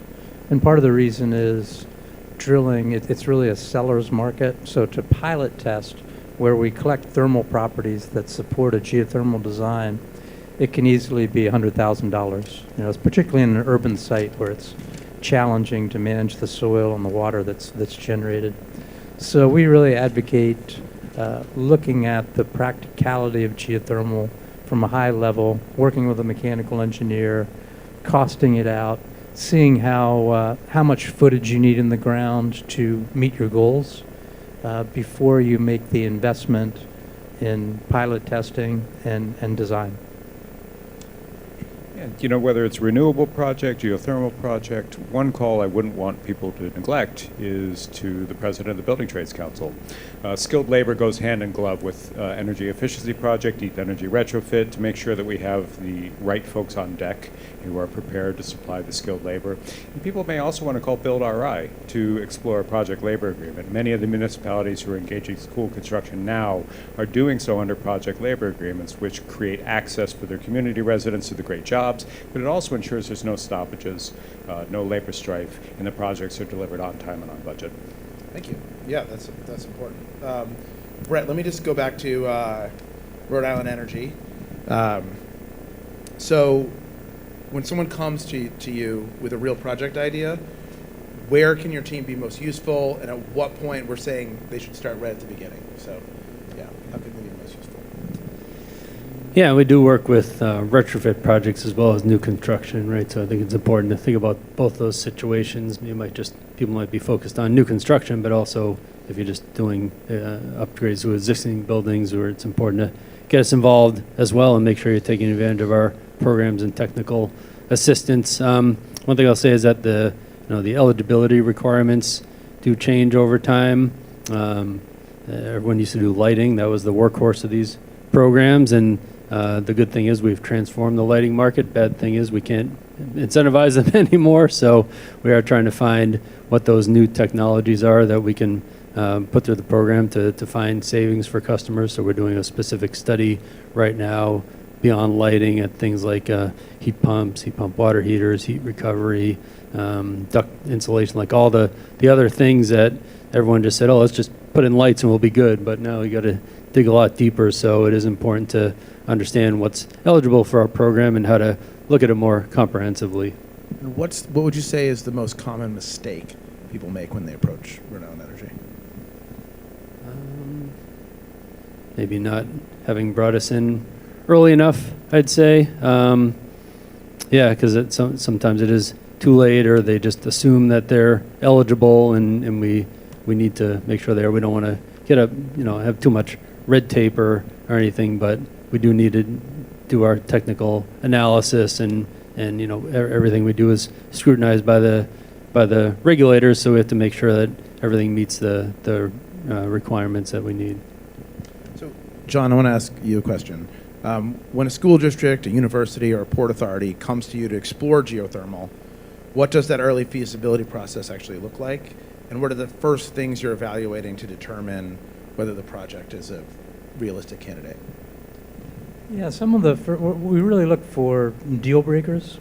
So to give you an example, New England, unlike other parts of the country, municipalities and towns kind of control their own water supplies for the most part.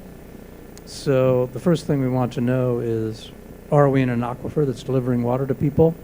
And are we even allowed to drill? Because in some cases, people were very enthusiastic about geothermal. They were sitting in an aquifer. We looked into the local regulations, and it was a non-starter. They're not going to approve it, not going to allow it. So we look for deal breakers like that. Usually it's not the ground conditions that's a deal breaker.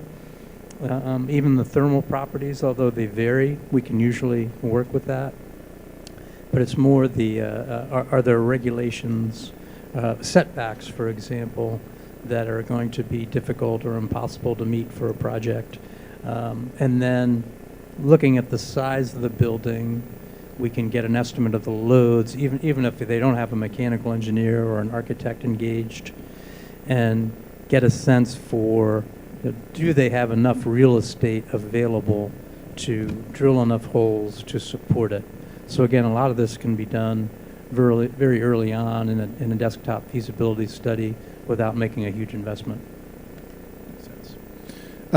Nick, walk us through what a successful solar installation actually looks like from first conversation to finished project. What has to go right? What's the best sequence? What should happen first, second, third, so on. Maybe there's way too many steps, but well, I can hit on the major steps. We've already when it comes to large scale ground mount solar, it's interconnection. it's interconnection. So that is by far the largest cost driver of these projects. It can be, you know, on some of our largest project, I think the interconnection bill was $30 to $40 million. So you have to get it right. You can't. You will find that there's going to be a break point in terms of a megawatt sizing on a project like that, where, you know, if you want to build a 25 megawatt project, the interconnection cost might be $20 million. But if you want to go to 30, it's going to be $55 million because you need to build a new substation, because you just hit that point. So now it makes absolutely no sense to build 5 more megawatts at a cost of $35 million on interconnection. That is something you would like to know ideally way ahead of time, so that you can begin to create your financing package. You go out to lenders, you go out to tax equity partners, knowing that we're going to do 25 megawatts and not 30, because at 30 it falls apart. So that's the biggest step. You know, I would say the second biggest cost driver generally is permitting. So I almost considered amending my answer to the first question about who do you go to first, because there probably is an argument that your local, the host municipality may be the one to go to first. I mean, you're certainly going to want to check the zoning ordinances to see, and depending on, you know, in this state, there's very few areas that are by right anymore for ground mount solar. So the best you're going to hope for is special use permits. So you're going to want to go to the planner and you know, the town leadership and say, look, this is what we're looking to do. Here are the benefits. We know this can be a controversial land use at times. So what are your thoughts? And to sort of get the temperature of whether it's, well, yes, but we're going to have to discuss what it's going to look like, or you know, get the door shut in your face. And before you start spending money, you're going to want to know what that is. So I think those are really the two biggest things, is understanding what you have, because those, if the interconnection's not right, and if the permitting's too difficult, I mean, you could talk about years. I mean, we have one project that's currently in development. I won't give many specifics, but it's been a 9-year permitting, and it's a by right project. So even when you think going into it, oh, we have this locked down, it's not going to be that easy. So you're really going to want to know what you're getting yourself into, both interconnection as well as permitting. But those are the two biggest drivers of cost and time. So you're not even designing the system or thinking about who's actually going to build it until you've answered those first two questions? Well, at Revity, we build our own systems. We have our own electrical outfit, union contractor, of course. So we know who's going to build it. It's going to be us. We do our own EPC. We do our own electrical with our friends at the IBEW, doing the actual work, to be clear. When it comes to design, we have a design group on our team, so they will certainly draw up rough designs of what the system is going to look like. But again, that's largely driven by what the utility company says, how big we can go. Obviously, the size of the parcel is big there too. So it's all interwoven into interconnection and permitting, right? Because you want to know how big you can go interconnection-wise, and you want to know how big you can go in terms of permitting. You know, is the town going to allow you to go build a 55 megawatt site? And what about some of the programs that Rhode Island has? In other words, I'll say I'm also on the Resilience Energy Committee in Barrington, and we're doing a municipal solar project. And the developer said, hey, if we keep it under this level, we're going to get this rate in the REG program. If we go above it, it's probably not even worth it to go marginally above it. In the REG program? Yeah. Yeah.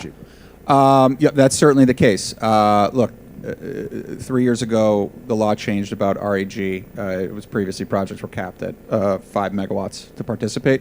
They increased that to 39 megawatts, which was great. The problem is the state agencies who are in charge of the REG program, when they release their annual list, they'll tell you, here's the ceiling rates for each size category, and here are the amount of megawatts that are allocated for the year. Well, we've had 3 years where you can go up to 39 megawatts, and we've yet to have a year where any megawatts have been allocated to the 15 to 39 megawatt group. So, and there are many reasons for that, but that's just the fact of the matter. So to your point, you know, if you're going to build, you're going to want to know what your ceiling price that you're bidding into, because if you go too big, you might be in a different ceiling price. If you go too small, you might be in a different, I mean, generally speaking, the smaller the project, the more remunerative REG is. So you're going to want to keep that in mind. Right. Okay, that makes sense.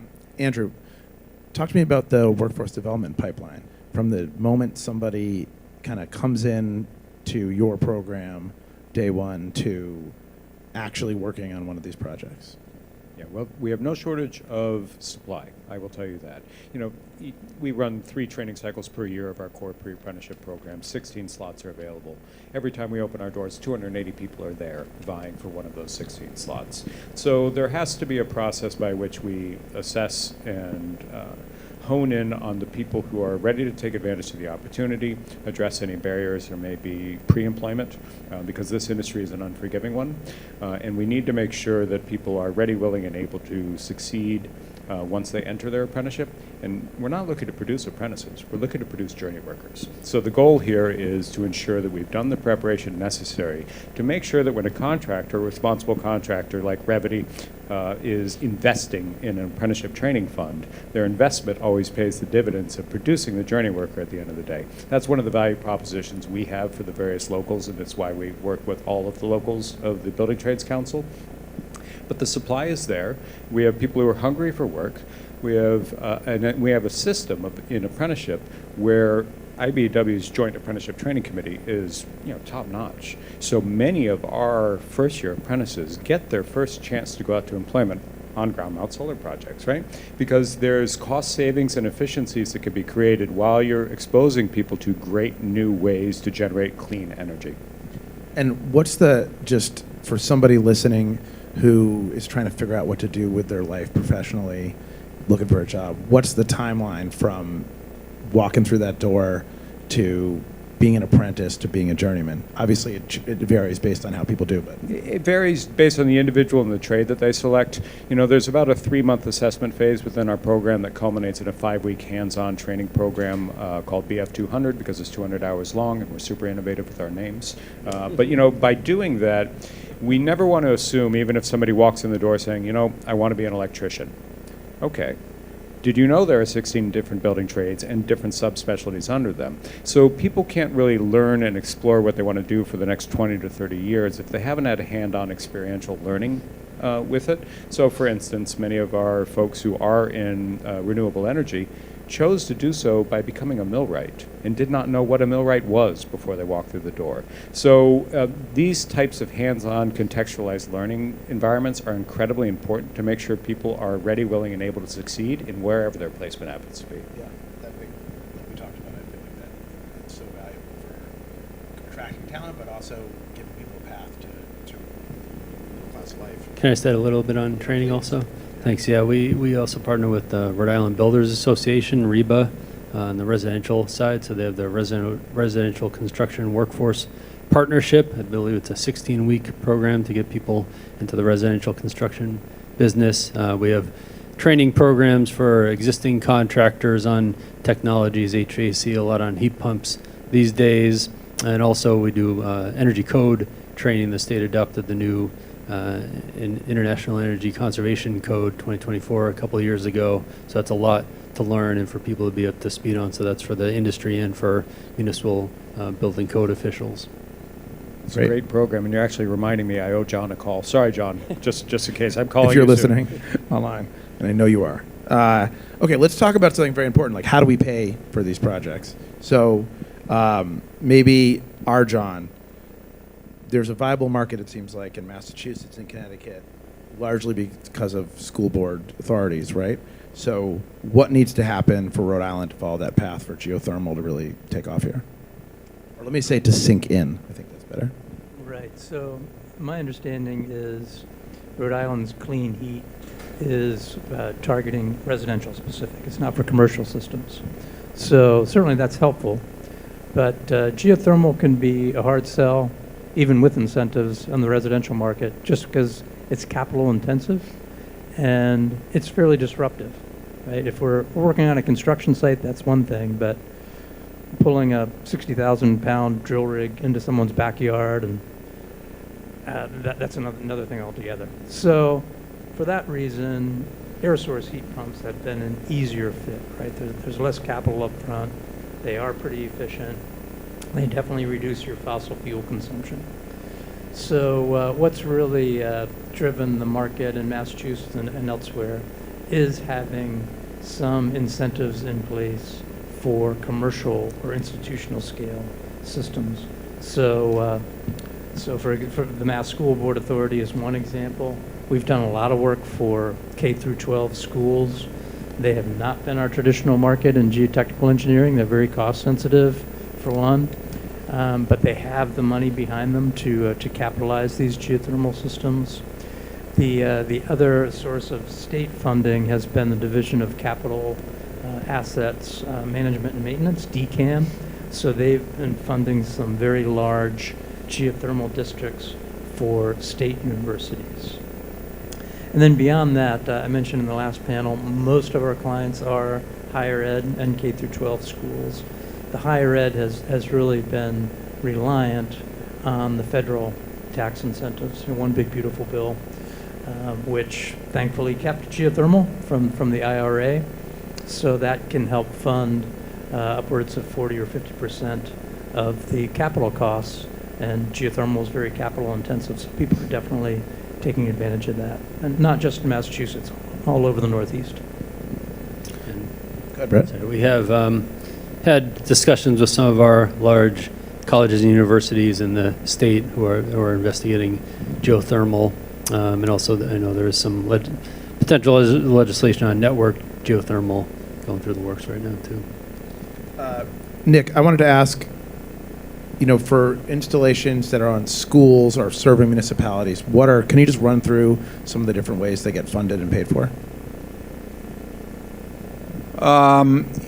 Yes, we have not built a project on a school or a piece of town property, I don't think. But at bottom, I think most of these projects still participate in the net metering program. Yep. I think is the easiest. That's the cleanest program. If you have the requisite amount of load consumption, that is the cleanest program to slot yourself into because it makes the most. It's the easiest to understand, and that really is we call it behind the meter. Your generation is rolling your meter back, and then your consumption is rolling your meter forward, and then the utility company will come at the end of the month and read, are you net generation or net consumption? And if you've designed your system properly, you should be pretty close to even. Some months you may have a little bit to pay, some months you may have a little bit of credits that you get, and hopefully the credits you get will then offset the months that you have to pay, and it comes out in the wash. So that's what I would imagine most of these municipal sites that you see would do. What about the virtual net metering for for example, I believe many municipalities in Rhode Island subscribe, right? And I think Revity has done some of those projects as well. How does, maybe just explain to people how that works, and that'd be great.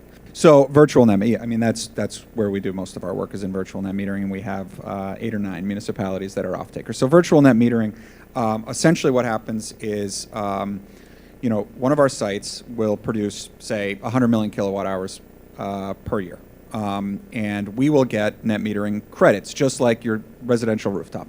The problem is, and a credit is essentially a gift card, a Rhode Island Energy gift card for 1 free kilowatt hour. And that's great, and that's what residential rooftops do, and that'll just offset their own usage. But the problem for us is we use nowhere near 100 million kilowatt hours in our modest office in Warwick. So what virtual net metering recognized when it got started was, okay, we still want you to build that. We understand you can't use it, so there's no reason to build it. But why don't you transfer those gift cards to a third party like a city that does use 50 million kilowatt hours a year? And they can take the gift card and redeem it to Rhode Island Energy. And while you're at it, why don't you offer those cities and towns a discount on what they're paying on the gift card? And that's exactly what we do. So we, 1 kilowatt hour may give us a 20-cent gift card, and we will transfer that to a city or town, and we will, it's a competitive bidding process with other developers.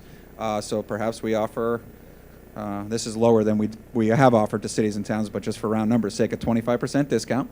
So they will pay us 15 cents for the transfer of the 20-cent gift card. They will turn around and hand the gift card in, and they've saved themselves 5 cents on that kilowatt hour of electricity. And we have now monetized our kilowatt hour with that 15 cents.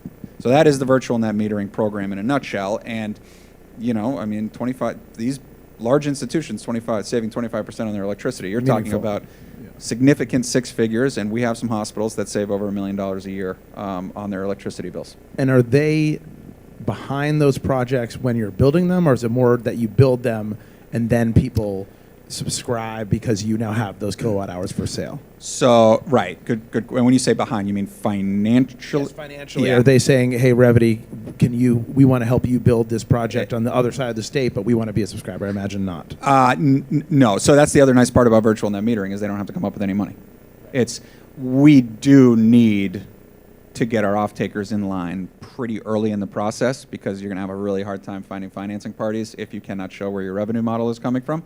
So we do get on lining up off-takers very early on in the process. But the nice thing is we don't go to them and say, hey, we need $5 million from you right now. Right. You don't have to give us anything. Once our project is up and running, and once we're kicking out electricity to the grid, and once Rhode Island Energy is giving us those credits, we'll transfer them to you. And then once we do, in 30 days, you owe us 75% of the value of the credits. So no financial upfront for you. But from just to sort of put it in layman's terms, or maybe a metaphor for people, it's like if you were a developer of a shopping plaza, you can get the loan once you have the tenants signed up. They don't put any money up front. You finance it through them, but going to the bank or going to the financing, knowing that you have the off-takers lined up. Yes. In the right. Exactly. I would say it's very similar to that. Okay. Yep. Great. Thank you very much. Brett, a lot of projects seem to maybe die before they start because people assume they can't afford them. What funding incentives and tools are available that people should take more use of? Everything from efficiency, demand response, connected solutions, storage. I know there's a whole litany of programs. We'd love to kind of get a little bit of a rundown of what's out there.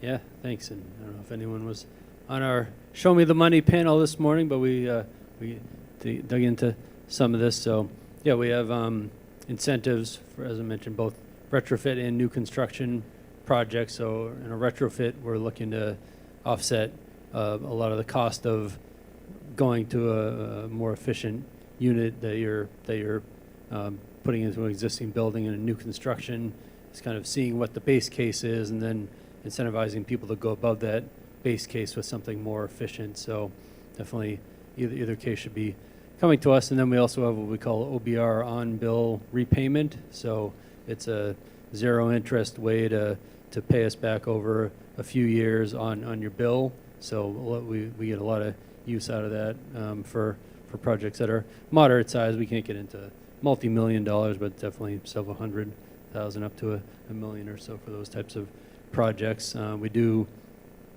try to coordinate with the other state agencies for state and federal funding. So we work a lot with RIB, the infrastructure bank, when they have funds available a couple of years ago for commercial projects. And then right now we're working with Commerce RI. They have a small business program where they're helping to supplement our incentives. So we definitely want to try to braid as much of that as possible. And yeah, you mentioned demand response, which I also wanted to get out here too. If people are familiar, we have a program called Connected Solutions where you can get paid for reducing your usage at peak times throughout the year. And so we have customers that will actually reduce their usage, turning down lighting or HVAC or maybe even process equipment. Other people have backup generation that they can turn on, and we are seeing a lot more interest in behind-the-meter battery storage right now. That's probably the biggest growing segment that we get interested in, and I think the Connected Solutions program can be a big part of the financial investment for batteries right now. Yeah, I'm so glad you brought up batteries. That was my follow-up question. So just to say, I mean, what do you think is the scale of the opportunity in Rhode Island, and what's the biggest challenge to the widespread deployment of batteries? Yeah, good question. And I break it up. There's kind of the front-of-the-meter grid-scale batteries and then more customer-sided, right? And so we are in the final stages. There was a big PUC docket going on to develop a wholesale tariff for like grid scale in front of the meter battery storage. So I think that'll really open things up on that side. And then behind the meter, yeah, we actually have over 1,000 residential customers in our Connected Solutions program with batteries, which people may be surprised by. I think that there's over 1,000 residents of Rhode Island that have batteries. It seems pretty big, and it's definitely growing still. And the Connected Solutions program is a big part of the economics of that. And then, as I mentioned, we do have more C&I scale, small and large scale coming online. Then, obviously, beyond that, there's the development of long duration storage, right? That's a separate thing, and being able to balance out things like the wind and solar. So that would be a little longer term, I'd say. And is there any, I know there was just a large rollout of smart meters. I don't want you to give away anything you're not supposed to talk about, but what are the prospects for time of use coming out for residents, and what does that portend for behind the meter storage? Sure, and I probably have to be a little careful as to what is the official company stance. We are in the middle of our rate case right now. We submitted our rate case, and hearings are coming up, and this is definitely a big topic of discussion. So I know it wasn't in our initial proposal, but it is part of, I think, some discussions now, and some of the testimony going back and forth, time of use rates, and people have asked about heat pump rates as well, or other things, whether it's storage or EV types of rates. So again, I don't want to get too far ahead. We are excited about the meters. Hopefully people here have started to get their smart meters, depending on where you live. We started in the south of the state, and we're making our way north right now. We're in the Providence area, so we should be done later this year. And yeah, we do have working with a company called Sense, which is built into the meter that can disaggregate the load, so you can see what the different end uses are, and it can see electric vehicles and solar and storage and that type of thing. So we are excited about giving people that opportunity to be able to see their data, and hopefully that'll lead to more action. I've got mine, thank you. How often do you look at it? Not enough is the answer. Andrew, all this depends on having people who can actually build and maintain and expand these systems. So you were saying, that there's a lot of people entering the pipeline right now. Maybe just talk a little bit, and you mentioned some of this, so I don't want you to repeat yourself, but what does a registered apprenticeship provide that other pathways often don't? Well, I mean, the key point is earn while you learn. Many people can't afford to run the risk of incurring debt to receive a degree and then hope to get a job at the end of it. Many people need to earn and learn at the same time, and more we are linking new apprenticeship programs we're developing with college credit and degrees anyway, right? So it's a more economical way especially if we're trying to reach and expand opportunity to folks who are experiencing poverty. It's absolutely necessary. So the pipeline is extremely good. Registered apprenticeship has a lot of value to offer. And if you don't mind, a couple comments, because it sounds like there's some really smart financial programs that I need to get smarter on myself. Two frustrations. We run a graduate service learning program where our graduates who, while they're waiting for placement, can receive advanced training. We built 5 passively designed net zero homes. There is for low-income families. There's no way that would have been possible if we weren't subsidizing the labor costs by running it through a training program. And similarly, when 2010 we launched the Emerald Cities Providence Initiative, we were trying to get to deep energy retrofits. But the problem was energy service companies at the time were changing the light bulbs, taking the payback within a 7-year period, and not doing the deeper work necessary to get to the building envelope as a whole. And it sounds like there's tools that I've fallen behind on that can start to address that. And that's super exciting, because when you link the financing with registered apprenticeship utilization, you have a win-win. Not only are you doing more depth within the project, but you're expanding the availability of trade opportunities, because the glazers are the ones who have the AGMT certification to put on the building envelope to make sure it's conserving the energy that you're generating, hopefully from a clean source, and using well within your building. That makes a lot of sense, and everyone, should understand that the best practice is to do the efficiency work before you get solar for your residents and probably for your commercial building as well. Yes, you can applaud. It's okay. We've got so much applause so far.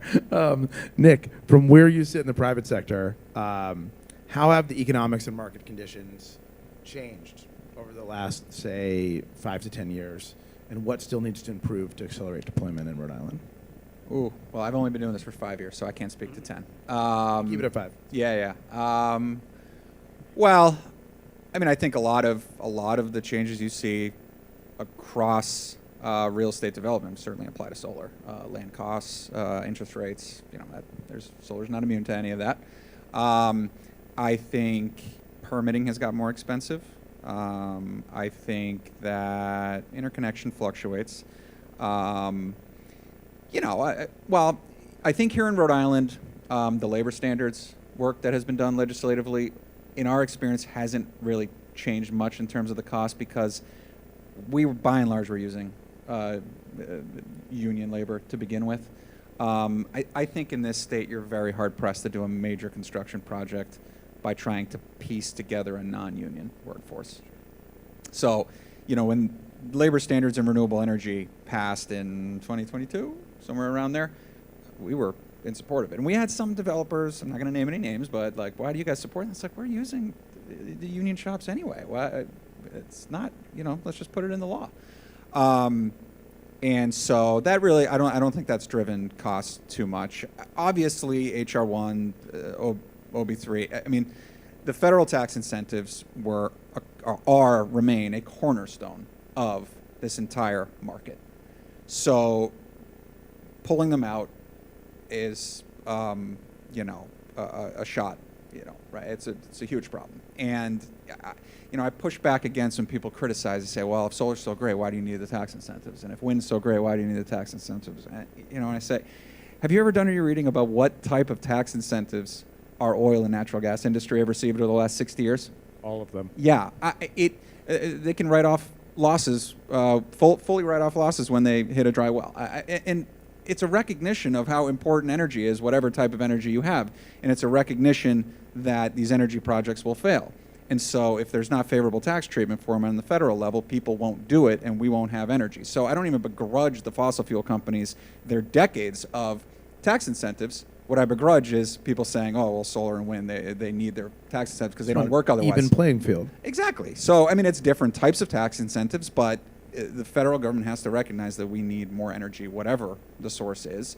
And so the tax incentives are those programs. So certainly we're hopeful that we have a group in Washington that remembers that it should go both ways. I think we have a good delegation here from Rhode Island. Of course, I was not talking about that. No, I know. Brett, what are you seeing right now in how customers think about energy?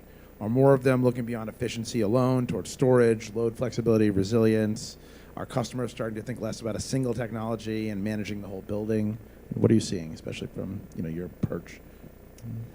Yeah, definitely. It is the whole picture, and obviously, affordability is the word of the day. However, you can address that, so there's no one single solution to that or one single blame point, right? So it's all the above, as people like to say. And yeah, I think we try to help customers look at it holistically. We probably can do a better job of it ourselves as well within the silos of the utility and some of the regulatory silos, right? Because it's not always easy to cross streams in different programs, but ideally from a customer standpoint, you can make it as simple for them, and because at the end of the day, they don't necessarily care where it's coming from. They want to know what their bill is, and that's going to be reliable, whatever it is, and certainly environmental benefits as well. So some customers might be solar, some might be stored, some efficiency. So just trying to find what works best for each case. Thank you. And Andrew, to go back to you, what are the bottlenecks?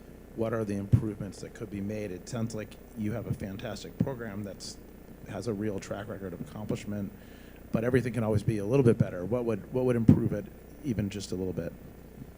Well, what would improve it is changing the demand side of the equation, right? Because right now it's one of those funny dynamics where the market's never going to correct itself in terms of the workforce imbalance.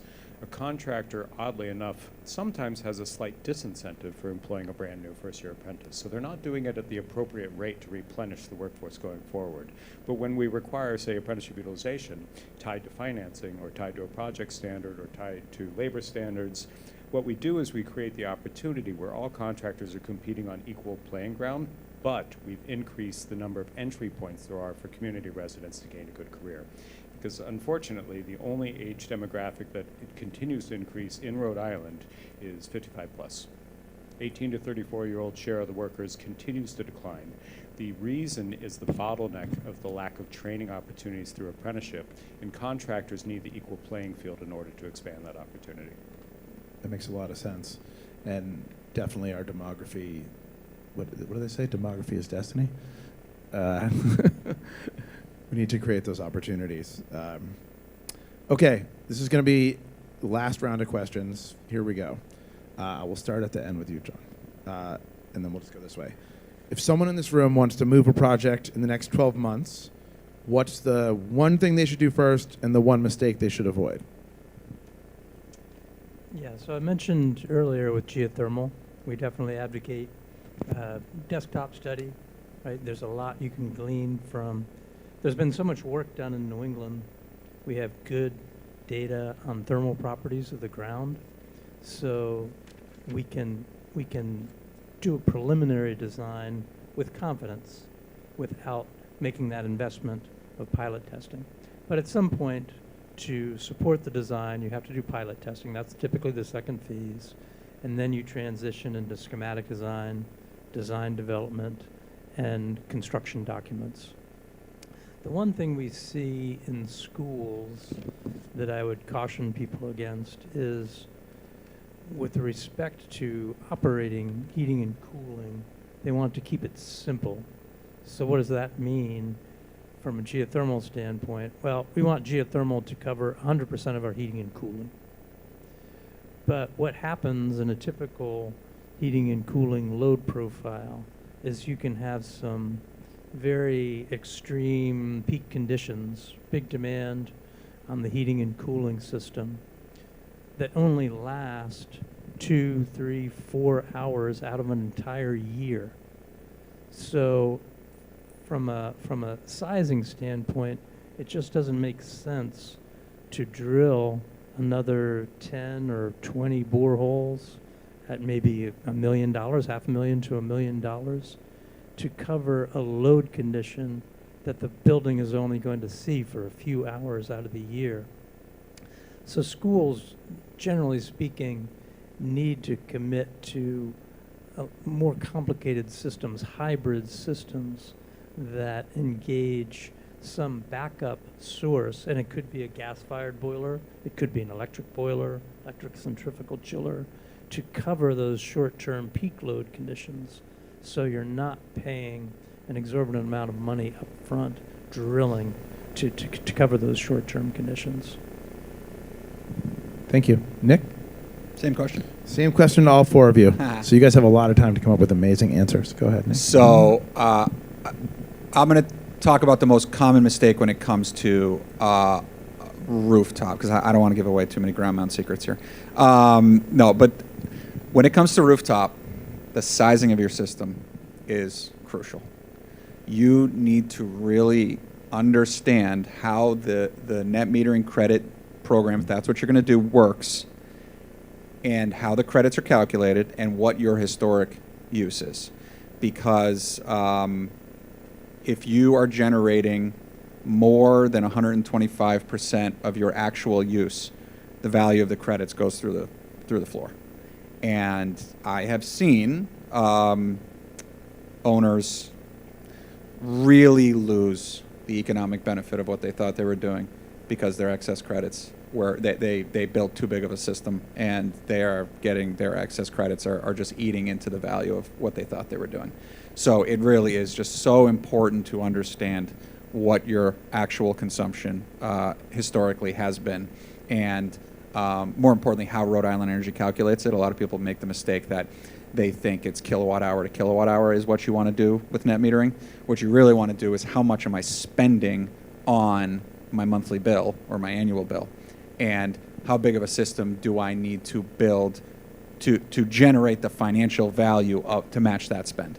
Because if you just go kilowatt to kilowatt, that's where a lot of people get into trouble. And early on, the virtual net metering world is similar. Early on, we ran into that issue with off-takers saying, hey, we need exactly the amount of kilowatt hours and credits that we use. And we try to, it's not about the kilowatt, it's about the spend. What's the value of the credit versus what's the value? You want to be buying money, you're not buying kilowatt hours from us, and it's complicated. So I understood people were like, no, that's not right. So it's all about sizing. You really, sizing plays an interconnection too. So you really just need to understand how big of a system should I build, how big of a system can I build. So you really got to understand that. I think that's definitely critical. And one thing I'd add, and certainly it's true in the residential and small commercial, is don't build it and then start adding all this other electric load, thinking, because now you've missized it, right? So you got to get that. Am I going to have EVs and charging? I need to. I know for Resi, you need to actually have the bill of sale for the EV in order to get the bump in how much net metering you can have. Yeah, I think they changed that last year, though. Didn't they get rid of the 120? They raised the cap up, but you still can add more based on if you have electric vehicle. And I think sometimes people stack it up like, okay, I'm going to get a heat pump later, but you kind of want to have the efficiency done first, have the heat pump, and then say, this is my load that I want to offset. Yeah, so last year they got rid of, I believe the legislature got rid of that 125% limit for residential solar. I know that was a couple of years coming. And I thought that was a good legislative change. But I will say, in the back of my head, I was a little concerned about homeowners really blowing out their system, 200% of last year's, Right. And at least in the first few years, looking at their credits and say, oh my God, I'm getting hammered here with the excess net metering charges. Or I'm not getting the full value of what I thought I was going to get. So there was a value in the governor there being the governor being in the law saying, no, you can't even build bigger than that. But certainly there's value in overbuilding when your intent is to do the EV, to do the battery, to do all this electrification. So I think ultimately it was a good legislative change, but people do need to give real thought to sizing. Absolutely. Andrew? Well, a mistake to avoid, especially on large-scale complex projects, involve labor early. You have to. When I hear geothermal, I think of my friends over at the United Association of Plumber and Pipe Fitters, Local 51, the highly skilled labor that is necessary. There's the pile drivers involved. There's the laborers that are involved. When I think offshore, I think about the millwrights. I think about the iron workers, the carpenters, all the rope access technicians that are necessary. I think about solar. There's all of the electricians involved. They have to be involved early because not on every project, but on the vast majority of large-scale and complex projects, these are the supply, the cost driver of labor is huge, and we have to ensure there's the adequate supply. And I will point out that many union contractors, all of them, are signatory by choice because it makes sense for their business model. If I need 20 highly skilled electricians who have the EVITP certification tomorrow, who else am I going to call? So you have to make sure you're involving labor in the conversations early to map out and plan for your project needs. But also, if there's a municipal aspect or a regulatory or permitting process, what better way to ensure access to great careers for local residents, but by including registered apprenticeship within the project standards? That makes a ton of sense. Brett, how would you answer this question, especially in regard to efficiency? Yep, thanks. I'll agree. Call us early. Don't wait till the end because we don't just have incentives for the actual project, but we also can help with when you're in the technical analysis phase, right? We can help with financially with technical assistance as well as bringing on experts that we have contracts with. So earlier the better. And I read the ProJo online every day, and pretty much every day has 1 to 2 articles about new developments, whether it's residential or multifamily or commercial. And I always send them on to my team to see, are we involved in this one? Are we involved in that one? Most of the time we are, but once in a while I'll find one that we're not, so don't make me find you that you haven't contacted us. You heard it here. Don't make Brett find you. I think we have a couple minutes to take questions. Does anyone have a question? Or is that yes, please.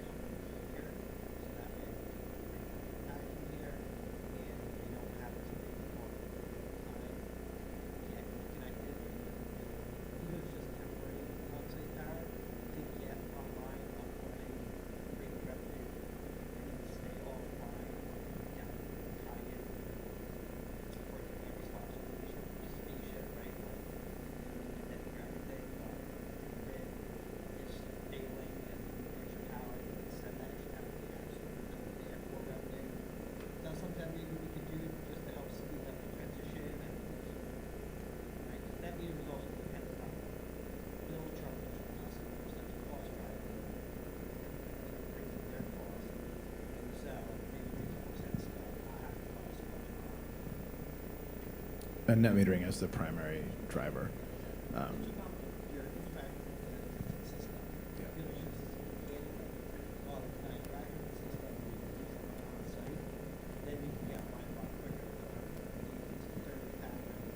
Well, I'm sure that Nick would look with envy on the permitting process in a Texas municipality. So, Yes. Nick, I'll let you answer the question. Yeah, no, it's true. So I do know about net metering 3.0 in California, and I guess I hadn't given it much thought, so I appreciate the question. The problem with designing solar projects with on-site load in mind, and specifically new on-site load, is you are not going to advance the renewable energy standard with that project or the Act on Climate, because those equations are fairly, they're very complicated laws, but the equations are pretty simple. You have the numerator, which is renewable energy development, and then you have the denominator, which is existing load in the state, right? And you're trying to get that numerator up to match the percentages in the law. So when you bring in-state load, new load, into the state, you are reducing the state's compliance with Act on Climate, which, is good. We should bring in more manufacturing, but you have to recognize that. So the only issue I would have, just thinking about it off the top of my head, is when you're matching on-site load with on-site DG generation, that project is now really not contributing to the Act on Climate because it is not offsetting the load that exists elsewhere. So that's the benefit of a large DG system that is not connected to a large load customer. But I agree with you that it would make interconnection easier, because then you don't really need to utilize the local distribution lines, and we don't have to bother Rhode Island Energy as much about what the substations can handle, because it's just using the generation that sits right there. Ultimately, I think where we see the biggest stops in the interconnection process, it's really two places. It's the impact study phase, and then this has nothing to do with Rhode Island Energy, is what's called the Affected System Operator Study, the ASO study, which is done by the RTO, the Regional Transmission Organization. That's not outside of their hands. My understanding from both of those systems is that the problem is they are studying a bunch of projects at the same time together, and trying to understand what all those projects are going to do and what they need under the existing infrastructure assumptions. The issue there is once a project drops out, they got to start again, because they were assuming 175 megawatts, and then 25 drops out, and it's like, oh, well, now we got to study 150. It strikes me that there must be a better way to do it. That said, I have no idea what that way is. So.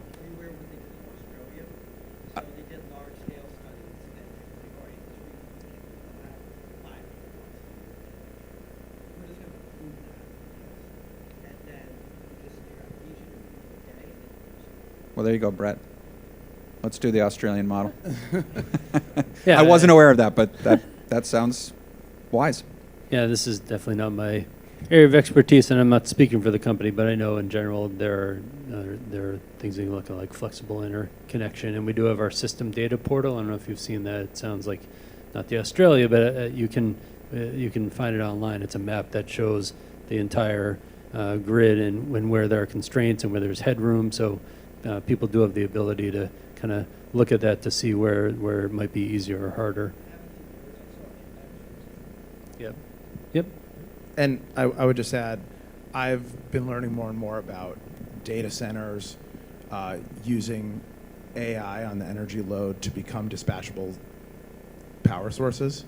And I think that you could imagine that might change the economics along interconnection, right? Because they basically would become a producer into a system with behind-the-meter power that they could sell by sort of, right? Because they don't need that power on one uniform. It goes up and down, and you could control it. I think that's coming, right? Everything is going to be optimized using AI to be the most efficient. So had to get AI in before the end of a panel. It's a rule in 2026. Must mention AI. Just did it at the end so we could comply with the rules. Any other questions before we close? All right. Thank you very much to the panelists. Thank you. Let's give them a hand. All right. Thank you. Now we can drink.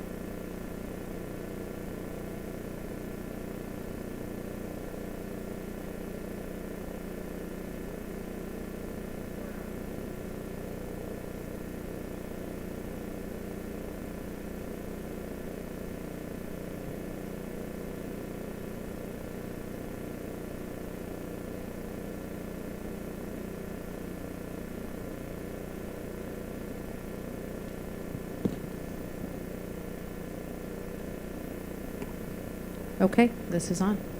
All right, good evening, everyone. My name is Priscilla De La Cruz. I am the Director of Sustainability for the City of Providence, and I will be moderating this afternoon's panel named City Hall Goes Green.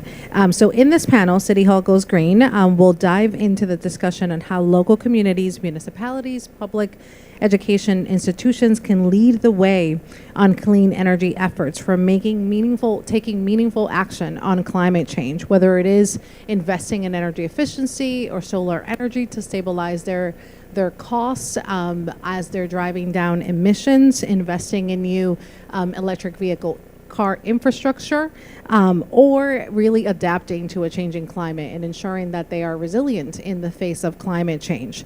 So we will dive into all of that and talk about how it is possible and how it's actually already happening.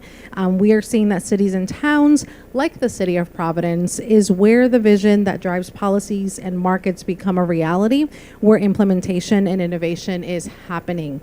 So in the City of Providence, we're really leading into our Lead by Example initiative, and what we do in the City of Providence is all tied to our climate justice plan. In 2023, Mayor Smiley signed into law the Energy Efficiency and Carbon Neutral Ordinance, committing the city to double down on reducing emissions in our public municipally owned buildings. So what that means for us is that by 2040, we will phase out fossil fuels from all of our public buildings. So my Department of Sustainability, working with the administration and our peers, we were tasked with creating a decarbonization roadmap that assess 130 buildings, including our school buildings, to see how are we strategically going to make the necessary investments to change the way we heat, power, and manage these buildings. And at the same time, really putting to use the assets that we have, which are our municipal buildings. So we're looking into more innovative projects. We actually have a microgrid pilot in the works. We are deploying solar energy. And yes, we are doing that in the absence of federal support, but also we know that some of the ITC credits for solar are about to sunset, so we're moving fast and we're moving strategically. We're also, as we are electrifying our buildings, also identifying opportunities not only where we could deploy solar, but also where we can look at creating district heating loops. We know that we're making historic investments in upgrading our schools, so it's about how we do that and how we also do that collaboratively, working with partners in the industry and also with the utility. And we also are working hand in hand with the City Council when we think about what is the dedicated funding that we need to continue to sustain those investments. So we recently announced a green revolving fund where we are going to it has an initial seed funding of $3 million, but the idea is that as we invest in projects, the savings, the incentives and rebates of the funded projects, will come back into that green revolving fund. So it's about longevity. It goes beyond the Smiley administration. We're just committed to really creating solutions that are going to stick with the city and the communities for decades to come and ensure that there is revenue dedicated towards improving our public spaces that the community relies on. So that's just an example of how communities in the city, one that I am a proud resident of and also happen to work for, how we are leaning into leading by example. And that is just talking about what we're doing when it comes to driving down emissions and investing in our buildings, but we're doing a lot more when it comes to resiliency because we're feeling the impacts of climate change. So it's an honor to moderate this panel. I'm excited for you to hear from our panelists. I'm going to actually let them introduce themselves so they can tell you in a few minutes their background and how they think about the topic we're about to dive into. So George, you have the mic now. My name is George Sneroulakis. I work for the State's Energy Office, the Office of Energy Resources. I'm managing the program Lead by Example that we provide support to all state government to improve energy infrastructure and also municipalities and school districts. The current administration has issued an executive order that asks the state government to lead by example in energy issues, and we have a very quantitative targets to reduce emission, to invest in sustainable transportation with charging stations, electric vehicles, and improve in general the stock of our facilities in terms of energy consumption. This is a very active program. We have funding mostly from REGI proceeds from and the federal government and state government. So it's a robust program. On average, I think our program provides funds about 8 million to state and local government. And the specific target is implementation of energy projects. So our focus is narrow, do things that improve the energy performance of facilities at the state and local government. I will be happy to tell you more details later on, but as the mission of our program is to support the public sector in Rhode Island to follow a clean, affordable, reliable energy future for Rhode Islanders. Thank you, George. John, over to you. I'm John Castrinas. I'm a hydrogeologist with Haley & Aldrich, based in Boston. Haley & Aldrich is a geotechnical engineering firm, and I lead the geothermal practice there. So if you don't know what geotechnical engineering is, well, you're forgiven. It's kind of a niche. But we do a lot of work in designing building foundations, right, based in Boston, but we've done a lot of work in Hartford and other cities.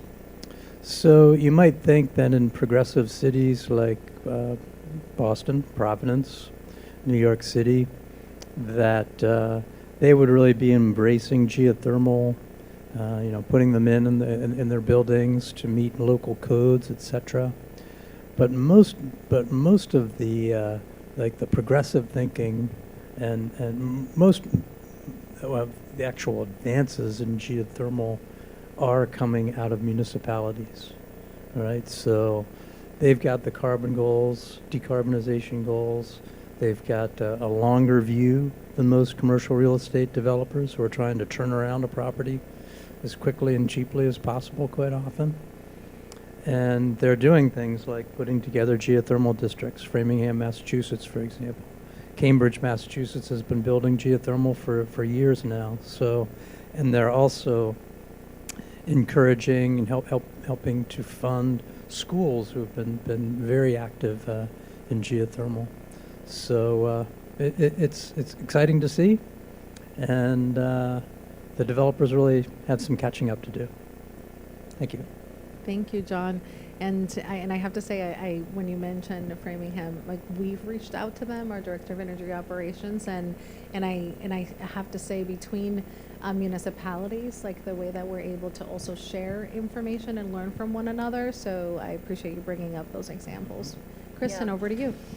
Kristen Rohde, the Executive Director of Northeast Renewable Energy Coalition, and we are a grassroots-built organization where we spend most of the year out in the field with our municipalities. So that's a big part of why we wanted to be on this panel.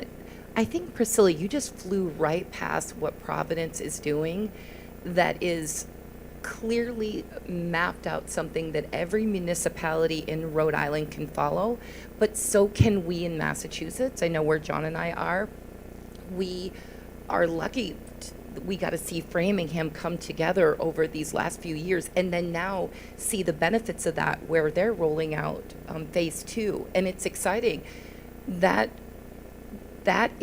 was the beginning at that time, and now Providence, what you guys are doing with this plan has not been done at a municipality level yet, and I think that you kind of skirted past really quickly that regardless of the federal funds being stripped away, Mayor Smiley and your entire team is forging ahead, and I don't want that to be lost on the viewers that are listening. That is not easy to do when everything's telling you to slow down. Rhode Island has been the one state in New England that has not slowed down in the sense of projects moving forward.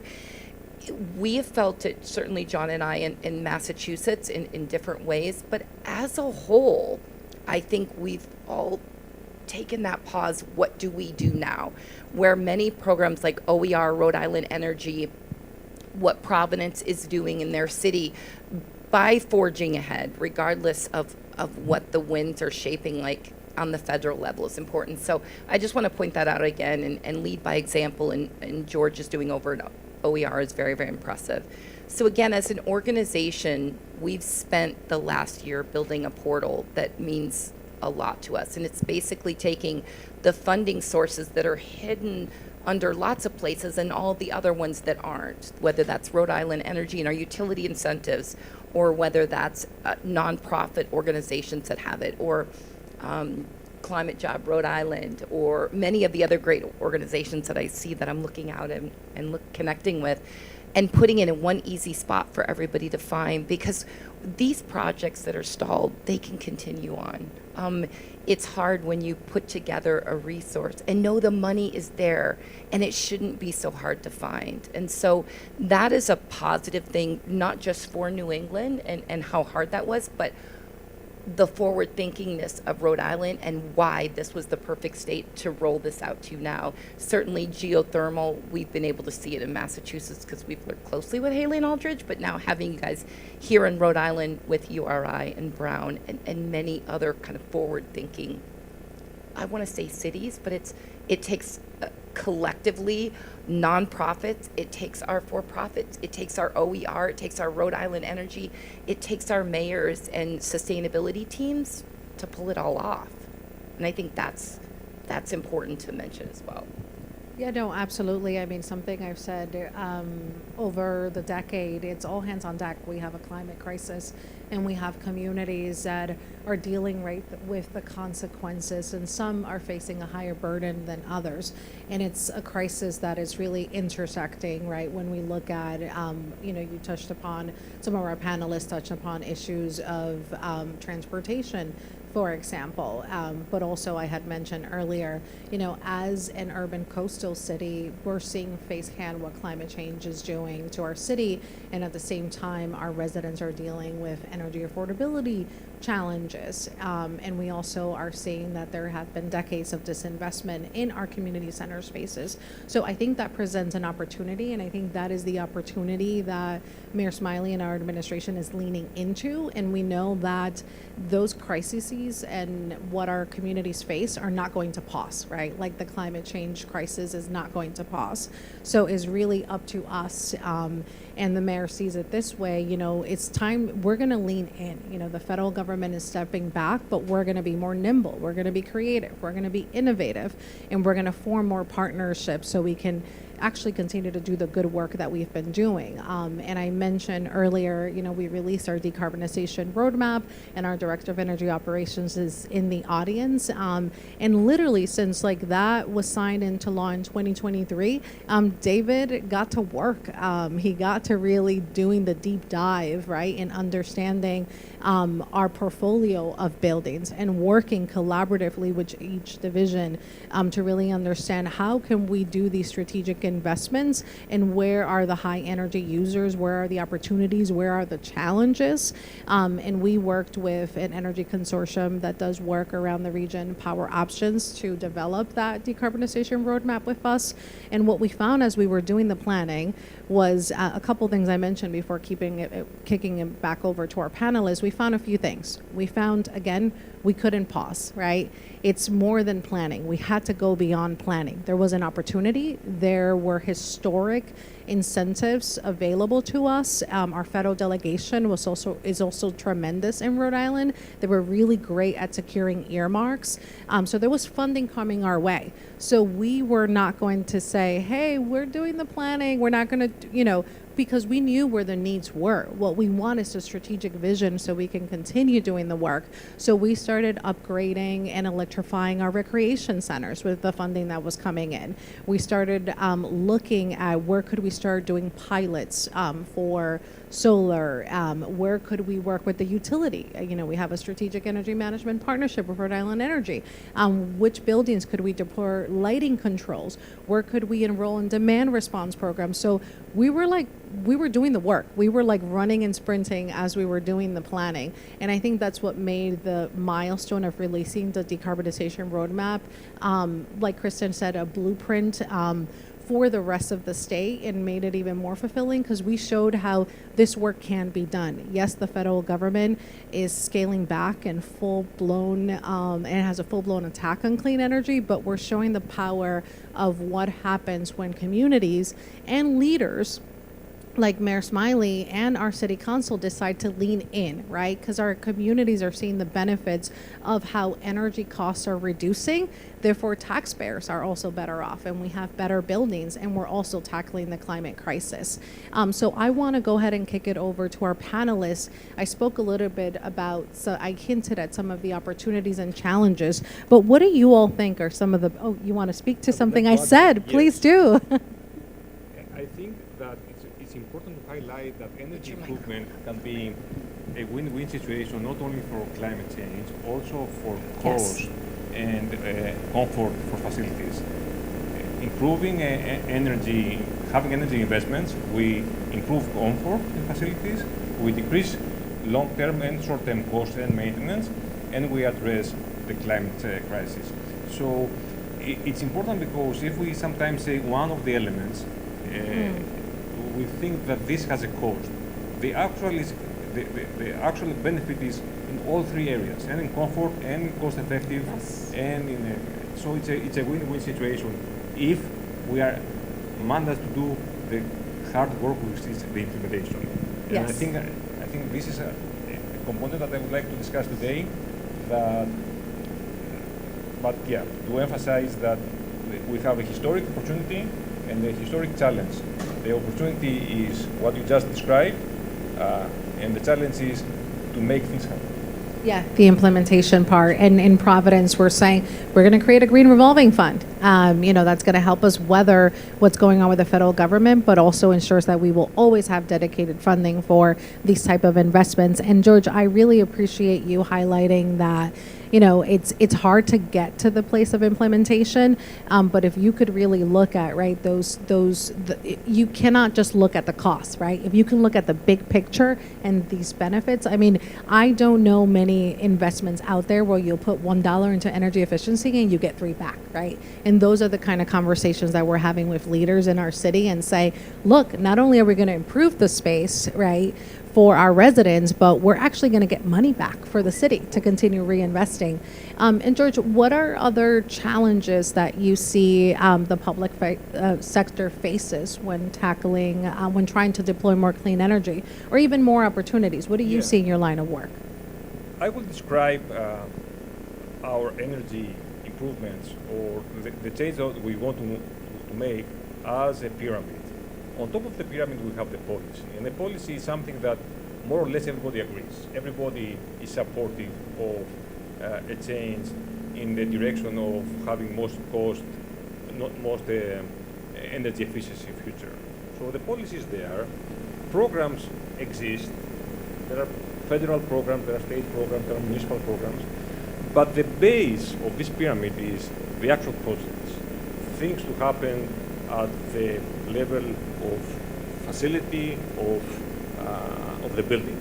And the challenge is there that the implementation is not as expected.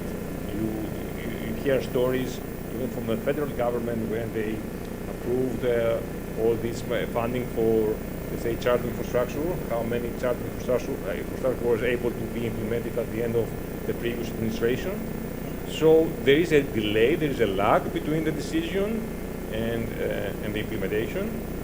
And I see also a big gap that we have good people in policy, we have good people in programs, but communities, organizations, they don't have energy people to do the work. And the reason there is that for many years, energy improvement was a part of a cycle of 20, 30 years improvements. Let's say that every 20, 30 years we have a major renovation, and the organization was able to address all the energy components and upgrade buildings. The last 10 years, energy improvement is a standalone scope. Let's put charging infrastructure, let's put solar, let's electrify the heating. So, and there are not people to support the implementation at the government level, and when I say government, local and state, because that mechanism wasn't there. It's not a decision, the transformation didn't happen as expected. So you go to a school district, you go to a municipality, you go to a state agency, and you try to find the energy person that will be the advocate of that change, and you don't find it. Maybe you go to a municipality and you see that the person that is dealing with energy improvement is the CFO. It's great, but he doesn't have the knowledge to do the implementation. So there is a lag in implementation because we don't have yet the right people in the right position to make things happen. And I don't say that this happened with a purpose. It happens because we are in a transformation period and things didn't happen at the implementation level as fast as they happen at the policy and program level. Very interesting insight. I would like to say something, Georgia, to what you're saying. That makes a lot of sense, and it's almost even more fitting that we're sitting at the CIC building in Providence. And to me, all of those things which have been true for a lot of municipalities, certainly around New England, we're with them all the time. That hasn't been happening in Providence. So I think I almost want to throw back a question, Priscilla, to you guys, and I know David came in, and I am curious because all of those things were still true and you still made it happen. We are out in the field all the time with our municipalities, our mayors, our city council. Some have that poverty mindset, not intentional. It's, we have no money. How do we make this work?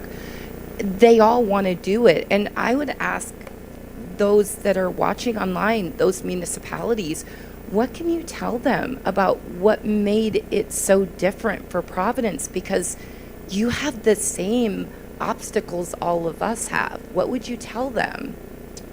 I mean, I will say, and I say this whenever I'm like at the State House or elsewhere talking about what we're doing in Providence. I know that, as the capital city, in the size of a government, we have more resources than most of the smaller cities and towns right throughout the city. So we also have more like people resource capital. So I'm fortunate that I have a director of energy operations on my team and also an energy manager, but we didn't get there overnight, and I think that's something that I would think about where you can start. For example, we lean into the resources that we have because it's a small team doing this work, and part of our resources are like, where do we find more capacity? So I mentioned earlier power options. Well, the League of Cities and Towns has a partnership with Power Options, and Power Options provides services like when it comes to solar procurement, when it comes to electricity supply procurement. They actually helped us get going on deploying more electric vehicle charging infrastructure, and then also like Office of Energy Resources. So really like knowing what the landscape of resources looks like and then using them and leaning into that. And the last thing I will say is our Director of Energy Operations, David Ruggiero, spends a lot of time, and so does our Energy Manager, Andrew Brocolo, with our Public Property Department, right? We're meeting constantly, and it's so exciting to see because we have our folks that are working on facilities saying, oh, when are we going to do this next lighting project? Or like, we have this, we need to find money to actually upgrade this HVAC system. So like we're thinking about these things together and the buy-in there. And same thing with our Parks Department. They're in the business already of being sustainable and providing community center spaces. So always thinking about how they improve the experience for the residents. So I think building those internal partnerships and also external partnerships and tapping into resources is really critical regardless of your size.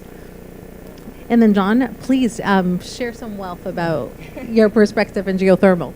Well, you had mentioned the partnership with local utilities, and it may seem counterintuitive that, say, a natural gas utility, what would their interest be in establishing a district for geothermal, which is clearly adverse to fossil fuels, right? And that's their business. But they're seeing a decline in new natural gas hookups, in part due to municipal incentives and demands for no new fossil fuel hookups in some cases. And yet they also have their existing district of lines with ratepayers. So I think they're looking ahead to see, well, can this essentially be utilized, converted for geothermal and other thermal sources, heating and cooling on a regional scale, or at least a town or a city scale. So there's they're pretty far looking forward on that. And then for electrical utilities, Eversource, for example, was heavily involved in the Framingham district, geothermal district, and you might say there's some vested interest, right? Because geothermal is electrically driven, but it's very efficient, right? It's even more efficient than air source heat pumps. So they see it as a more, I guess, cost-effective use of the energy they're providing. So there is some interest moving forward in kind of preserving their supplies by making use of more efficient electrical sources. Yeah, and I love how you frame that in speaking to the utility model, right? The business of providing power and heat is changing, right? And that presents an opportunity as well, and also an opportunity for partnership. And I wanted to ask this follow-up question for you all to chime in on. I've spoken a lot about what Providence is doing. One of the things that we're trying to do is really figure out how to create more public and private partnerships so we can scale up and do bigger projects. Like, we know that there are some sites that could be feasible for geothermal or ground source heat pumps, but we know that there are other buildings, not only public buildings in that area. Like, wouldn't it be great if we create a district heating loop? So maybe even starting back with you, John, like, what are some ways that you've seen, some examples even outside of the state, where there are some other effective public and partnership models? And I think you might also be doing some things here in Rhode Island as well, tied to geothermal, if you want to speak to that. Yeah, so we're doing some work for University of Rhode Island, looking at feasibility of geothermal with their Kingston campus, and then designing a standalone system, which would be more of a decentralized geothermal option for their Narragansett Bay campus. I can't say outside of Framingham that there are a lot of examples for public-private partnerships, at least fueling geothermal. And there are only a couple of districts that have been built in the Northeast, one of them being Framingham, the other being Smith College. But those have both, Smith College has funded it on their own. And of course, as I said earlier, Framingham has this partnership with Eversource that's made it happen. So I think that's unique, and that's why it's gotten so much positive publicity and is really seen as a model throughout the country for how municipalities can partner with utilities to make it happen. Great, thank you, Yeah, John. and I would like to add, Yes. if you don't mind, Priscilla, about what John's talking about too. I mean, obviously, for those of you who are watching in Rhode Island, you might not know the Framingham, Massachusetts project that we're referring to, but it is a district geothermal. Maybe give people an idea of what that means as a homeowner or renter on the geothermal side, what they did, just for a second, so that I think people can understand, because we're kind of circle back to what David is doing, who I wish we could turn the camera and add a seat and bring you right up here to talk about that, because it is a map, but I think that would be, do you mind, John, kind of telling people to understand it in a simpler way and what it means dollars and cents? Yeah, I guess to simplify it a little bit, it's not all that dissimilar from tying into a natural gas line in front of your house, right? So instead of tying into natural gas, you're tying into an ambient loop is typically the term that is circulating fluids. It might be water, or it might be a mix of water and glycol. And then, well, there are two ways to do it. Either you have heat pumps in each individual building that are drawing on the fluids and converting that locally to heating and cooling in the building. Or in the Smith College case, for example, they have large fields that are feeding the geothermal fluids to a thermal plant, and then the thermal plant distributes the cold water and hot water for heating and cooling. So those are essentially the two options. Frankly, I'm not sure which option Framingham went with, but those are, that in essence is the concept for a geothermal district.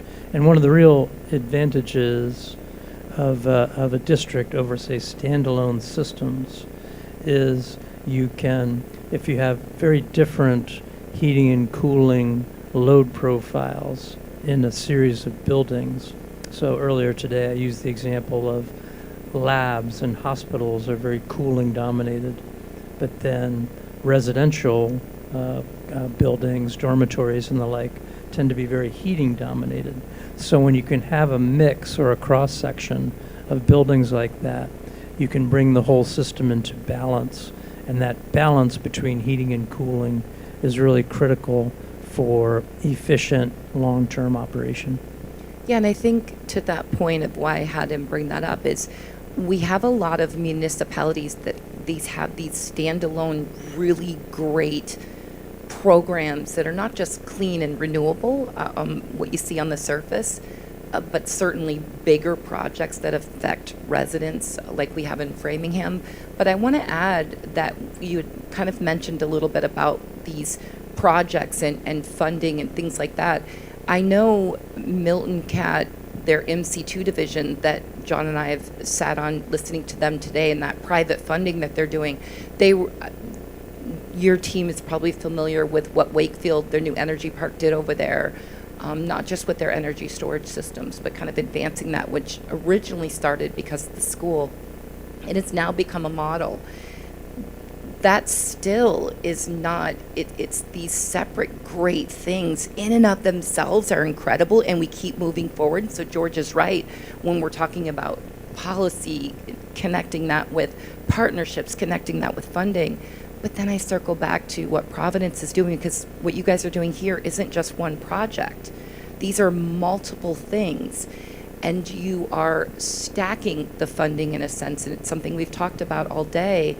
And you're doing this in a current climate that isn't set up for a city to succeed as well as it has. And so I do tend to want to circle back, Priscilla, once again, to what your entire team, and I know led by David and Mayor Smiley and your city council and all of the other people who, sit behind that curtain that are essential, because it really is a model here in Providence. And if it can be done here, it can be done at this level throughout New England. And I don't mean just our Western Mass states, like Holyoke or other towns like that, but larger municipalities throughout New England. And they're trying that.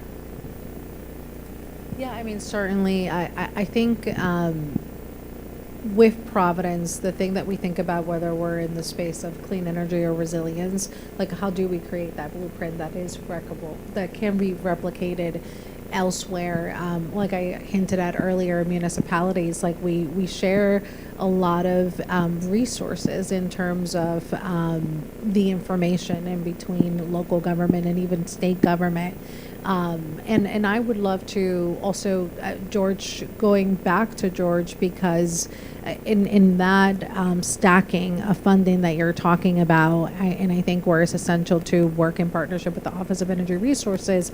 I know early on, before we even had our energy efficiency and carbon neutral ordinance in that directive, we were looking at managing 1,000 utilities for the city of Providence. Not many have, right, 1,000 utilities, and there are buildings that at the time we didn't own, but we said, wow, this is a big bill. They're consuming a lot of energy in terms of, for example, electricity. How do we stabilize those costs? And it's like, well, we got to invest in more energy efficiency. And I remember our team working with OER and being able to secure some funding to do some lighting upgrades in one of those facilities. So I would love for you to also talk, George, a little bit more about like what are some of the other clean energy projects that your office is supporting, municipalities like Providence and elsewhere. Thank you for the opportunity. There are things that happened the last few years in Rhode Island that they are important to highlight them. So in Rhode Island, right now, I think we must be national leaders in street lights LED implementation. I think more than 95% of Rhode Island street lights are LED. We changed the law more than 10 years ago, so cities and towns would be able to manage their own lights, and that happened the last 10 years. We took advantage of that in Providence. Providence was a leader in this effort, so we're talking about more than 100,000 street lights that were converted the last 10 years to LED. That shows that across the board, all municipalities were able to coordinate and make the investment with support from the utility, support from OER, and so that's a great example of make change happen. In Rhode Island, the last 5-6 years, we also implementing a very robust electric vehicle charging infrastructure. OER is implementing a $30 million program to support this transition with funding to municipalities and private entities to install charging infrastructure. Currently, we have in place a public charging infrastructure that has more than 150 chargers, not chargers, yeah, 150 chargers, yes. And there are many things happening in the near future. So besides charging infrastructure and besides LEDs, OER provides funding for specific school districts to do energy upgrades.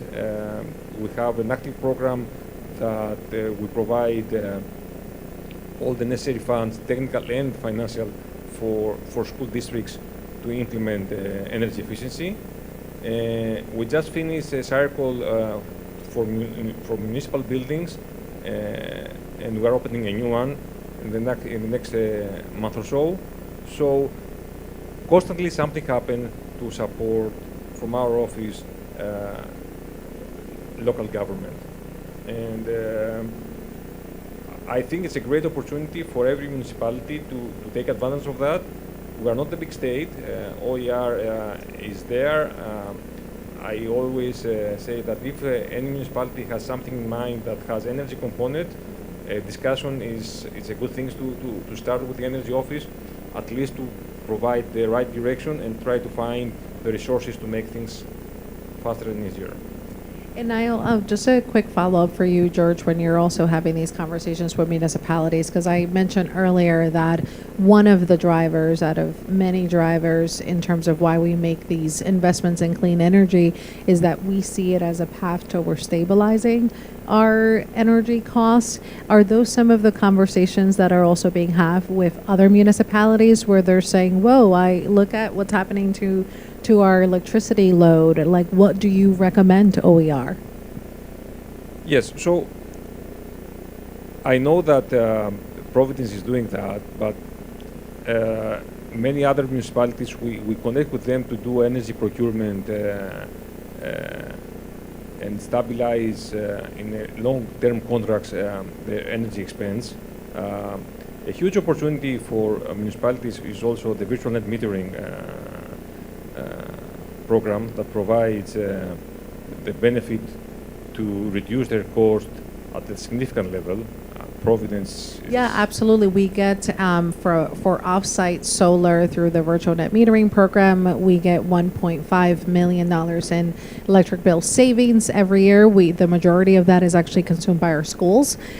So again, I'm showing the impact of what happens with policy and programs through implementation, but also we are on track, and I'm looking at David, is it by 2030 we will take ownership of those renewable energy certificates and be able to claim the environmental benefits of that, right, in terms of what the city is doing to drive emissions. Of course, we're also working to deploy solar, microgrids, and battery storage as well, but packaged up, right, it's a pretty good financial package for a municipality.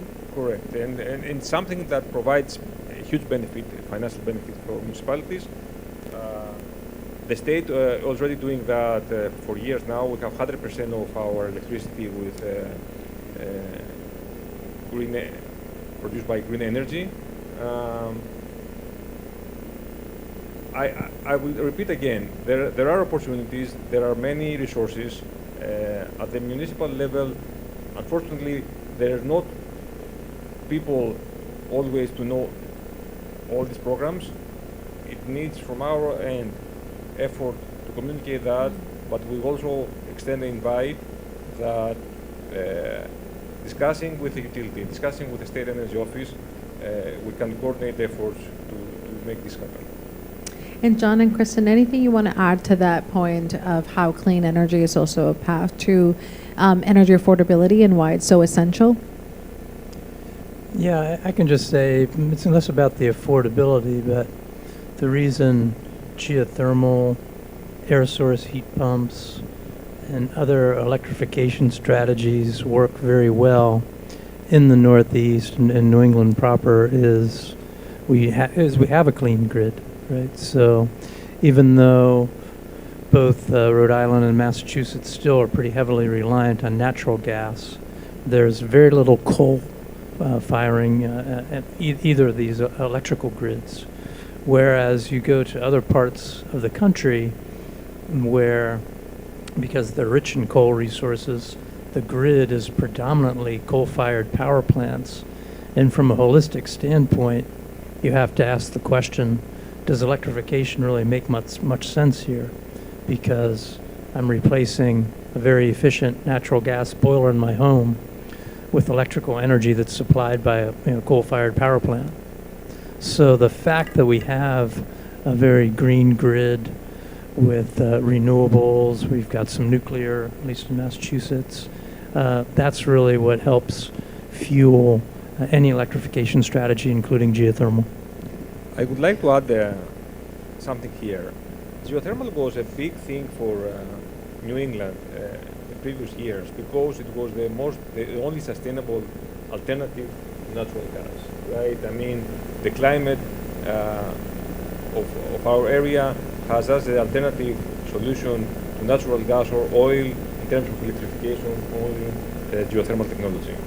However, the last 5 years or so, the heat pump technology, air source now, right, has evolved at a degree that geothermal is not the only heat pump technology to provide that benefit. Of course, it has other advantages, but now we have in our tool set of electrification also air source heat pumps that can provide a sustainable solution all year long with a much easier implementation, right, at a different cost. Again, I don't want to compare the level of quality of geothermal, but we have a new tool set of heat pumps that can provide electrification as the main source of heating for commercial buildings, a solution that we didn't have 10 years ago, right? Now we have it, and it's cost effective. Sometimes when I have discussion about this thing with stakeholders, they say, well, that's expensive because geothermal was expensive. I mean, compared, it is. But now we have also for smaller buildings or for cases that we don't have the ability to do geothermal because we don't have the space to do the boring. We have the solution of air source heat pumps that provide currently cheaper, much more cost-effective energy compared to natural gas, which is something that most people don't know. In their mind, whatever comes from electricity is more expensive than natural gas. That's not the case anymore. We have electrification, we have heat pumps, air source heat pumps for commercial and residential buildings that can provide very cost-effective. And Priscilla, I would like to answer that in a even a more peeled back, simpler way, just from a different vantage point on why clean energy, why renewable. We are in New England the third highest utility costs across the board, New England, other than Hawaii and California. So we have to pipe it in. So that you've seen fossil fuels continue to steadily rise, right? Yet when I come to Rhode Island, which is all the time, I go with Tesla, charged it up. It was $8.47 3 days ago. But if you look at gas prices, the average is what, $4.50 a gallon? Is that where we roughly are here? I know that's what it was in Massachusetts 2 days ago. That is what clean energy does. That's just one piece of it. That's not even touching the surface on what geothermal can do on a district type program, what our solars are doing on top of these buildings on the resident's home. What does that actually mean? That means lower costs. Your bills go down when you invest in clean energy, whether that is as a company, whether that is a homeowner, and now programs even for renters that they could take advantage. That is proven. That is the only thing that is continued to decrease costs, right? Where our fossil fuels and the things that we rely on that we can't get away from continue to rise. That is what everybody in this room certainly understands, but we want people that are listening to know on what that means in dollars and cents, because we're all paying a utility bill, right? We are all either filling up a gas or hopefully plugging in. Thanks to everything OER, Rhode Island Energy, what Providence has done with those superchargers, thank you very much. Very appreciative. They're all over the city now. We see it a lot in Massachusetts as well, more prevalent here in Providence than ever before, at least since I've been coming up the last 8 months and since our last Clean Energy Week. Huge improvements. Those are dollar and cents that all of us understand when that bill comes versus what we're paying. And certainly OER gets credit for those superchargers. But I will add that something so essential that you've brought up, Kristen, is when we think about fossil fuels, right, they're going to continue to be volatile, right? There's a war in Iran, that's going to be reflected in those fossil fuels, the fossil fuel pricing, right? So it's those externalities, and that's not even accounting for the impact that those emissions, right, are having in our communities. So really, when we think about clean energy, there are like short-term gains and also long-term gains in terms of how it stabilizes costs, but also it's a much more reliable source, right, when we think about everything it provides. So before we open it up to the audience for Q&A in the few minutes that we have together, any closing thoughts about there's so many opportunities, so much potential. Of course, there are barriers and challenges. For a community that hasn't started or is thinking about where to start, what would you advise coming from your perspective and your line of work? Maybe starting with George? I will repeat what I said before. The community has to invest in people, has to invest in people in energy. So as an organization, every municipality, every local entity, school district, they need to have a person that has an expertise to navigate the area, because it's a technical area and you cannot make the investments needed. We cannot have the opportunity. You cannot take advantage of the opportunities unless you know how to navigate space. And George, I will say, from example and leading on that, I mean, we price out like how much money in savings is coming back to the city tied to our energy positions. And I mean, you know, we're talking, it could be for one employee benefits salary over 100,000 plus, but we're calculating there are millions of dollars that are going to be coming back to the city over the next few years. So that just shows the power, right, behind when you have dedicated staffing on that. So great point. That is a good point, and I would like to add to that, that for anybody listening, the responsibility falls on each of us, whether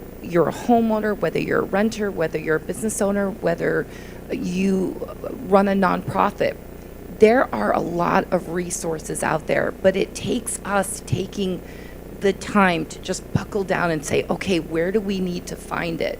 What resources are available to us? Because if you rely simply on what you watch on the news, you will think there is nothing out there that can help us as an organization, that can help a company, that can help a small business in Providence figure out how to pay their utility bill without actually reaching out to Brett Bellman, who runs the energy efficiency team over at Rhode Island Energy. Not reaching out to Chris Kearns and many of the teams, Shauna and Abby, any of them at OER, and seeing such incredible programs right at their fingertips, and then reaching out to their local government and saying, what resources do we have? It is there. And I think that was one of the things we learned as an organization building this portal, was that the money's available. And if we just kind of buckle down and say, let's look at the positives. If you're a municipality that's struggling, I hope you listen to this and reach out to Providence. Reach out to the teams there and ask them, what did you do with this? How did this work? What resources do we have? Let's blow up David's phone and the hotlines in Providence.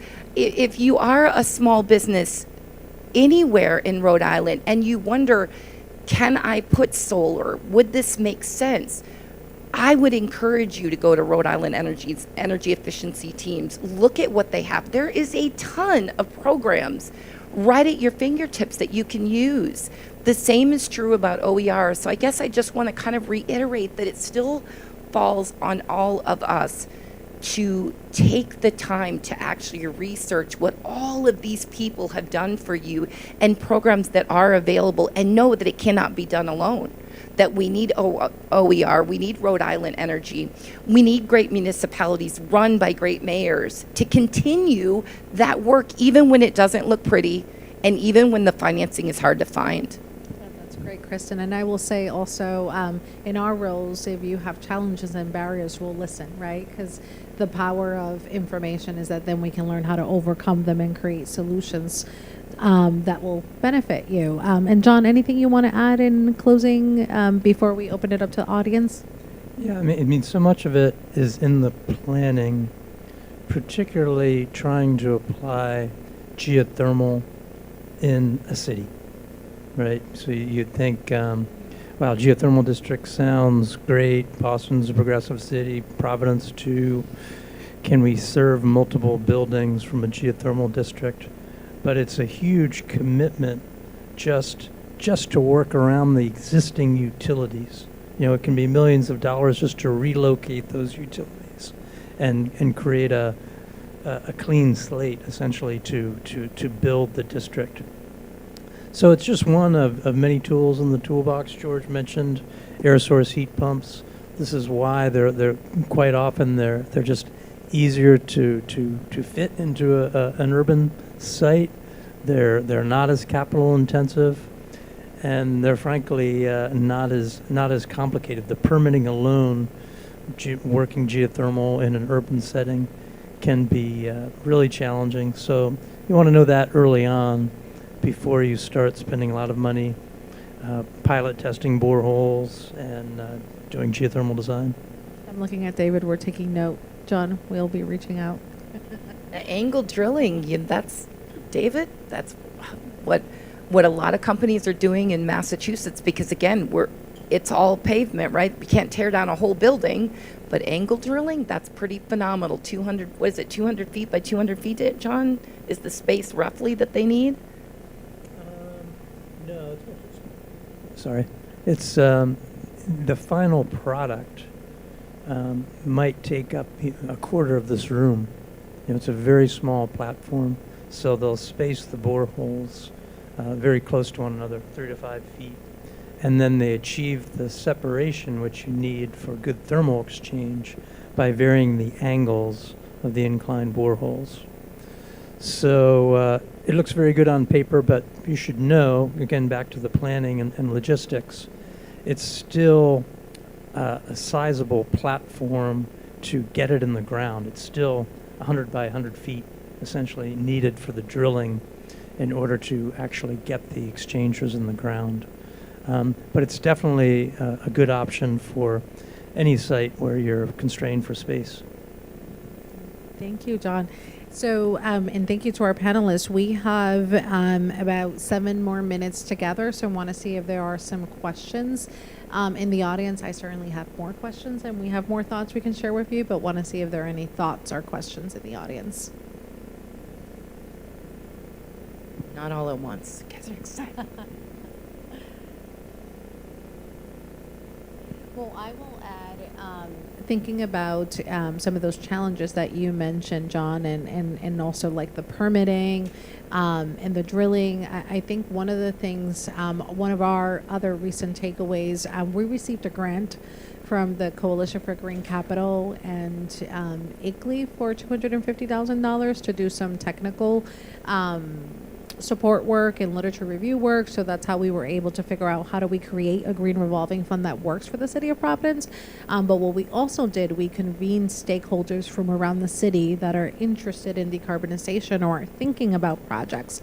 And the power of convening really came through, right? Where we saw this network forming of folks that are thinking about how to solve some of these very problems. And one of our stakeholders that joined one of our focus group conversations was Brown University, and they were talking about their project that they're doing around the area, geothermal ground source heat pumps, and they said, oh, we've actually done drilling in some areas around the city. Like, we'll share that information with you so you don't have to spend those dollars, right? So again, the power of convening there. But if anyone has any other thoughts or you want to add to that, but it really shined through for me.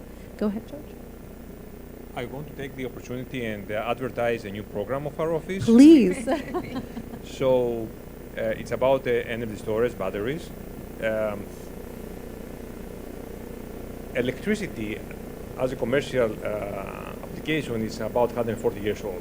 It's the 1880s when we have the first commercial application of electricity in New York. A year later, we had electricity here in Providence. So since then, our market has a very unique characteristic. We need to consume electricity only the time we produce it. So we have to synchronize production and consumption all the time, and that's a very difficult component, very unique for our industry. However, this model changes with the energy storage. It's the first time, the last 10 years now, we have the ability to store energy when we have abundance of energy and consume it later. So Rhode Island provides the first rebate standalone program for residential and small commercial energy storage. Our website provides all the information.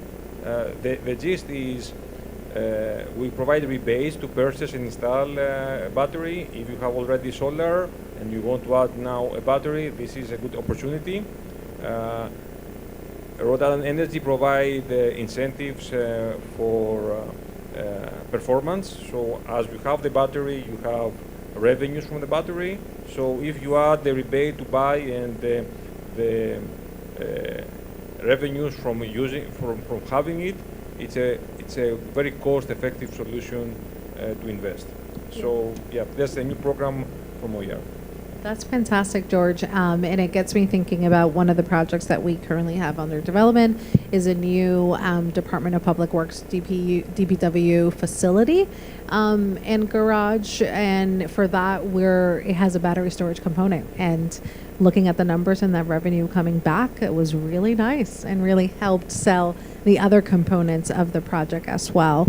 And then I also know that Rhode Island Office of Energy Resources, you all are ahead in thinking about siting of these larger battery storage facilities and have put out a model ordinance, which I think it's super proactive and appreciated, because I know we were once at a place where solar and our forests were in competition, so we had to learn the right way about, how can we drive development outside of our natural resources that we rely on also as carbon sinks. So really appreciate that policy and programmatic approach. And now looking at John and Kristen, any closing thoughts or anything else you would like to add that we have not touched upon? I will tell you my that we have not touched upon, but I do want to stress that towards the end of this panel, we also in the city of Providence, we are a climate job city, which means that it really matters how we get to our emission reductions, and it's just as important that our communities see the benefits, right, in this transition to a clean energy economy, that they see themselves in it. So one of the things we're going to be doing over the next couple of years is really looking at what does it mean for the city of Providence. Like, how many jobs are we talking about? It was really great at the Green Revolving Fund announcement to be standing next to Joe Walsh from IBEW Local 99 and next to the men and women that are going to be installing the solar panels and the new apprentice that's going to be learning on the job. Yeah, that's a good. Joe was on an earlier panel and he touched on that. So yeah, I agree. I think I would say to anyone listening that if you are a small business or a medium-sized business, or you're a municipality, or you're a renter or a homeowner, and there's things you're struggling, whether that's getting a project off the ground, or if it's trying to figure out how do I move forward, get these clean energy projects that will lower my bill without having to come out of pocket. And I think that's what our portal does so perfectly. And I want people to understand that they can reach out to us. We can run it through our portal at no cost to them and find funding that's available to them that will help them, connect them with OER, connect them with Brett's team over at Rhode Island Energy, connect them with Rhode Island Commerce on some incredible grants that they have, and then show you how you can stack it, because that's really the key to all of this, especially on the commercial side of things, and we'll help you do all of that. We're known for our flagship Clean Energy Weeks. Those are fun. Those are a lot of behind the scenes. It's a week of great north, south, east, west across the state. But what we spend the rest of the year on is actually helping businesses get these projects off the ground, connecting them with the right businesses that can help them do that. And now with this portal being in 6 languages that we are very proud of, and then also being open to renters and homeowners. So we want you to reach out to northeastrec.org, ask us what's out there, and let us find it for you. That's fantastic. And John? No, I think I'm good. John's our closer. Great. Well, thank you all very much for the time.